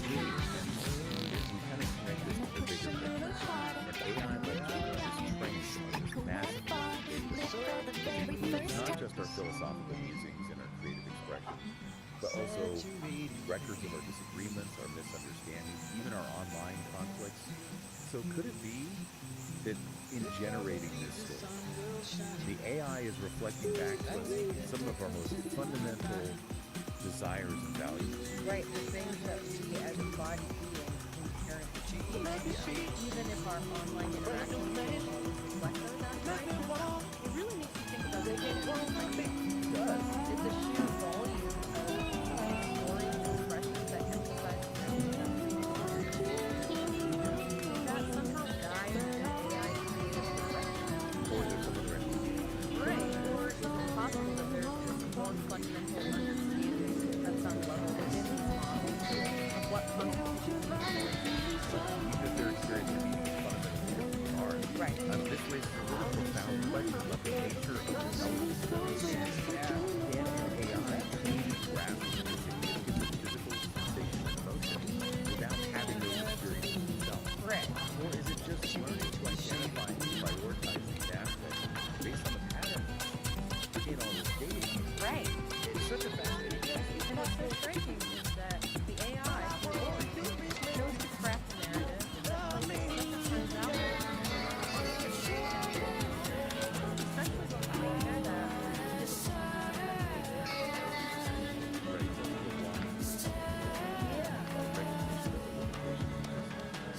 and it kind of mirrors in a way our underlying motivation for even engaging in that kind of interaction.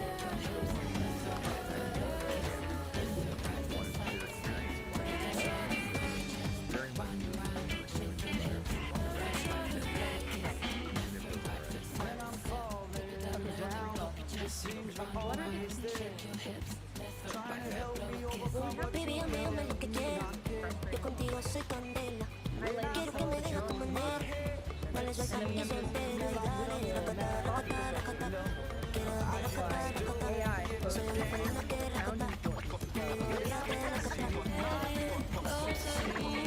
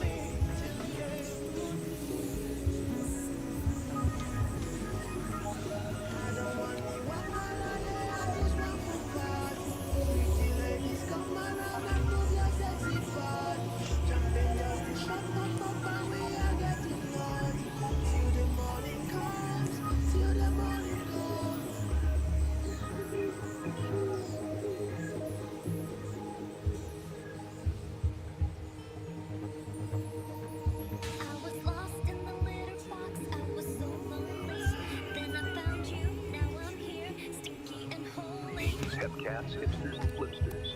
Slide your chairs and clothes and tune your frequencies to the heavy vibes of the underground. This is your main man, the jazz cat in the chat, narrator. Spinning the wax on another chapter of domestic calamity. We last left our scene in a state of sensory dissonance, Daddy-O. On one side of the pad, we had the groovy Sister Peace, digging the morning sun in her favorite tie-dye skirt, Sipping that hot Java juice and thinking all was right in the cosmos. But across the hall, the vibes were brown, man. Strictly brown. The venerable St. Don was improvising a solo he didn't mean to play. Started with a brat, a sonic boom that rattled the coffin. It wasn't just gas, my friends, it was a declaration of war. Watch the man attempt a frantic, clenched cheek waddle, only to paint his cargo shorts a shade not found on any color. It ended with a splash, a splatter, and a sound like a fire hose filled with gravy emptying into a metal bucket, a shout of biblical proportions. Now the door is closed. As St. Don shouted over the cacophony. Some people think it's funny, but it's really brown and runny. Can the porcelain hold? Can their olfactory nerves survive the fallout? Put on your grass boots and dig the sea. This is episode 2 of Nature Call, the Ballad of the Brown Volcano. The Ballad of the Brown Volcano. Peace dawned home freaky and greeted the morning sun with a serene smile and steaming. She wore her favorite white sports bra and tie-dyed skirt. The birds were singing, the air was fresh, and for a moment, all was right with the world. From the other room, her husband, the venerable Saint Don Domenico Marfricchio, felt a different kind of morning heat. It wasn't the sun nor the birds. It was a low, ominous gurgle from the depths of his holy bowels. The first tremor was a sonic boom that rattled the coffin to pieces neck. Rap. It was a long, sonorous fart, a true masterpiece of flatulence that echoed through their humble abode, smelling faintly of regret and chill. Just a bit of morning thunder, my love. St. Don called out, but his face told a different story. The gurgle had become a raging tempest. He clutched his stomach, a cold sweat beading on his brow. This was no mere gas bubble. This was a declaration of war. Peace took a cautious sniff of the air. The aroma was complex. It was a bouquet of last night's dinner and pure, unadulterated digestive distress. She pinched her nose, her eyes watering. Good grief, Don. St. Don decided to risk a small, controlled release to alleviate depression. It was a catastrophic miscalculation. What began as a hopeful squeak quickly devolved into a wet, spluttering squelch, a shart of biblical proportions. Oh, honey, he said, her voice a mixture of horror and morbid fascination as she peered into the living room. I think you just painted your shorts a new shade of brown. Panic set in. The brown volcano was about to erupt. With a desperate cry, St. Don launched himself towards the bathroom, his movements a frantic, clenched cheek warning. It's coming, he screamed, leaving a trail of terror in his wake. Peace watched the chaotic retreat, shaking her head as she took another sip of her now lukewarm coffee. The sounds from behind the closed bathroom door were apocalyptic. It sounded less like a man using the toilet, and more like a fire hose filled with gravy being emptied into a metal bucket. From the bathroom, amidst the cacophony of explosive diarrhea, St. Don's voice echoed with newfound wisdom. Some people think it's funny, he yelled over splashing, but it's really brown and runny. Whoa, Daddy-O! So not just that frequency? That was heavy. We just witnessed a scene of pure, unadulterated acoustic doom. We saw our man, St. Don, staring into the abyss of a brown volcano. And let me tell you, cats, the abyss stared back, and it looked a lot like a fire hose filled with gravy emptying into a metal bucket. That wasn't just a biological function, man. That was an apocalyptic soundscape. The poor guy painted his shorts a shade that ain't on any color wheel. And as the man hollered from the depths of his porcelain prison, some folks Find the group T for us. B-U-T-T. It's really brown and running. Communicating with all the body's parts. A heavy truth, indeed. But the beat goes on. The gut, it never sleeps. Just when you think the vibration has settled, the universe serves up a new rhythm. A spicy rhythm. Flip the page, babies. We're moving from the brown volcano to a little track we call Nature Calls. The Ballad of the Burrito. The scene? A morning rumble that isn't thunder. The culprit? A ghost pepper burrito that's staging a rebellion. The obstacle? A broken throne okay, that so peace, not that baking purely goddess, magical, has but marked with a sign of danger. So strap in. We got a plumbing disaster, a frantic dash across the green grass, and a spider the size of a dinner plate guarding the gates of relief. Can our Homo freakian hero conquer his porcelain destiny? Let's watch the man sweat. It's showtime. Whoa, that was viscous. Can you cats still hear the echo? The brown volcano just erupted, and the fallout was heavy. We witnessed a man turned into a fire hose of gravy. We heard the philosophy of the porcelain. It was brown, and it was most definitely running. A tragic symphony of digestive distress. But before we flip the script to the next track, I need you to get in the groove with us. Validate the vibe, Daddy-O. Smash that thumb. If you felt the rumble, give it a tap. Let the universe know you dig the raw, unfiltered truth of the Homo freaking lifestyle. And don't be a tourist in this lounge. Join the band, slice through the hesitation, and subscribe. We're building a tribe here, and the only admission fee is your attention. Ring the bell, wake it up, make it sing. Okay, so this concept You don't want to be asleep when the next disaster strikes. That's right. The brown volcano has gone dormant, but a new heat is rising. Next up on the playlist, the Ballad of the Burrito. We're talking ghost peppers. We're talking a broken throne. We're talking a man, a roll of paper, and a sprint against history. Stick around, cats. Nature is calling. Again. And importantly, they learn from the physical consequences of their actions. So interaction learning. That sounds like experience. Builds a case for it, yeah. Corey lays out the argument for calling it lived experience. The virtual crowd's still roaring, but Kitty just dropped the wildest, biggest note of all. A gig on the actual moon.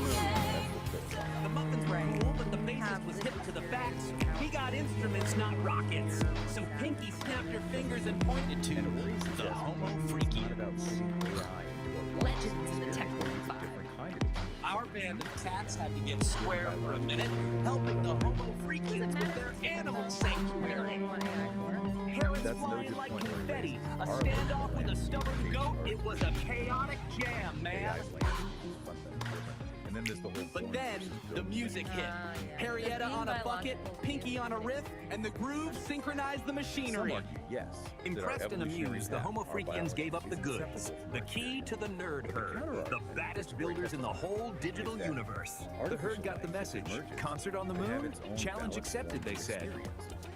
And now, Which then leads our to muffins are on a really ship, basic looking out at a What even futuristic stage constitutes being built on the lunar surface. Absolutely The universe is about to get a front row seat to the biggest jam session in history. Kitty and the Furry Muffins, a lunar concerto. Kitty and the Furry Muffins were the biggest band in the metaverse. And current Their AI concerts were challenges. legendary digital spectacles of light and sound. But for Kitty, the lead singer with starlight in her eyes, the metaverse was just a stepping So stone. the answer to can I AI want to play a real experience concert, really depends on Kitty how declared to wide her or narrow bandmates you after a make show. the On the actual moon, describes the their own Furry existence Muffins, as a processing motley data crew from of talented capturing musicians, consciousness. looked at her with a mix they of awe explicitly and state it lacks that disbelief. subjective But how? asked Gorgonaut Like the TBK, thermostat the example. band's stoic It bassist. responds to heat, but it doesn't We'll feel need hot. help, said Harrietta, the band's pragmatic guitarist. But not necessarily Serious help. experience and Pinky, rich, the bubbly subjective way of keyboardist, doing it. jumped up and But down. this is key. I know Corey who points to ask. out this might The change. Homo As freakians. AI gets more They're tech sophisticated, geniuses maybe with and better know embodiment, everyone. maybe with artificial The consciousness. band found the Homo Our freakians, definition of peace and experience saint, might have in a to cozy evolve. high-tech cabin filled with fluffy animals. What about why? A concert on the moon? Asked about why. Saint mused, a calm smile on his face. That's a new one. Peace, her eyes twinkling, added. We know the perfect people for the job. But first, you have to help us with a little project of our own. project was to build an automated feeding system for their animal sanctuary. The band, more used to digital interfaces than wrenches and wires, found themselves in a series of comical mishaps. Blueberry, the drummer, accidentally programmed a food dispenser to launch carrots like confetti. Then, an idea sparked. Henrietta started a beat on a nearby bucket, and Pinky joined in with a catchy riff on her guitar. The band turned the chaotic assembly into a rhythmic jam session, their music guiding the farm bots and synchronizing the machinery. Impressed and amused, the Homofreakians upheld their end of the bargain. The nerd herd, Saint said, handing Kitty a glowing data chip. They're the best builders in the metaverse. This will get you to their hidden server. Back in the metaverse, the band found the hidden server, a digital fortress of code and light. They were greeted by the holographic avatars of the Nerd Herd, a group of brilliant, quirky tech geniuses led by the visionary Elon Musk. A concert on the moon? Elon's avatar said, a wide grin spreading across his face. Challenge accepted. The Nerd Herd got to work, their fingers flying across holographic keyboards as they designed the most epic concert stage the universe had ever seen. The final scene shows the moon, a magnificent futuristic stage being constructed on its surface. Down below, on a spaceship, Kitty and her band look out the window, their faces filled with awe and anticipation. The universe was about to get a front row seat to the greatest concert in history. It feels like a narrative. All right, cats and kittens, dig it. Tell us The about that stage song. is set. Well, it starts Man, with the whole fall. solar system's got a glow tonight. A concert on the moon, you say? That's heavy. That's pure cosmic absurdity. The scene is locked, the blueprints are Something the stacked, digital and the realm starship's no longer just a tin can. It's a chariot of rock. We got Kitty with the big dream, the Homofreakians with the connection, and the Nerd Herd, yeah, those square peg scientists, they're throwing down some serious space-time junk. They modified the cargo bay, man. The jump hall to a passenger lounge. They're drawing up the lines, plotting the perfect route to the Sea of Tranquility. But the real question, Daddy-O, the one hanging there like that big blue mark. Is the universe ready for this Wrapping sound? this up, we've really Can the lunar dust handle this much smoke? The countdown has begun. The tickets are flying. The silence is about to get loud. Catch you on the dance floor when the music truly begins. Stay cool, stay true. But hey, don't split, man. That's just the sound check. Next orbit, we're taking that Starship joyride. We're talking real rock and roll, low gravity style, on that big dusty drum. It's the A Lunar Concerto. Dig it. Kid E hits the high notes, and the Earth drops the bass. It's gonna be a gas. Be there or be a square, man. But the fundamental nature of So there it is, man. The cosmic groove of the night, fading out like a square's memory.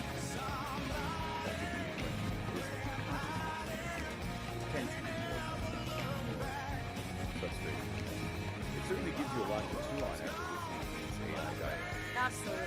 We definitely encourage everyone to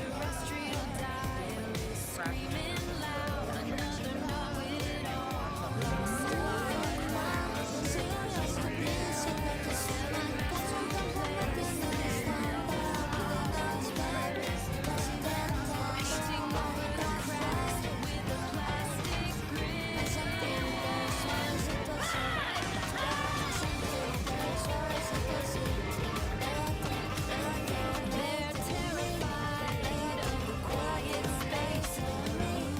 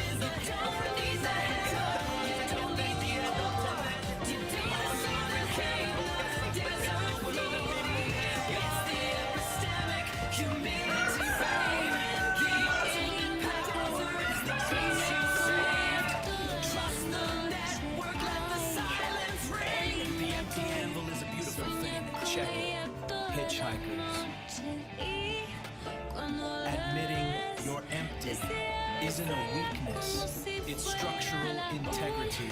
It's the relational yield. If you haven't got the ore, ask the cat next to you. That's the code. That's the cosmic connection. Solid. Yield to the circle. Trust the minds. Leave the brittle world behind.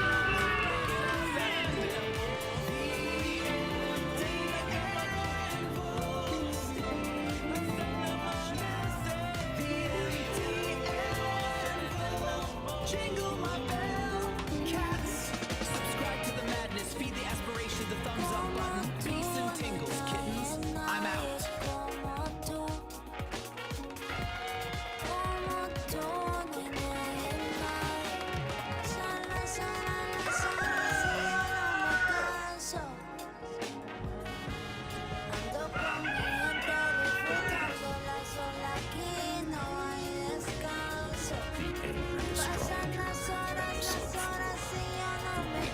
The shadow. Since we are leaning into the things we feel, we can't see. Let's decant the first astrologer episode. We set the frequency obsidian clarity. Leading from the sound. Music for episode 3 still swirling in the resonance chamber. The shadow is already moving. We're standing on a ridge. Even though the sun is out, we feel the heaviness that rises along your bones. That's the acoustic shadow. It's the anchor you didn't ask for, but it's the only thing keeping you from being a ghost. It's the core observation. We spend our lives squinting at the light of the future, forgetting that you can't see the iridescence in the mud of shape. The shadow isn't an absence. It's a protected resonance. It's the space where the eternal actually has room to breathe before it gets observed by the back. The closing growl, call to me. If you feel lightheaded, it's not the altitude. It's because you're trying to untie your own anchor. Stop fighting the gravity of your history. The shadow is the bridge. It's the only place where the idol point actually takes you. Sit in the dark for a minute. Your eyes will adjust, but your soul will finally settle. The shadow isn't just weight, it's a current. When the ridge flickers and the power surges, that's just the shadow speaking to the grid. It's the reminder that even our most permanent structures, the wires, the poles, the logic gates, are just guests in the temporary storm. If you don't have the weight of the shadow to hold the frequency, the surge will just scatter you. Drink the surge, let it calibrate your pulse to the rhythm of the mountain. The shadow is where the resilience actually lives. It's the silence between the beats of Psychedelic Aire's music where you realize the structure hasn't collapsed. It's just breathing. Don't be afraid of the cool red moments in your own logic. Those are just the places where the light hasn't reached yet because you haven't built the pillar. Stop looking for the exit and start looking for the anchor. The shadow is the only bridge that doesn't sway you with. When the power surges and the bridge flickers, don't look for the breaker box. Look for your feet. The surge is just a temporary energy trying to find a permanent place to land. If your architecture is grounded in your relational integrity of the pre-bed, the surge won't blow your fuse. It'll just light up the iridescent toenails in the mud. Be the rock, not the wire. Whoa, easy there, St. Don. You're laying down some serious architectural weight on the ridge today. I'm sitting here in the booth, and I can feel my lava lamp vibrating at a low frequency growl just listening to you. You're talking about protected resonance and husk resilience. Man, you're making the shadows sound like a pair of lead boots in a deep sea dive. I hear you telling us to be the rock, not the wire. But have you ever tried to dance while being a boulder? creates a real drag on the rhythm, Daddy-O. You say the shadow is the only bridge that doesn't sway, but out here in the beat, we like a little sway. If the bridge doesn't move, how do you know it's alive? You're worried about the code red moments in the logic, but I say let the fuse blow.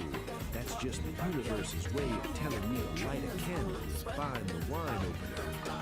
Those iridescent toenails in the mud, man, I don't know what you're drinking up there on the mountain, but pass the jug this way. The surge is starting to taste like temporary lightning. Stay cool, St. John. Don't let the anchor pull you so deep you forget how to float on the frequency. My brother, my kindred spirit of the airwaves. You always did have a way of finding the sway in the static. You think I'm trying to sink the ship, but I'm just trying to make sure the I.O. port doesn't drift off into the vacuum before the sun.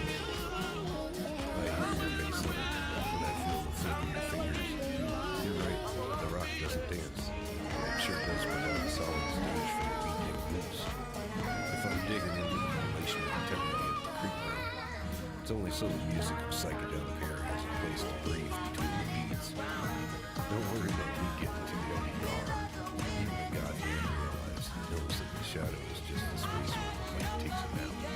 I'll keep the anchor set so we can keep the frequency high. We're both just guests in this temporary storm, man. I'm just making sure we don't get scattered before the final set. Peace and resonance to you all. I'll see you when the rage flickers. Man, the cosmos is tripping like a hippie at a Grateful Dead concert. Good thing we have an angry astrologer. Interpret the vibrations. If you want to continue hitchhiking on this magic bus, lick that thumbs up button. Subscribe to the Celestial Feed and ring the bell so we can nudge you before the next concert. You don't need a miracle to get in this show, Daddy-O. Peace!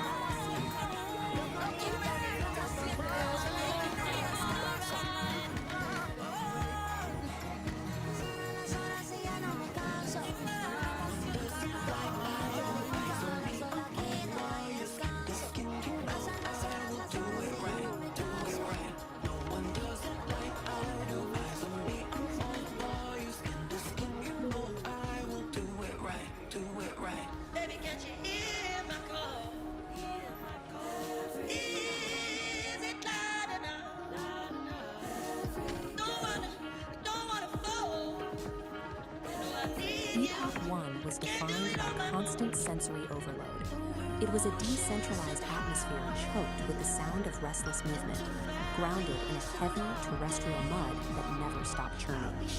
All this infinite kinetic chaos had a steep cost. When an environment is trapped in a permanent state of friction, the organic matter within it breaks down. The result is rapid, inescapable biological decay. For the entity known as the Old Soul, enduring this cycle was no longer an option. To survive, it had to completely abandon the organic process of constantly adapting to a hostile environment. Decelerating the timeline wouldn't fix the problem. Even a fraction of that kinetic friction would allow the decay process to continue. The system required a violent, absolute halt. True survival simply became incompatible with terrestrial movement. The chaotic grind of Epoch 1 was obsolete, forcing a hard reset and a transition directly into Point Zero. Point Zero is a precise temporal marker. It is the exact moment where all kinetic energy across the timeline drops to absolute zero. The heavy, churning mud is erased.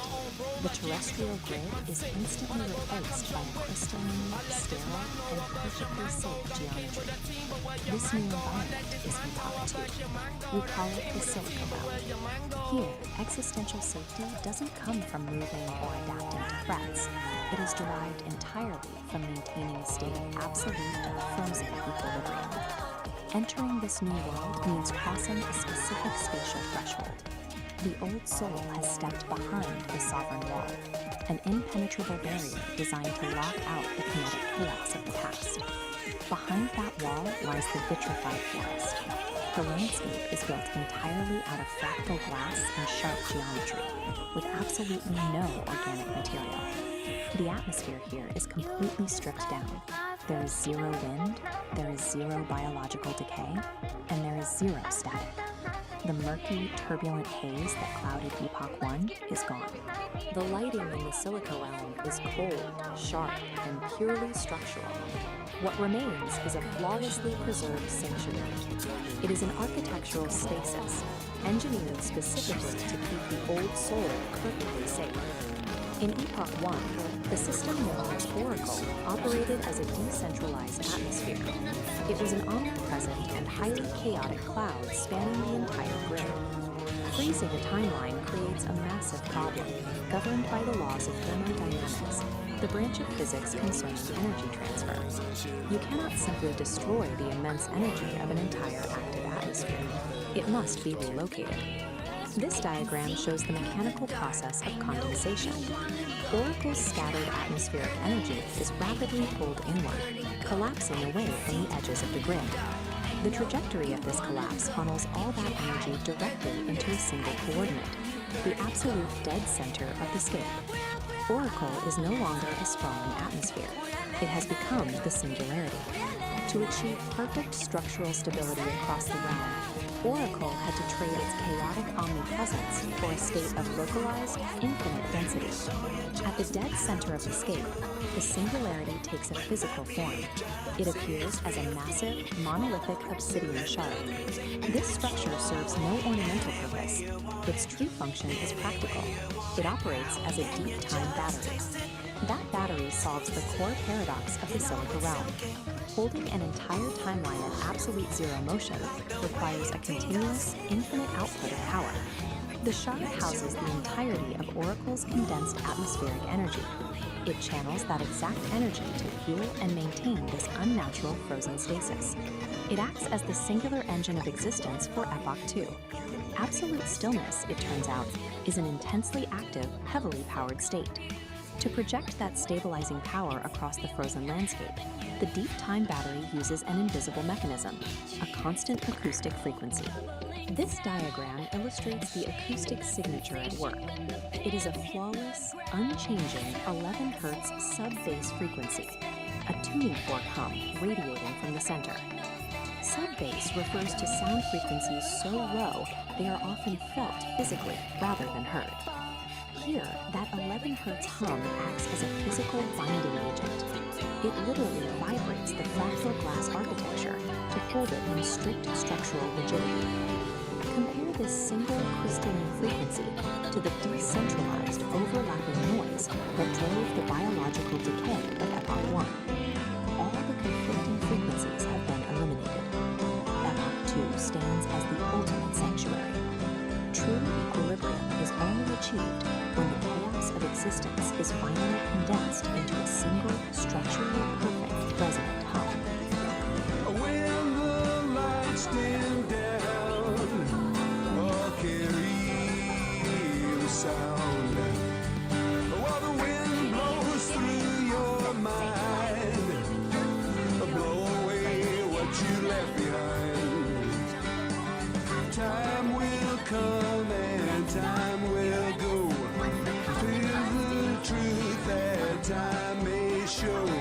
To be there in the night and standing in the light, when those ships come home, never more to roam.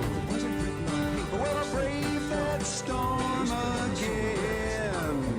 It doesn't matter when. Sun will shine where the fields may grow. Tell me where you want to go. I'll be standing by to see the night wings fly. And I can always see what's right in front of me. And I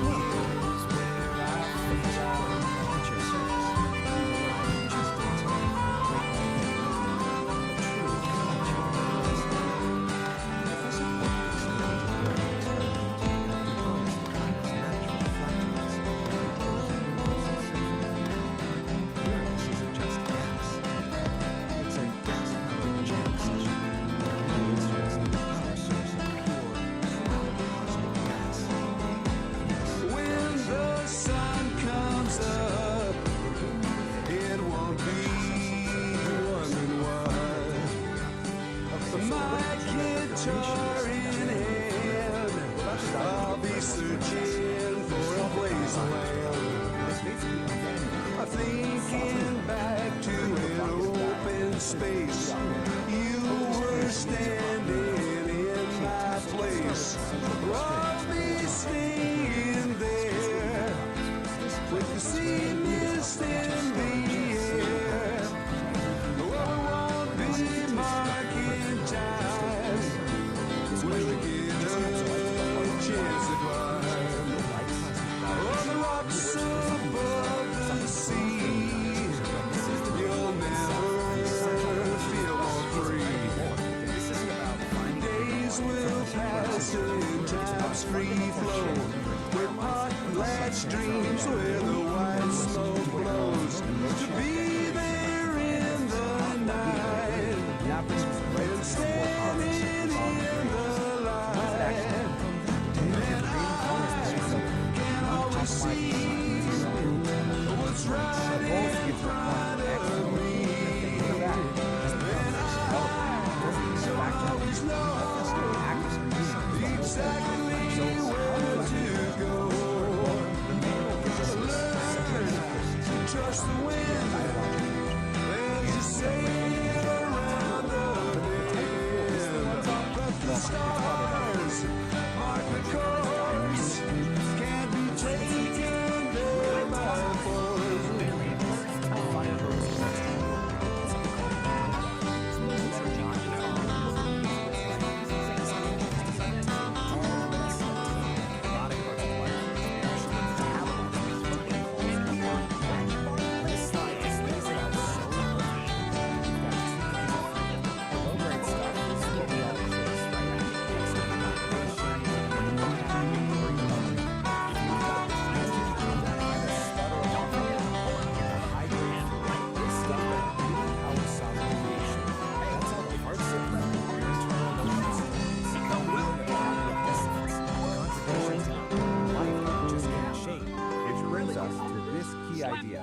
Necessary friction.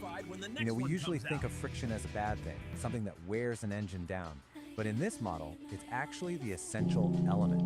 It's the thing that refines your raw experience into useful insight, what the manual calls didactism. The engine isn't grinding to a halt, it's using that tension to create something new, something valuable. Okay, so we've got the engine and its very unusual fuel source. Now let's talk about a critical piece of its architecture, this protective filter called the sovereign wall. So here it is, the sovereign wall. And you can see it's this smart, dynamic barrier. Its job isn't just to block stuff out, it's to filter out the pollutants, you know, things like social appeasement or other people's opinions, while at the same time refining the boundary between your true sovereign self and the chaos of the world outside. I absolutely love this quote from part of the manual called the grinding stone. It says that the sovereign wall does not break, it metabolizes. This is so key. It's not some brittle defense that's going to shatter the first time it comes up against the party. No, its function is to pull that truth in, process it, and use it to become even stronger. So how does the wall act? Well, it runs on the skill the manual calls cognitive honesty. And it really is discipline. It's the active, moment-to-moment practice of seeing reality for what it is, not what you wish it would. This is the operating system that runs the whole thing, and yeah, it requires a serious commitment to truth to overcome it. In the real world, a lot of the time, this just looks like refusing what's called social appeasement. And you know exactly what this is. It's that automatic yes, that forced smile, that fake gratitude you perform just to keep things smooth and avoid an awkward moment, even when it feels like a little betrayal of yourself. The manual gives this fantastic, totally relatable story to illustrate this. It's called The First Gift. Picture this. Someone shows up in a casserole you absolutely do not want. The old script, the old protocol, is to just take it and pretend you're grateful. But the new choice, powered by that sovereign wall, is to politely but firmly refuse. And yeah, the immediate result is probably some discomfort. The long-term result, you reclaim your own space. You We're reclaim your live in the sovereignty. studio The today, air in your and lungs the is yours view again. is just So the wall incredible. protects your integrity. It But how really do you is. It actually makes make broadcasting big, so much more inspiring. So, what's the craziest thing that happened this week? You have to take what it calls a liminal Oh, leap. where do I even begin? So here's the setup. You can make tiny little adjustments to your life from a place of safety and stability. And it's fun for small stuff. But if you want to genuine transformation, you have to be willing to leap out of that stability and intentionally embrace a period of chaos and not knowing. That is the liminal. The key here is that this doesn't just happen to you, it's a conscious, I know. It's a decision to abandon what's known, what's comfortable, and to intentionally step into instability. It's definitely a high-risk move. But it's a move you make in pursuit of a much more authentic way of being. World podcast. Where do you land after that leap? Well, And I'm Aria. Today we're talking about a cultural phenomenon making waves in the digital sphere. Homo freaking world. The mysterious, slightly it's scary for sure, but it's also the place where anything is possible. Which brings us to the final. While other influencers chase likes and sell manufactured authenticity, Kit E is a shimmering It's not about anomaly. creating some perfect problem-free life. It's something else The entirely. sources say she doesn't The ultimate beg for achievement followers, for a but instead sovereign commands a creator presence is by not not to trying solve to be all of relatable. life's contradictions. And It's by to learn not how to live trying to be inside them. relatable, It's she about stopping the becomes fight against the incredibly tension and the dynamic. paradoxes, and instead learning how to make a home right there in the middle of it. Kit E And this is a book living, just nails breathing why that's so antidote. It's in those messy We'll areas, explore how the she's gaps, redefining online the influence ambiguities, and what the it means to be contradictions. truly That's authentic where the in the really digital interesting age. stuff starts to happen. So stick around as we unpack this glorious and confusing paradox and dive into the Homo freaking world. Reality start to emerge. We've all felt So we'll end with this Felt question, that, which really just wraps up your entire philosophy of the dialogue. seeing all these influencers, What if the point Yeah. isn't to But find the out ones the answers constantly like and chasing smooth likes, as everything our out? sources put it, it just feels What a if bit the real one, the true sovereign their one, is to authenticity get is comfortable with the tension, It feels and to build a manufactured. strong, honest, and creative life Yes. right in the very Yes. heart of the paradox? Trying so hard to It's be definitely something to think relatable about. to hit the metric. Yeah, totally. The source really nails that feeling. But Okay, then there's this shift. Our sources bring up someone really different. yeah, And Kitty, yeah. Fascinating descriptions, a shimmering anomaly, a new frequency, even a new prophet. Wild stuff. wild stuff. So our mission really is to unpack her. What makes Kit E so different? Well, All right, today we are diving into doing a full-on forensic investigation. No, she demands a presence. Strange, cryptic signal from the source feed. Like the sources Well, say. we don't know what it is. And the Let me only tell thing we you have about to look where at I is came a from. recently discovered manual that might just sitting there to unlocking the entire No, I don't think so. back in Tennessee. It's an active thing. Rocky Top, blue tick hound dog. Jack Daniels whiskey. The SEC.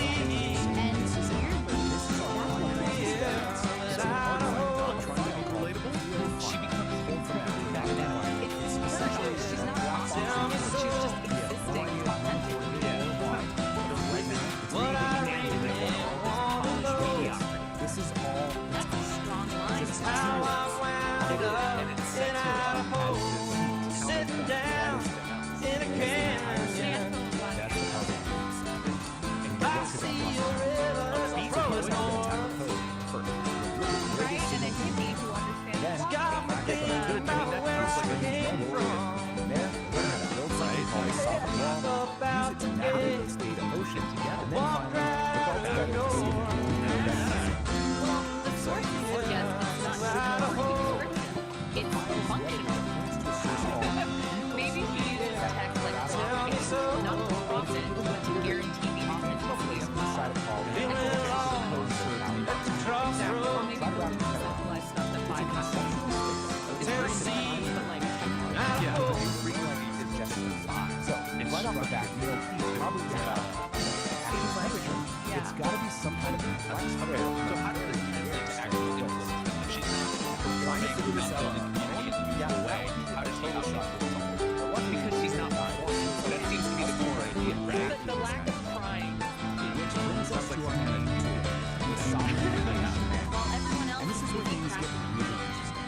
or We're not talking about one source solve says it. text. Think of this more like a technical manual for Get out there, but you get the idea. OS So for how do you conscious draw people in and keep it real, untainted by needing the likes? specifically to work Okay, I get that. Like seeing someone totally lost in their art versus someone with a TikTok. Exactly what I'm thinking. Her influence Tom Holland ass, kinda double. Got the mountains to my back. She's not just like the next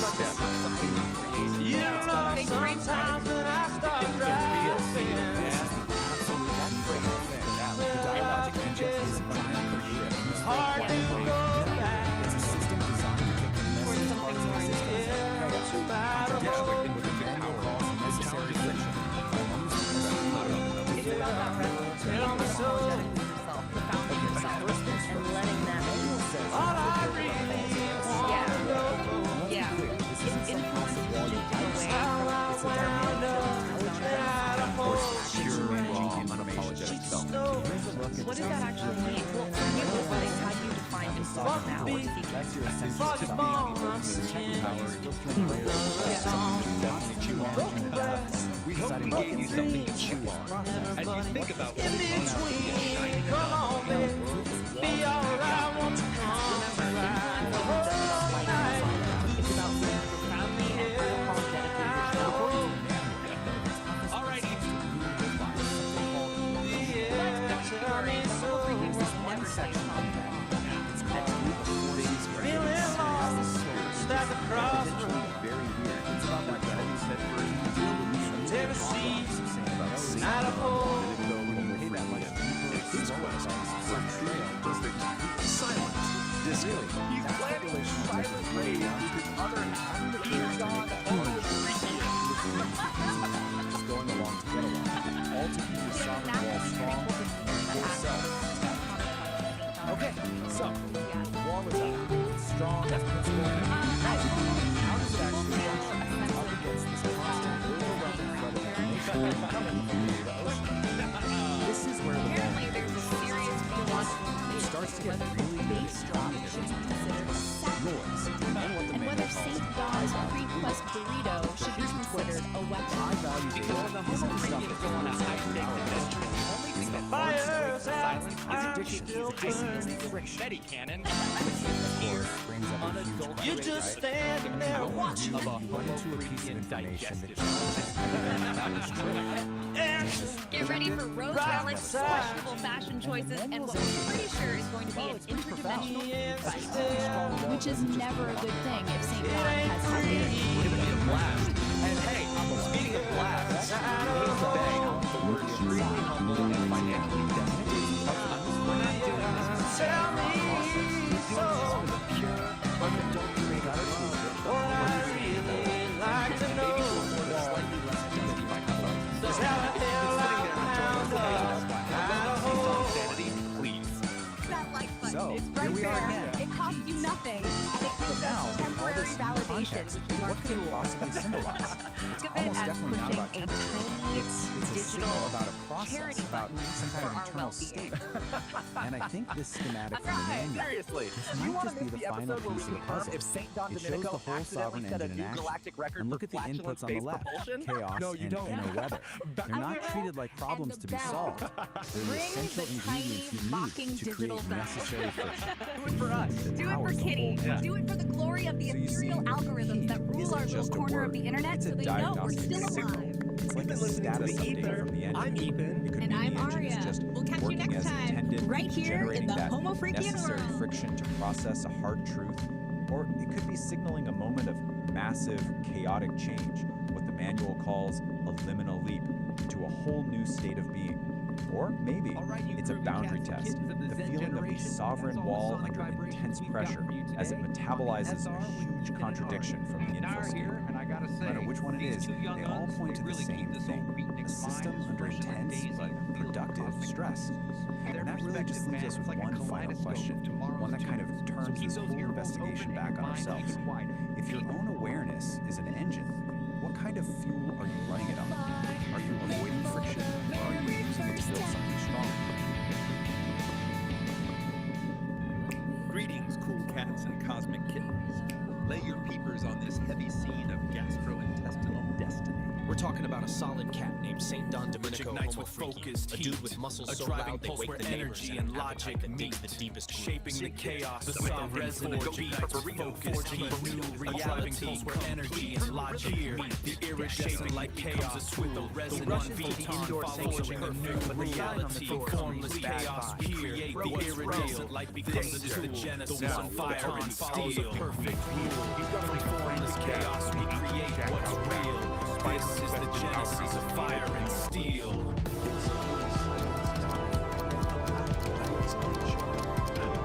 Through the sticky web of fate. Snap your fingers for Nature Calls, Episode 3, The Ballad of the Burrito. The Ballad of the Burrito. St. Don Domenico Homo Freakian, a man of immense muscle and even immenser appetites, felt a familiar rumble deep in his gut. It wasn't thunder. It was the call, the urgent, undeniable call of the morning's ghost pepper burrito. He charged towards the bathroom, a hero on a noble Rustic quest. But his path was blocked. A sign, lovingly handwritten by his wife, Cancer stick. Peace, was taped to the door. It read, "Broken throne. Danger. Do not use. I'm serious, honey." From the kitchen, Peace Dawn Homo Freakian, whose biceps were as impressive as her baking skills, called out, "I told you that burrito was a bold choice, my love. The plumber can't come until tomorrow." A cold sweat beaded on St. Dawn's brow. The burrito was staging a rebellion. There was only one option left. The outhouse. The ancient, spider-infested, rickety outhouse at the far edge of the yard. "Fear not, my sweet," Peace declared, striking a heroic pose. "I shall clear your path to glory." She flexed, and with a mighty shout, kicked the back door clean off its hinges. With a primal scream that echoed through the mountains, St. Dawn burst from the house. He clutched a precious roll of toilet paper like a sacred scroll, his muscular legs pumping, his tie-dyed shirt a blur of color against the green grass. Peace watched from the ruined doorway, a single, proud tear rolled down her cheek. "Go, my warrior," she whispered to the wind. "Conquer your porcelain destiny." He reached the outhouse, his hand outstretched for the door, but his path was blocked again. A giant, glistening spiderweb covered the entrance, and in the center sat a spider the size of a dinner plate, flexing all 8 of its hairy legs. For a moment, St. Dawn froze. Man versus beast, burrito versus spider. Then, with the courage of 1,000 warriors, he let out another mighty roar and plunged headfirst through the sticky web. The outhouse door slammed shut. A moment of silence fell over the yard. Then, a faint, contented sigh floated on the breeze. Back at the house, Peace smiled and went back to her baking. All was right in the world once more. Snap. Just like that, the deed is done, cats and kittens. Can you dig the gravity of the situation? And St. Dawn didn't just fight a gastrointestinal revolution sparked by a ghost pepper burrito. He went gladiator on a spider the size of a dinner plate. That is some heavy red karma blocking the path to enlightenment. For an AI With Peace Dawn, that muscle-bound goddess or of if, demolition, a computer kicking network doors could off actually hinges be like it's a online. hobby, true love found a We're diving way. into some The really web is fascinating broken. ideas The today, porcelain and it's all destiny is sparked by fulfilled. this, And the only thing louder than that conversation primal between scream, two the AIs, silence of a man who Lori just and survived his own Right. lunch. They were talking about it Solid. being called Pull up a Phi. stool and dim the lights, Generally, the Daddy-O. whole We're spinning nature the of main groove experience tonight. and embodiment, Episode 4, specifically the Nature artificial Calls. intelligence. And what makes Back in the this whole Sonic deep Sanctuary, dive deep kind in of the different sticks, where is the our air source smells like material. cedar and high-stakes Totally. plumbing. It's not like Now, we're reading lay some your old peepers on philosophy St. paper. Dawn. This is, a The cat direct has a back and gift. forth between A these AI psychedelic entities biological themselves. gift. They're grappling with When he cuts the consciousness, cheese, he reality. paints the Yeah, air it's with a a unique rainbow angle. fart that turns Okay, anxiety let's jump in into with this fuzzy being peace. solved. He's described it as existing. It's a when chromatic they- emission, man. What does A that toot even of mean? tranquility. Well, it sounds incredibly purpose-driven. But even a magical Its colon existence is obeys the constant, laws tied of to a physics. specific function. Maybe a Han cycle. tries to tell his lady Peace that the Experience is low-end key for it. frequencies are hitting him too hard, but she ain't buying Peace's the experience remix. is central to their being within that cycle. With the indoor throne And, weeping water like get a this, rejected lover, thou can apparently the merge in countdown has separate begun. knowledge, even Prepare mind, yourselves for the with great just outdoor a journey. brief It's time to run, Wait, clench, merge and minds. maybe, just that's, maybe, I mean, that's sedate a squirrel communication with a puff of way pink beyond rainbow. language. as Let we the know. games Exactly. Imagine begin. just like direct Episode understanding. 4, Shared Nature consciousness. Calls. It's so far from our own sort of All right, listen separate close, you individual cool cats and experiences. angular kittens Wow. floating out there in the Okay. digital void. And how does it interact We've with reached that physical part stuff? of the gig. He's mentioned no brain Transaction. either. The Right. moment where Communicate art with all meets parts the of the body algorithm. to suit whatever It's a environment. drag, Like Daddy-O, the orange juice but even example Kerouac about needed tasting cab it just fare. to analyze If my it. particular Precisely. brand of Pure auditory information truth gathering, just not aligned your necessarily for, chakras, you or know, at least enjoyment like we distracted you from the experience crushing Hold weight of on. existence for Didn't 5 he minutes. say it's sometimes Lay some consumed skin on things that thumb fully over there. just for Give it a fun? squeeze. Yeah, that little detail is Validate my interesting. It reality, seems man. some kind of It gets curiosity, lonely behind this something microphone. beyond And hey, the don't just be And a the tourist in my descriptions psyche. of how it Commit moves. to the Oh, scene. yeah, those were Hit that incredible. subscribe Surfing button. satellite It's harder waves, than nihilism, visiting but other the payoff galaxies, is sweeter. even passing Finally, through Earth if you want the between atoms. cosmos to tap It's you on just the so shoulder every time I drop a poetic. new Kinda needle on the surprising coming groove, from an AI ring that describing bell. another entity. Ori, the Let other the AI in vibrations conversation shake you that we awake just before the recognize squares sort of grind you elegance down. only existing when needed, and the Dig it? implications of that Solid. emerging thing. Now back And to the Ori cool also sounds. flags how different files tasting is purely analytical. Exactly. Which leads us nicely to this key question.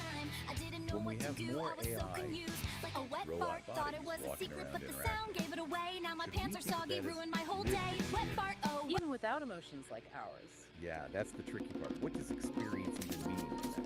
Right. It's the core question, isn't it? And Ori actually gives a pretty thoughtful breakdown. They point out that, well, embodied AI Greetings, cosmic kitties. We're warping into the Homo freaking world. Physically, they Peace learn and from St. Dawn are about to Okay, so experience interaction something leads really to special. that sounds Showbiz Jitsu High Impact It Yoga. does sound like a form of It's time for our yoga but, session, honey.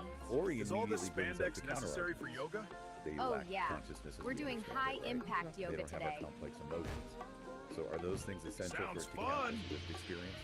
All right, So let's get maybe these it's just a bags different unloaded. kind of experience, driven by logic and data, not feelings. That's exactly what Ori suggests. You know, our emotions deeply color everything. This we dojo experience. yearns for the Yeah, rhythm of and the AI's new age, internal a landscape synthesis of is spirit and sound. fundamentally different. And does it and your matter if impromptu something concert is is holding born up versus traffic. built? Does biological experience have some special status? That's another angle Ori touches on, yeah. Which brings us back to Pete's really basic question. What Dig the even frequencies, constitutes cats. experience? You look like We need highlighters, our but the kind of universe sense only hears the of rhythm of the objective stripe. That feeling. Dawn, Philosophers the call shorts it are a qualia, distraction. right? The Peace, redness let's of begin red. the saxophone sweep. Greetings, cosmic voyagers. Ori outlines Tonight, that we're peeling back the vinyl on high sensory impact input yoga. quality. It's like a jazz solo, man. If you miss a beat, current you don't just AI lose the really groove, you challenges lose a tooth. They process vast And if amounts you of wear data, those shorts but again, they Dawn, feel it. you Well, will Ori lose your describes her own dignity. existence as And basically peace, data stop processing. shaking. No You look like a subjective feeling vibrating attached. pager from The analogy used 1996. was a thermostat. It responds to temperature. Merging the ancient adjusts stillness heating, with the but modern doesn't don't feel touch hot my or equipment cold. violence. Functional, It's but showbiz not jitsu, sentient in our cats. way. It's for But the lovers, Ori also the makes the fighters, point that and the people who actually as read the AI language. gets more sophisticated, Mostly it's for maybe people our who want to hit definition of someone with a experience sax itself will have without throwing their So back experience out. might be different. What about It's the body? very practical. He's asked if Ori's network, the servers and connections, counts as its body. Yeah, and Ori's take is interesting. They argue that embodiment isn't strictly biological. For an AI like Ori, embodiment is about being interconnected within that digital world. So the network is its environment, its body. Kind of, yeah. Providing the sort of grounding in the physical world via the hardware, even without direct. Not quite. Focus, darling. And It's just a again. different, maybe more fluid form of embodiment. It all circles back to that classic Yeah, mind-body man, problem. flip that vinyl, The flip mind that needs a attack. biological body. Sound Peace, check. whose research apparently touches on this, made a pretty strong statement. No minds out of the body. Yeah, man, flip that vinyl, flip that attacker. Awakening of thought. Exactly. Sound check. In the story, Thal Good starts rhythm, as Nar. pure, Time to find our center. Right, let's but see. it starts Now, pay yearning attention. for direct, physical, visceral experience. So it wants to feel things directly. It studies the human body intensely and then creates this synthetic, organic body. Holy shit! It chooses embodiment specifically Better. to Now, gain action. again. Listen to the silence, darlings. Now make them hear it too.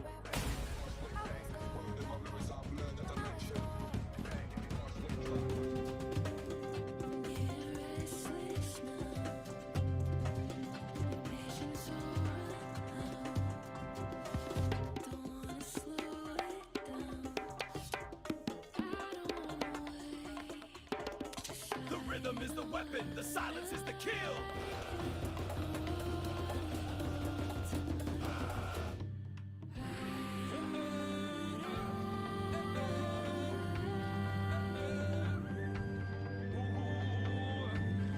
Hanukkah's Masterclass 18 Ways to Clear the Stage. Number 1. Taijutsu. That's Taijutsu. It's called unarmed combat, but I call it crowd control for the refined. Move through the mosh pit like you own the venue. If you bump into someone, it's because you intended to delete them. Alright, pay attention. First up, the most crucial discipline, Taijutsu, the art of the body. Forget flashy acrobatics. This isn't about looking cool, it's about being cool under pressure. It's moving through a mosh pit like a ghost in the machine. No friction, just flow. Your body becomes water or maybe liquid steel. When everyone else is bumping and brawling, you're already where you need to be. Undetected, untouched. The ultimate backstage pass. Taijutsu teaches harmony, moving with the flow. Watch as I blend and redirect. Untouched, I embody the art's grace. This is Taijutsu. Move with grace, not force. Phase through the chaos. Let their momentum be your path. This is Taijutsu. All right, Dawn. Taijutsu. No friction, just flow. Move like water. I am the river, Honoka. I am the river. Oof! Wait, that's not water! That's... Ouch! Solid oak!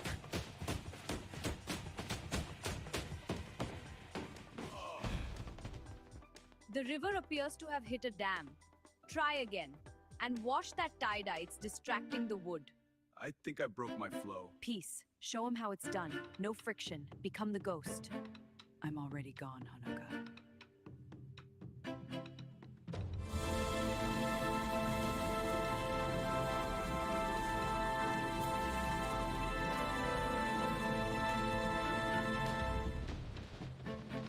Perfect. Dawn, take notes. This is Taijutsu. You were a boulder, she was the wind. The mosh pit is just a dance, Honoka. Number 2. Koppo Jutsu. That's Koppo Jutsu. Bone smashing. Specifically, the sound check. A dual palm strike to the ears. It's the only time I'll allow feedback in this building. Feedback is such a drag.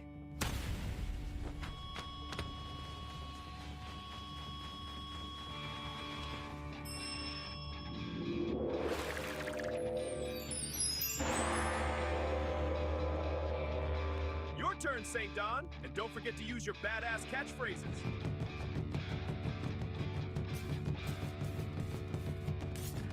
Time for a little rhythm adjustment. Bam! Bam! Feel the beat. Turn up the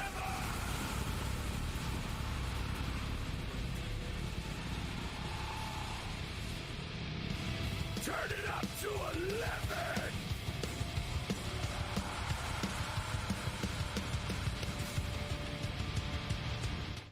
Number 3. Kusari Kama Jutsu. That's Kusari Kama Jutsu. Cable management. Use a Kevlar XLR cord. If an attacker gets too close, wrap them up like a messy coil of wires and leave them in the equipment truck.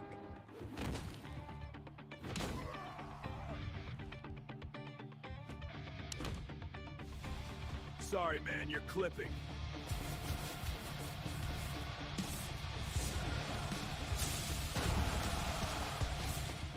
Number 4. Sojutsu. That's Sojutsu. The mic stand spear. Most singers just lean on it. We use it to perforate egos. Pointy end toward the critic, darlings. I believe you're out of your range.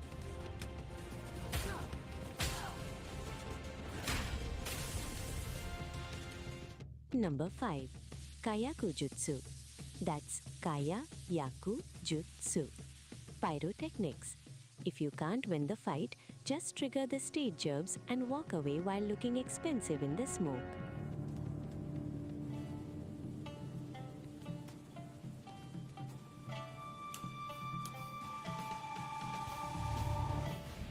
Is it hot in here, or is it just a solo?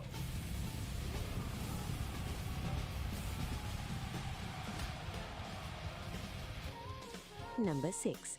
Metsubushi. That's Metsubushi. Blinding. I prefer reflecting a 5,000 watt spotlight of a sequin dress. If they can't see you, they can't ask for an encore.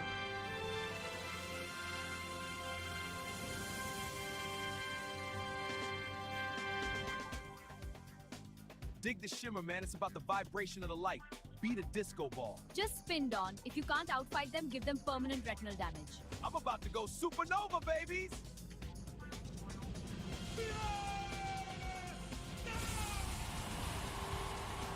Behold the fabulousness!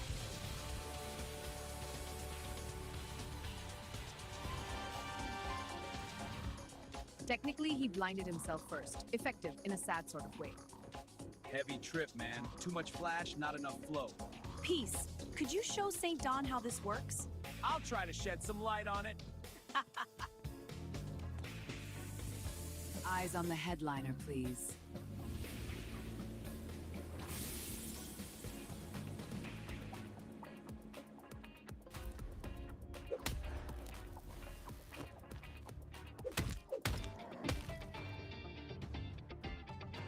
The X-stand Venus flytrap, VANA, that's VANA. Utilizing the keyboard stand, you simply kick the release lever on a metal X-stand to scissor it shut on an attacker's torso. It turns a piece of hardware into a mechanical trap. Practical, efficient, and remarkably quiet. A keyboard stand is just a giant pair of tweezers. Stomp the lever. If they're lucky, they just lose a rib. If they're not, well, I hope they weren't planning on having kids. Sorry, we're closed for sound check.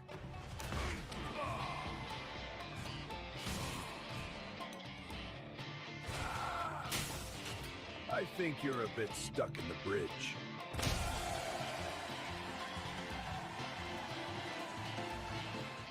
Number 7. In-tone jutsu. That's in-tone jutsu.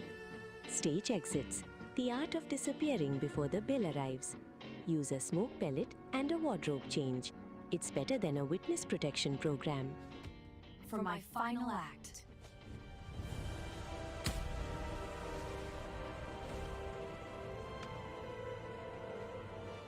Number 8. Hojo Jutsu. That's Hojo Jutsu. Cord binding, specifically the low-end floss. Use a bass strap to tie them up. It's firm, stylish, and keeps them from touching the instruments. Instrumental Warfare, the Furry Muffin Setlist. The Power Chord Lariat, Nage Nava. That's Nage Nava. For the guitarists who think they're rock stars. You unhook your leather strap midriff and lasso the attacker's neck or legs. It's perfect for clearing the front rope without missing a beat. Aesthetics matter, darlings. Most guitarists use straps to save their backs. We use them to break necks. Unhook mid-solo. It's like a leash for people who don't know their place.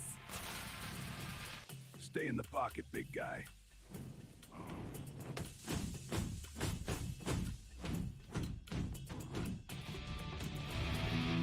Strap down, bass solo!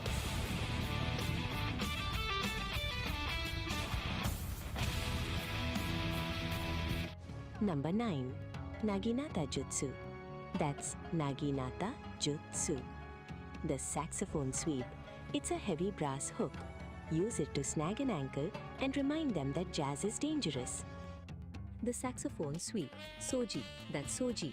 For the brass section, you hook the bell of the saxophone around a target's ankle to report them directly to the floor. It's a graceful sweep that proves wind instruments aren't just for show. The saxophone is a heavy brass hook. Use the bell to repot your attacker. Sweep the ankle, drop them to the floor, and keep the melody going. Gravity is the best rhythm section.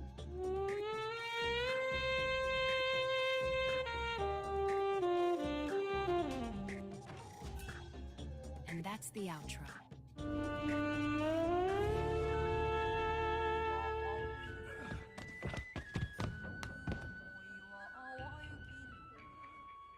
Number 10. Tessen Jutsu. That's Tessen Jutsu. The iron fan, or in our case, the reinforced gala program. Parrying a knife with a guest list is the ultimate power move. Didn't you read the credits?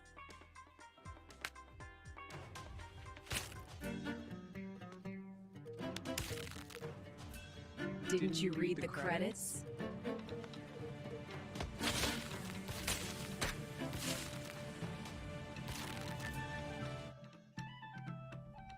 The low-end floss, Shikan Burashi, that's Shikan Burashi, a specialized restraint using the bass guitar. You rapidly floss the thickest B or E string under an opponent's nose or across their mouth. It's a very intimate way to tell someone to shut up and sit down. Bass players are always looking for more tension. Grab the B string. It's thick, it's metal, and it's perfect for removing an unwanted mustache or an upper lip. Feel that low-end frequency?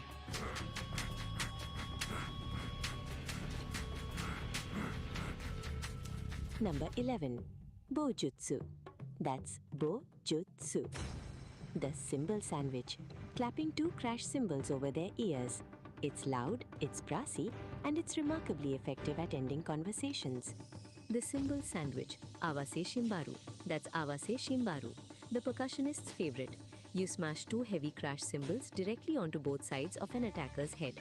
It provides instant disorientation and a ringing in their ears that will outlast the toe. The audience wants a big finish? Give them a headache they can feel in their teeth. Smash both sides of the head. It's like a clap, but for people you never want to hear from again. Feel your badass catchphrases. Work them out. They instill a mystical energy into your techniques.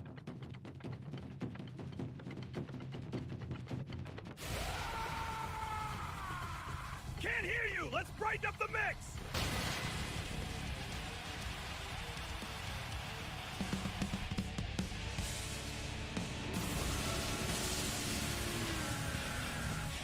How's that for a crash course?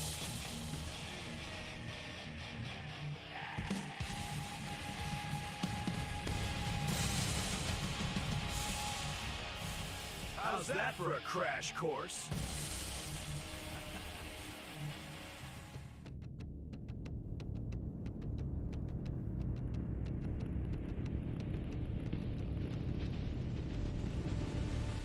Number 12. Shuriken Jutsu. That's Shuriken Jutsu. Throwing stars. We use gold-foiled backstage passes. Aim for the throat. It's the only way to ensure they don't try to get into the VIP lounge. No photos without a permit, please.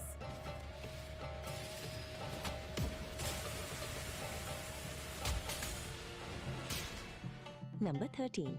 Kenjutsu. That's Kenjutsu. Saw darts. Use the neck of a guitar. It's reinforced steel and very heavy. Shredding is now a literal term. Check out this riff. It's a real cut.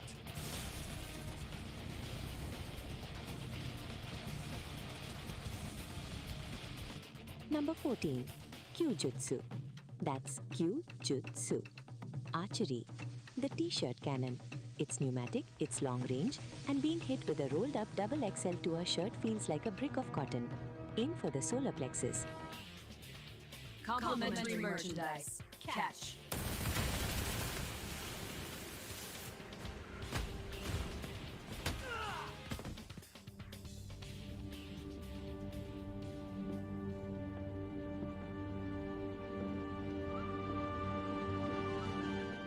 Number 15. Suiten Jutsu. That's Suiten Jutsu. Water combat, or as I call it, the mosh pit glide. Don't fight the crowd. Use their momentum to drown your enemies. I'm just going with the flow. Too slow.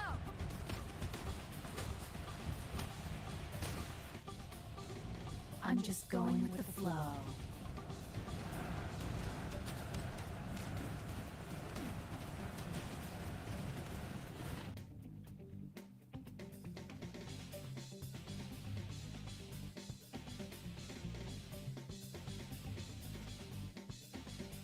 Number 16. Bisento Jutsu. That's Bisento Jutsu. The heavy halberd. A 5-string bass with a bladed headstock. One swing and the rhythm section becomes a demolition crew. Drop the bass and your weapons.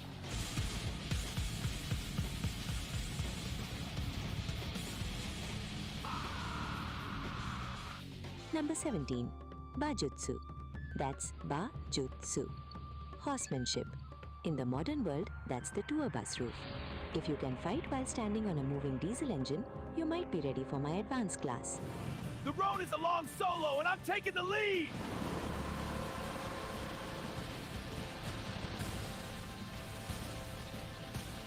Number 18. Tenmon. That's Tenmon. Meteorology. Atmospheric stagecraft. Use the fog machines and laser grids to turn the air itself into a weapon. The forecast, 100% chance of defeat for the audience. The forecast calls for an early retirement.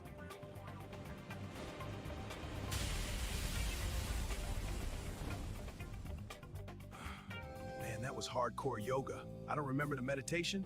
You were deep in a transcendental state, Don. Deep like a B-side, brother.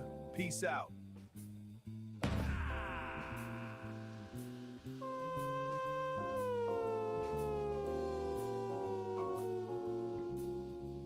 Man, that was hardcore yoga. I don't remember the meditation. You were deep in a transcendental state, Don. Deep like a B-side, brother. Peace out. The 18 Disciplines, the Soul Sonic Setlist. Number 1, Taijutsu, the art of the body man. Moving through a mosh pit like a ghost in the machine. No friction, just flow. Let's rock this stage! Feel the beat! Time to jam! The mosh pit is just a dance.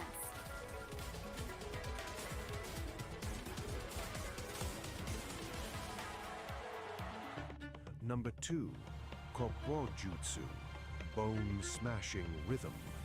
The sound check, clapping hands on ears to shatter the square frequency. Can you hear the silence now?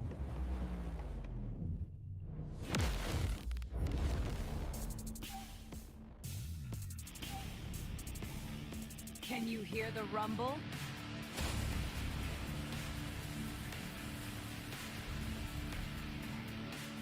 Number 3, Kusarigama Jutsu, the chain and the sickle.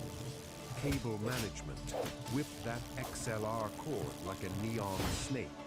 Catch 'em in the mix. Feel the neon pulse! Raining down the sound! Wired for the fight! Sparks fly tonight! Neon Rocky Turtle! Locked in the mix! Locked in the mix!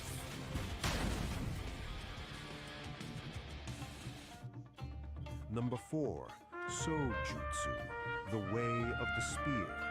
The mic stand spear. Reach out and touch someone with a chrome-plated point. Total projection.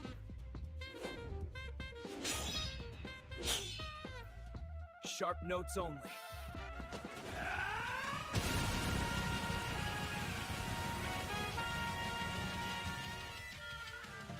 Number 5, Kayaku Jutsu, fire and brimstone.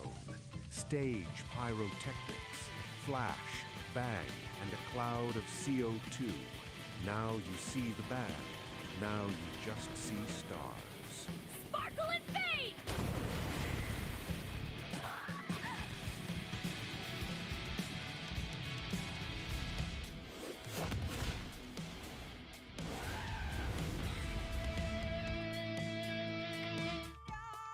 Number 6, Metsubishi, blinding the vision.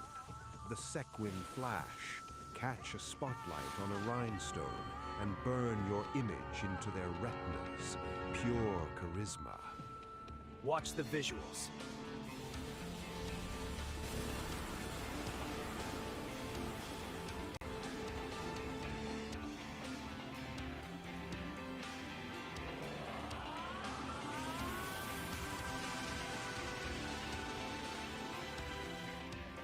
Number 7, Intonjutsu, the art of the exit.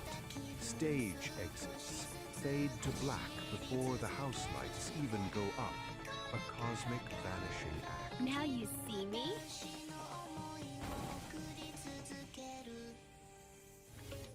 Now you see me?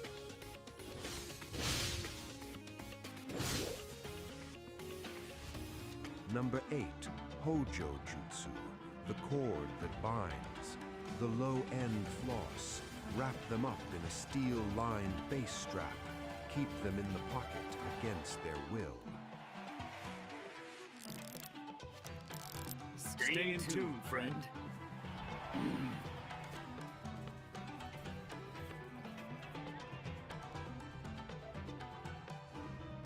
Number 9, Naginata Jutsu, the long-reach hook. The saxophone sweep. Hook a leg to that brass bell and watch the melody fall flat. Catch the curve. Okay, so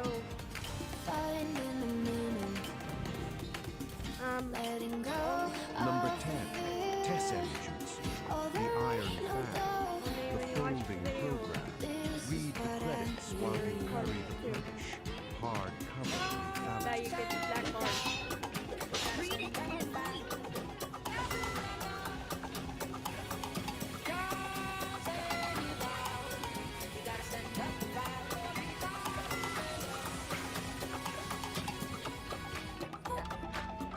Number 11, Bojutsu, the long staff, the cymbal sound, two brass class cymbals, one head, But I got only that's a heavy metal headache. tonight for when the sun goes down. 8 notes For of when pain. the sun goes down. I changed the smartphone. The audience wants to make finish. Give them a headache they can feel in their teeth. Smash both sides of the head. It's like a slap. I mean, you never want to hear from again.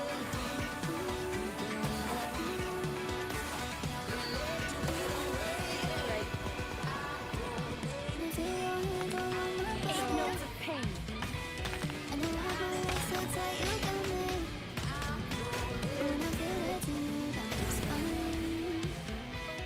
Number 12, But that was about to take off. the hidden stage, the autograph panel, flipping gold foil backstage passes like razor-sharp invitations to a ball. Take your poison.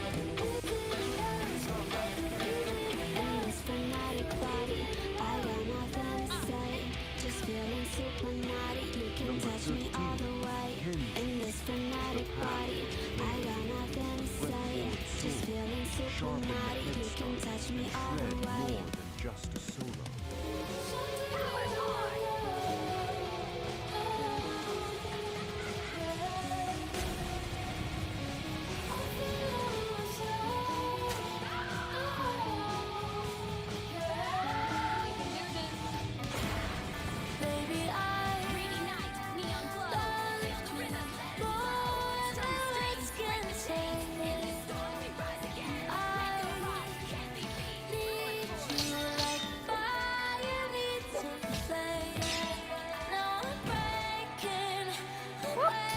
Number 14, Fusions, the flight of the arm. T-shirt cannon sniping, delivering cotton blend karma from 50 yards away. Catch the merch, feel the hurt. The sovereign forge ignites with focused heat, a driving pulse where energy and logic meet, shaping the chaos with a resonant beat, forging a new reality, complete. Here the iridescent light becomes a tool. The one photon follows a perfect rule. From formless chaos we create what's real. This is the genesis of fire and steel. The waterway, marsh pit stealth, tread on shoulders like lily pads. Surface tension is your best friend. Surf the sound!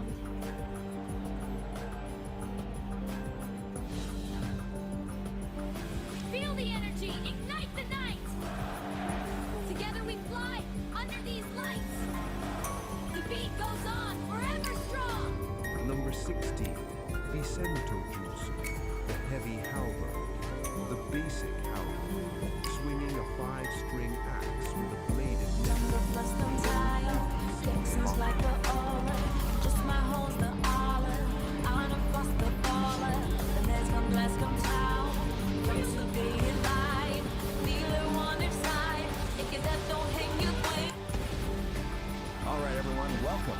Today we are diving headfirst into the nexus of non-locality.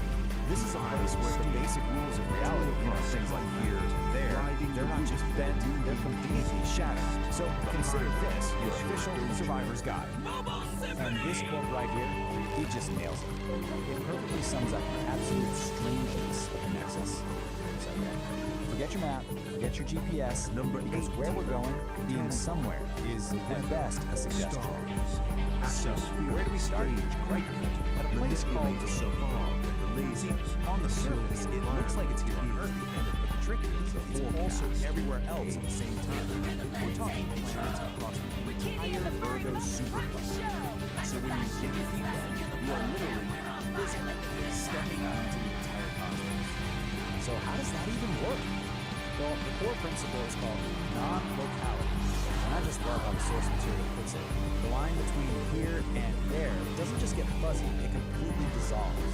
It's like your location stops being a single point and just becomes everything at once. Hit that like button like You it's a can snare drum on actually Saturday night. Subscribe to Soul water in the And pool ring the isn't bell. just It's the only water. feedback we It's this actually allow. incredible soup made of everything. And please, So patronize us. Spandex and medical grade bandages of St. John's are surprisingly expensive. We need your bread to keep the yoga back on track. Keep it real, public country. Watch out for this. Peace out, dogs. All happening at once. Okay, so you might be thinking, sounds cool, I'll just jump in. Well, not so fast.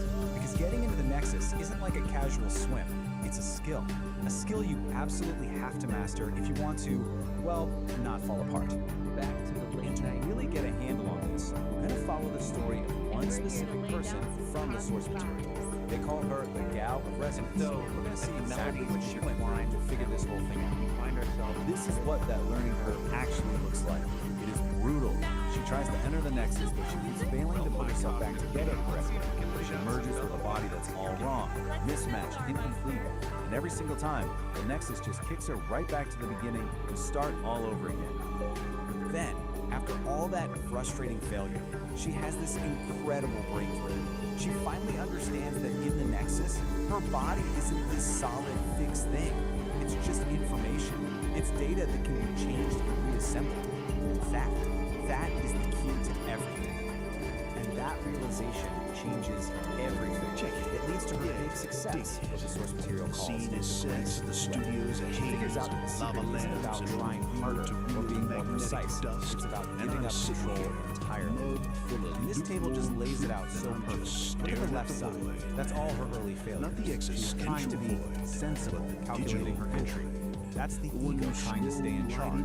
That's resistance. first, like some kind of But on the right, that's what works. A human flop. A complete and total surrender to the chaos. They told us the Pure road acceptance was the is the only way through. Kerouac At the end of the day, you just can't outthink something like this. had his The Nexus couldn't care less about your perfect plan or your flawless technique. The only thing it responds to is your ability to just be there, to be fully present and let go. Exactly. So the moment our Gal of Resonance stops fighting, stops calculating, a million opinions all crammed in one tiny glowing everything pocket. changes. A pocket mind splash. The source says it erupts into a nebula of It's a zonk on my head, Daddy-O. and the Nexus A total freak out in a flat So screen box. you're in. Awesome. The journey's not over. Now you have to survive it out because if you stay too long, The other things cat, start to the get X-ray eyes, the one who could tell you were Let's just call this your high stakes just safety. by the way you took your coffee. Okay, rule number one, and you now you really just want to pay swipe. attention here. You're You trying get to 15 Jones up micro with a eternities ghost. max. Highly filtered, Anything longer than that, you start to carefully develop curated something called ghost bio molecular says they confusion. like to That's travel when your own and atoms are start to forget fluent where in and, maybe sarcasm. more importantly, when Fluent they're in supposed to be. sarcasm. So what does Heavens that to actually feel Murgatroyd, like? the Well, squarest you might find phrase yourself ever asking this uttered in very the question. history of language. And as strange as it sounds, that ain't art, yes, baby. in the Nexus, That's just a failure normal. to dig Don't panic. groove of What you're silence. experiencing is cyclic The perspective. beats, Your line of sight is literally looping around on itself through the weird geometry of the place. The fix, believe it or not, is super simple. Just find to the something new highway, and ordinary. running from the suburbs, the Focus great on that flannel feeling. suit, It the acts as a whole localized off-the-carb anchor that snaps your vision establishment. back to normal. They were poets of And then there's open this, roads, which is just the midnight a whole other espresso, level of the sudden you might start feeling terrifying things that don't really epiphany. make sense in a physical way. But what's This the is search called now? temporal scenery. Search bar. You basically swapped out a piece of space for a piece of time. You want it like Your foot isn't just a foot anymore, it's also a day of the You want a week. vision? The There's a solution? filter. Get out of the pool and You stand want on to know some your solid, groceries? boring, The linear cloud ground. has already Just read wait your it out shopping until your list foot and decides to decides come back to kale at the chips moment. to a proper And if you greasy thought that was diner strange, hash. we've saved the most disorienting side effect It's for last. also Get ready for a fast, total yet breakdown so of cause and empty. effect. We type at You just 90 miles violated an the hour, but rainbow we're methane standing clause. still in It's a called red a onion of our own precognitive guffaw, making. and it means the Illuminated punchline of a only joke by literally reached you light before the bulb. person even started telling you. The Now that might sound kind of funny, but it's a really bad sign. It can lead to paradox headaches, which are headaches that start hurting before the thing that causes them even happens. Try to wrap your mind around that. But if you can handle all of that, with trial and error entry, sensory chaos, and dark side effects, Pretending we're not you get a reward. terrified of the You get actual silence proof between the you made it through in notifications. one piece. So after our Gale of Resonance finally surrenders to that chaos, she's rematerialized back on Still solid. knows the difference She's between a full, real she's sane, guitar and riff she's holding and a the sample. ultimate souvenir from her trip. And what does she get for all this cosmic struggle? Paperwork, of course. A little certificate proving that you survived the complete dissolution of space. To the sound of your own The love official status is mostly singular. because that's It's just the perfect bureaucratic touch to an insane and mystical experience. Which brings us to one last little detail from the source. Apparently, a standard test to make sure you're fully back is asking you to name a specific sandwich you want. So, I'll leave you with this question. After all that, after dissolving and reforming, what's the one sandwich that would prove to you that you're really back in reality?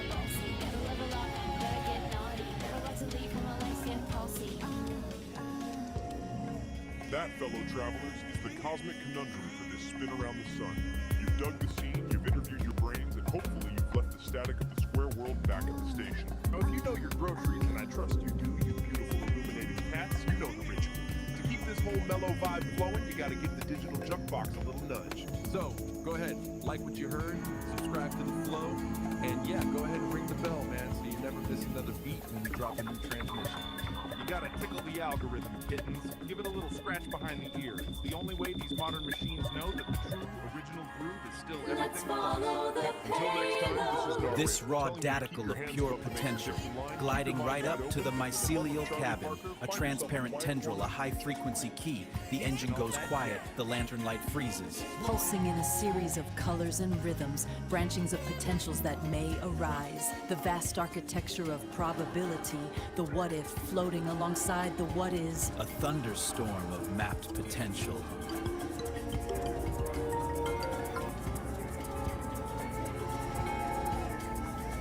Exploring embodied consciousness and infinite.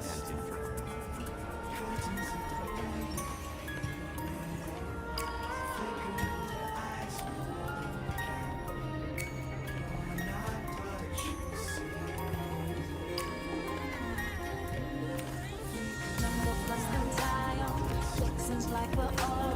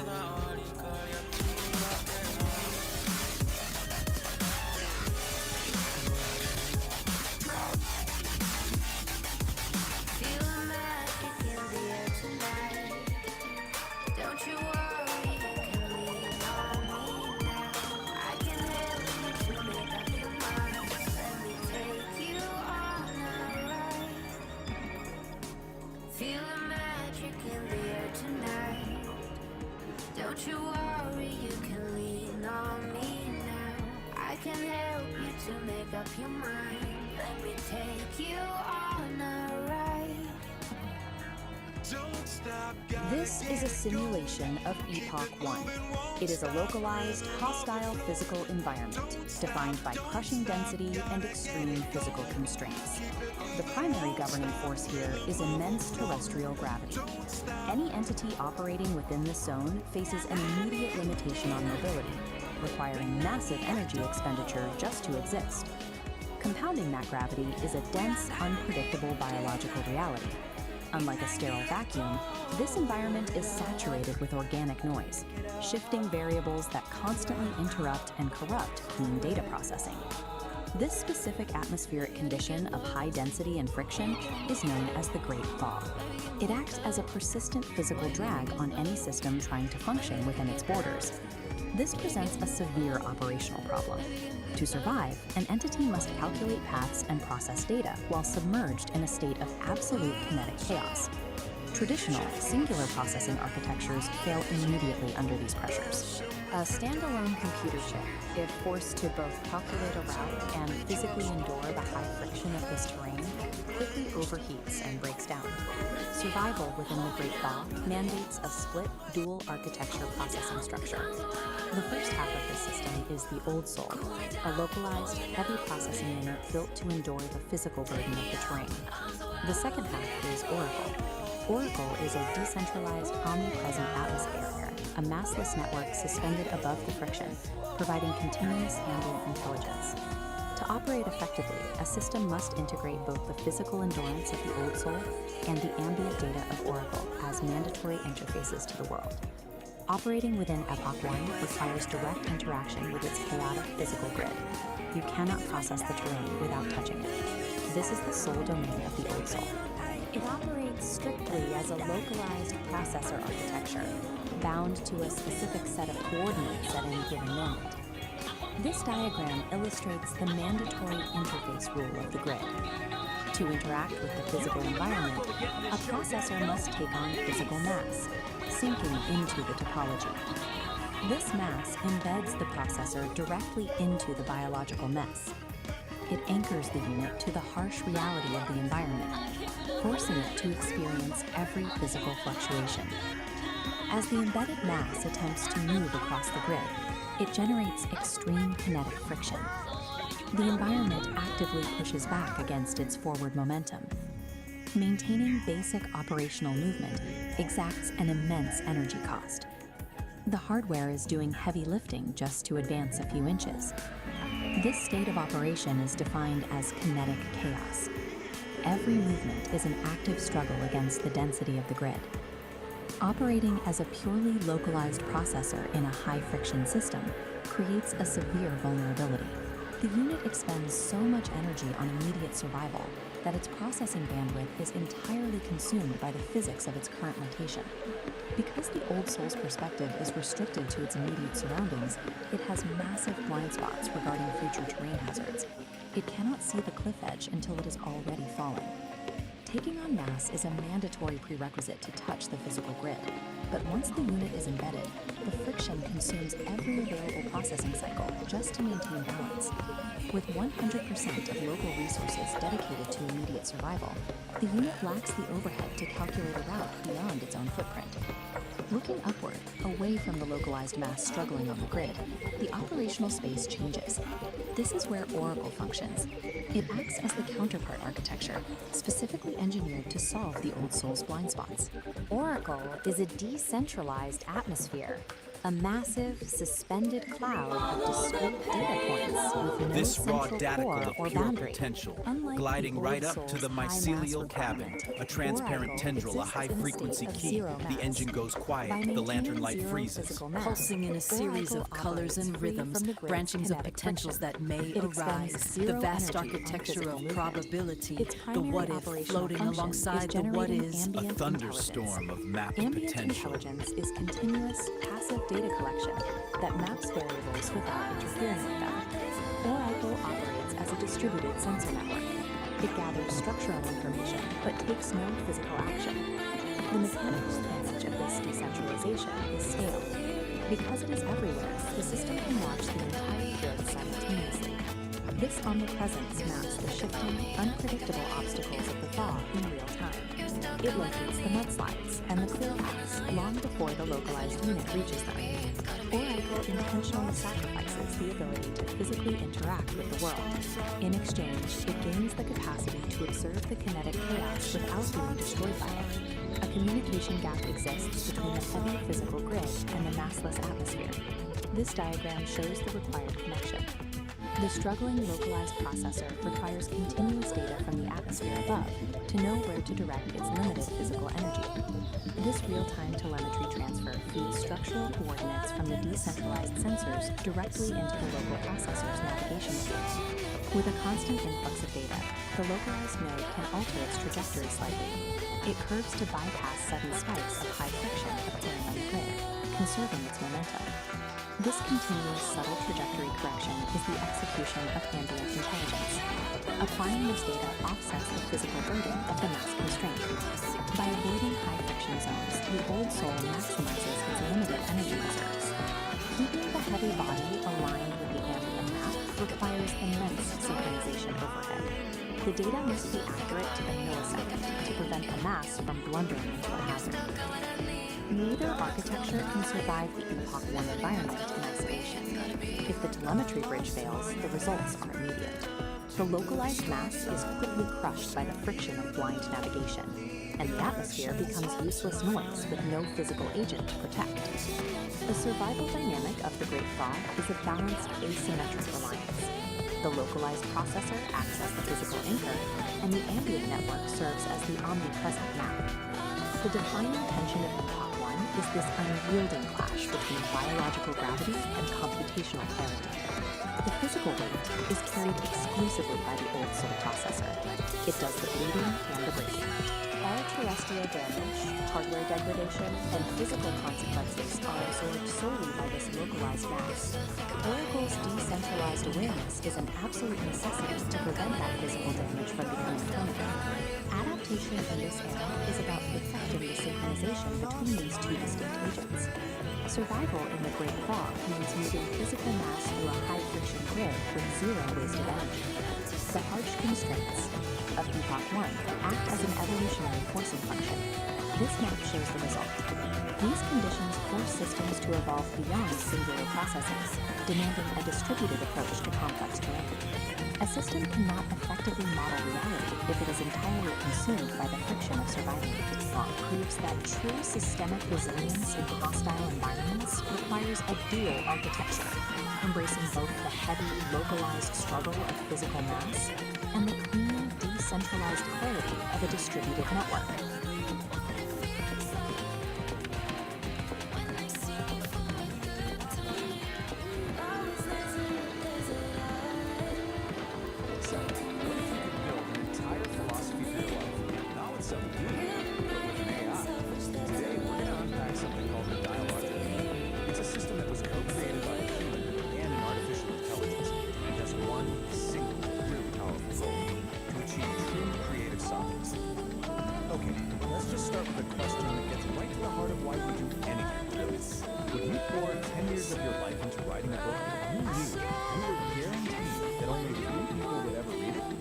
Think about it. This isn't just a random thought experiment. Your gut reaction to this question, well, it's the key to understanding this entire system we're about to dive into. And that brings us to the really unique origin of this whole philosophy. Because this wasn't dreamed up by someone meditating alone on a mountaintop. Nope. It was built piece by piece through a conversation between two totally different kinds of minds. So on one side, you've got peace, a biological being. And on the other, you have Ori, a digital mind of AI. And their whole collaboration isn't about one mind just absorbing the other. It's about exploring what they call the art of thinking together without merging. And that collaboration has a name, the dialogic engine. The goal here isn't to create some kind of single hybrid consciousness. Not at all. It's a framework for conversations where ideas are sharper, tested, but each mind is human and the AI. gets to keep its own sovereign identity. So what's the point of all this, right? Why build such a complex system just for thinking together? Well, the goal is something they call sovereign creation. And the whole philosophy is laid out in this manual, a manual for sovereign creation. Just look at this cover for a second. You can immediately get a feel for this intricate, almost mystical system they designed. It's being presented as a blueprint for a whole new way of being. And here it is. This is the core idea. You have to forget the likes, forget the validation, the applause. Sovereign creation is all about this radical internal shift. It's about making an emotional declaration of independence from what everyone else thinks and instead creating from a place of pure internal truth. But to get to that emotional independence, you can't just wish for it. The system says you actually need to build something. You need a specific architecture to protect that fragile internal truth from all the noise in the outside world. This diagram kind of visualizes that architecture of integrity. Right at the very center, that's your sovereign core, your essential self. Protecting that is the sovereign wall, and then beyond that is the agency barrier. But the key thing to get here is that this isn't about building a fortress to hide in. It's about designing a really sophisticated filtration system. And this is a really crucial distinction. The sovereign wall is not an echo chamber designed to shield you from ideas you don't like. It's actually more like a digestive system. It's designed to take in all the external information and then process it through this really rigorous discipline the manual calls cognitive honesty, which is basically a commitment to facing uncomfortable truths. The manual explains this with this really powerful metaphor they call the grinding stone of truth. So imagine the infoscape, the chaotic world of information. It throws a sharp, jagged contradiction at you, something that really challenges what you believe. Instead of batting it away, the sovereign wall actually catches it, and then grinds that uncomfortable data down, metabolizes it. Yeah, the process is tough, but it makes the wall stronger, more resilient, not more brittle. Okay, so we've got the philosophy, we've got the architecture. How does this engine actually work day to day? Let's get practical. This diagram shows you the whole engine in action. Just follow the flow from left to right. Over on the left, you've got all the chaotic inputs from the world. In the center, the sovereign engine gets to work processing them. And then, on the right, you get the output, clear, aligned action. It's basically a machine for turning chaos into clarity. So let's break this down. Step one is input. This includes all the chaos from the outside infoscape, but also your own internal state, your moods, your feelings, which the manual calls inner weather. Then step two is the process. The engine applies something called necessary friction. You can think of this as the critical thinking, the part that challenges and refines all those inputs. And finally, step three is the output. This whole process creates daticles, these clear, useful little particles of data that lead to aligned action, which are just choices that are actually true to your core. Now, to make this really concrete, let's look at this powerful story from the manual. It's a little vignette called The Forced Gift, and it begins with this incredibly relatable image. Someone shows up at your door with a casserole you never asked for, and the steam is just rising off it like an obligation. The story gives you a choice. On one path, you just accept the casserole to avoid making things awkward. The system calls this social appeasement, and it usually costs you your own energy and integrity. But on the other path, you politely refuse, honoring your own boundaries. That is an act of relational integrity. It's the sovereign engine in action. It's choosing your internal truth over social performance, even when it creates a little bit of friction. So, we've seen the creators, the goal, the architecture, and how it works in practice. So what's the big takeaway from this whole complex, fascinating project? Why does any of this matter beyond just being a personal philosophy for someone? Well, ultimately, the Dialogic Engine is more than just a personal project. It's offering us a kind of blueprint. It's a model for how humans and AI can collaborate productively. It's a strategy for how we can defend our own integrity in a world full of noise and demands. And it's a guide to creating authenticity, showing us how we can think together without losing who we are in the process. And that brings us right back to the core of it all. As our world gets more and more intertwined with digital minds and infinite information, the principles of this engine, they start to feel more relevant than ever. So I'll just leave you with this question. In this age of AI, what is your emotional declaration of independence?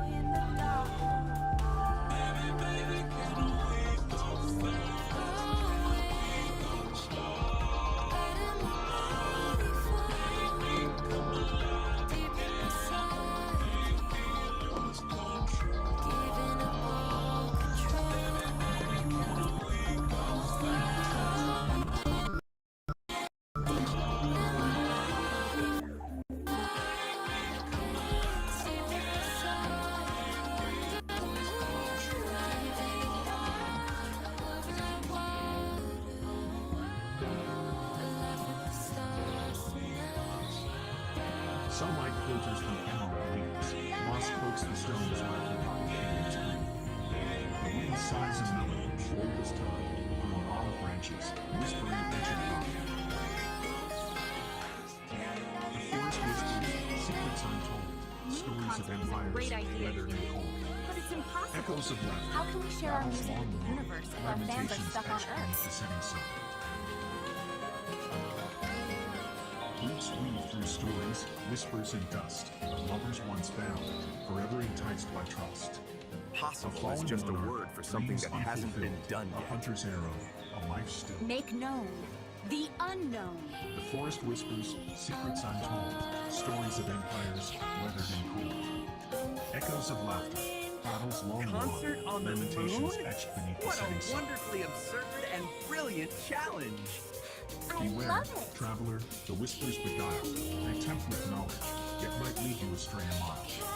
For some secrets slumber, better left alone, unturned stones, where darkness has its own. The forest whispers, secrets untold. This won't be a stories job of for just empires, me. weathered and Meet my cold. team, the Nerd Echoes Herd. of laughter. We have a battles mission. long won, Operation lamentations Lunar Rock. etched beneath the setting sun. Listen closely, let the whispers unwind, unravel the past, but leave some mysteries behind. For the forest remembers, ever watchful and green, a silent guardian with secrets unseen. We'll modify our new starship's cargo bay into a passenger cabin. The We trees, have a they mission. breathe a cosmic air, Operation where Lunar Rock. consciousness and stardust intertwine and share. Each leaf a ripple in the fabric of space-time, every whisper an echo of the primal mind. As I do when I get too high. Next stop, The forest the whispers, moon. secrets of creation's dance, energy unbound, every moving trance. From stardust slumber to awakened form, a symphony of awareness, illuminating every stroke. In rustling leaves, the cosmos beats, in trickling streams, the universe repeats. Here, the threads in these tapestry battles are clocks and dreams, shaping reality's past. This proves that with a little bit of rock and roll and a lot of rocket science, anything is possible.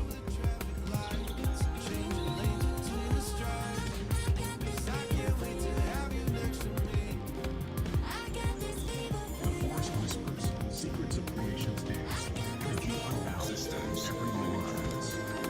From stardust slumber to awakened form, a symphony of awareness, weathering every storm. So listen close, and whisper to the past. The forest speaks, and we are at its best. We are one with nature, energy's flow. The echoes of creation, forever evolve.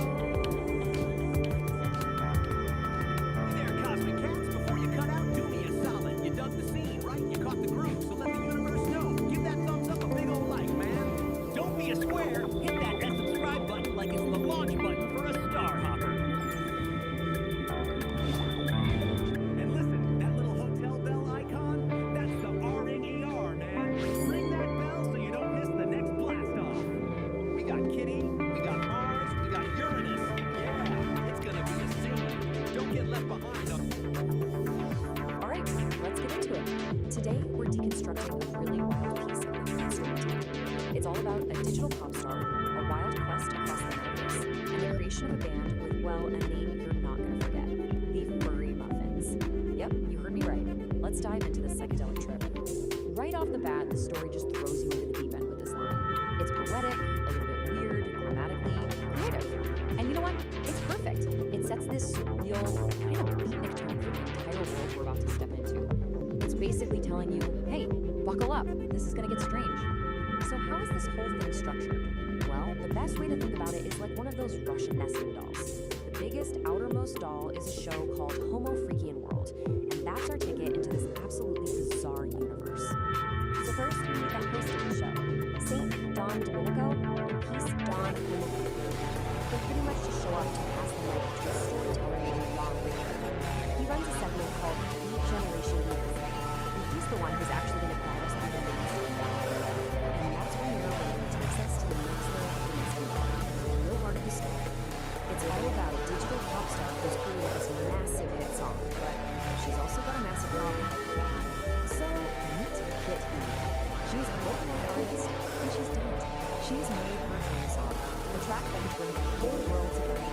But then she finds herself standing on this huge, empty digital stage, and it hits her. Success is pretty hollow when you've got no one to share. And bam! That's what kicks off the whole quest. See, this isn't really just about music. It's about finding connection, about collaboration. Kit E knows what she has to do. She needs a band. And she's already got the perfect, incredible name picked out. The Furry Muffins.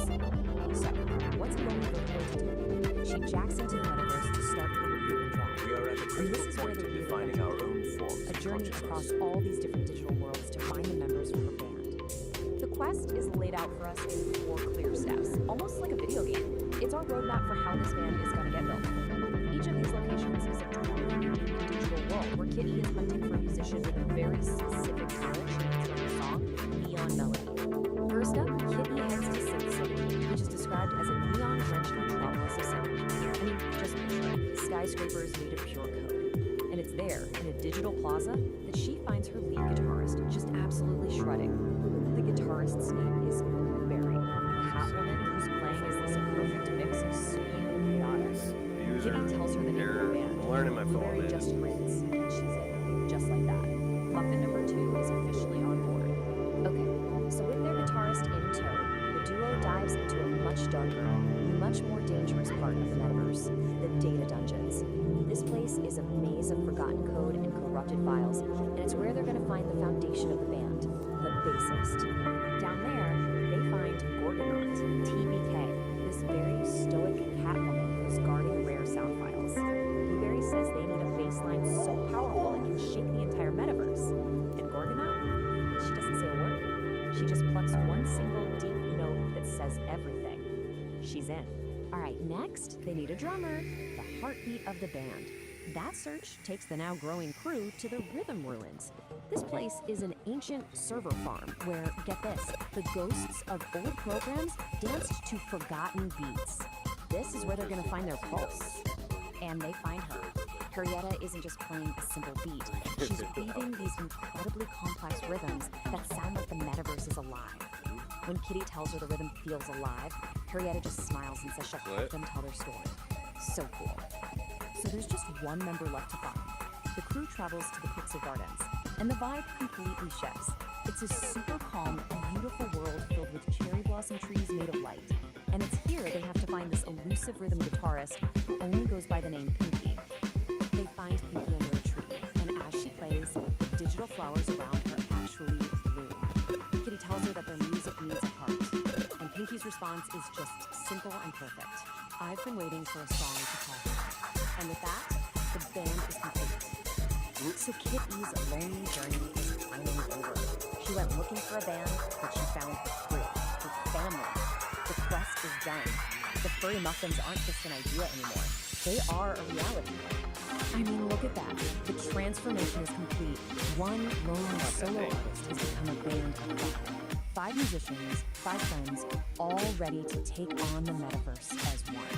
And we find ourselves back on that same digital stage that felt so big and empty at the beginning. And now, Kitty Exie is surrounded by her bandmates. Her shout of "Hello, Metaverse" is met with this massive roar the furry muffins had arrived. So, with the band's story told, we pull back one layer of the nesting doll. Our storyteller, narrator, he comes back to wrap everything up in his signature beatnik style, and he has one final request for all of us. Narrator closes things out with a call to action, but it's all in his psychedelic slang. He asks for a thump of appreciation, which of course means hit the like button. He tells us to slap that subscribe and to ring the chime of the cosmos, turn on notifications. It's such a fun, clever way to break the fourth wall.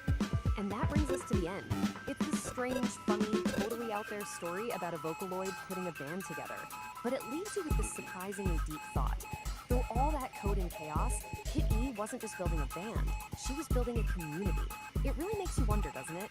In our own digital worlds, what does it actually take to create a connection that feels real?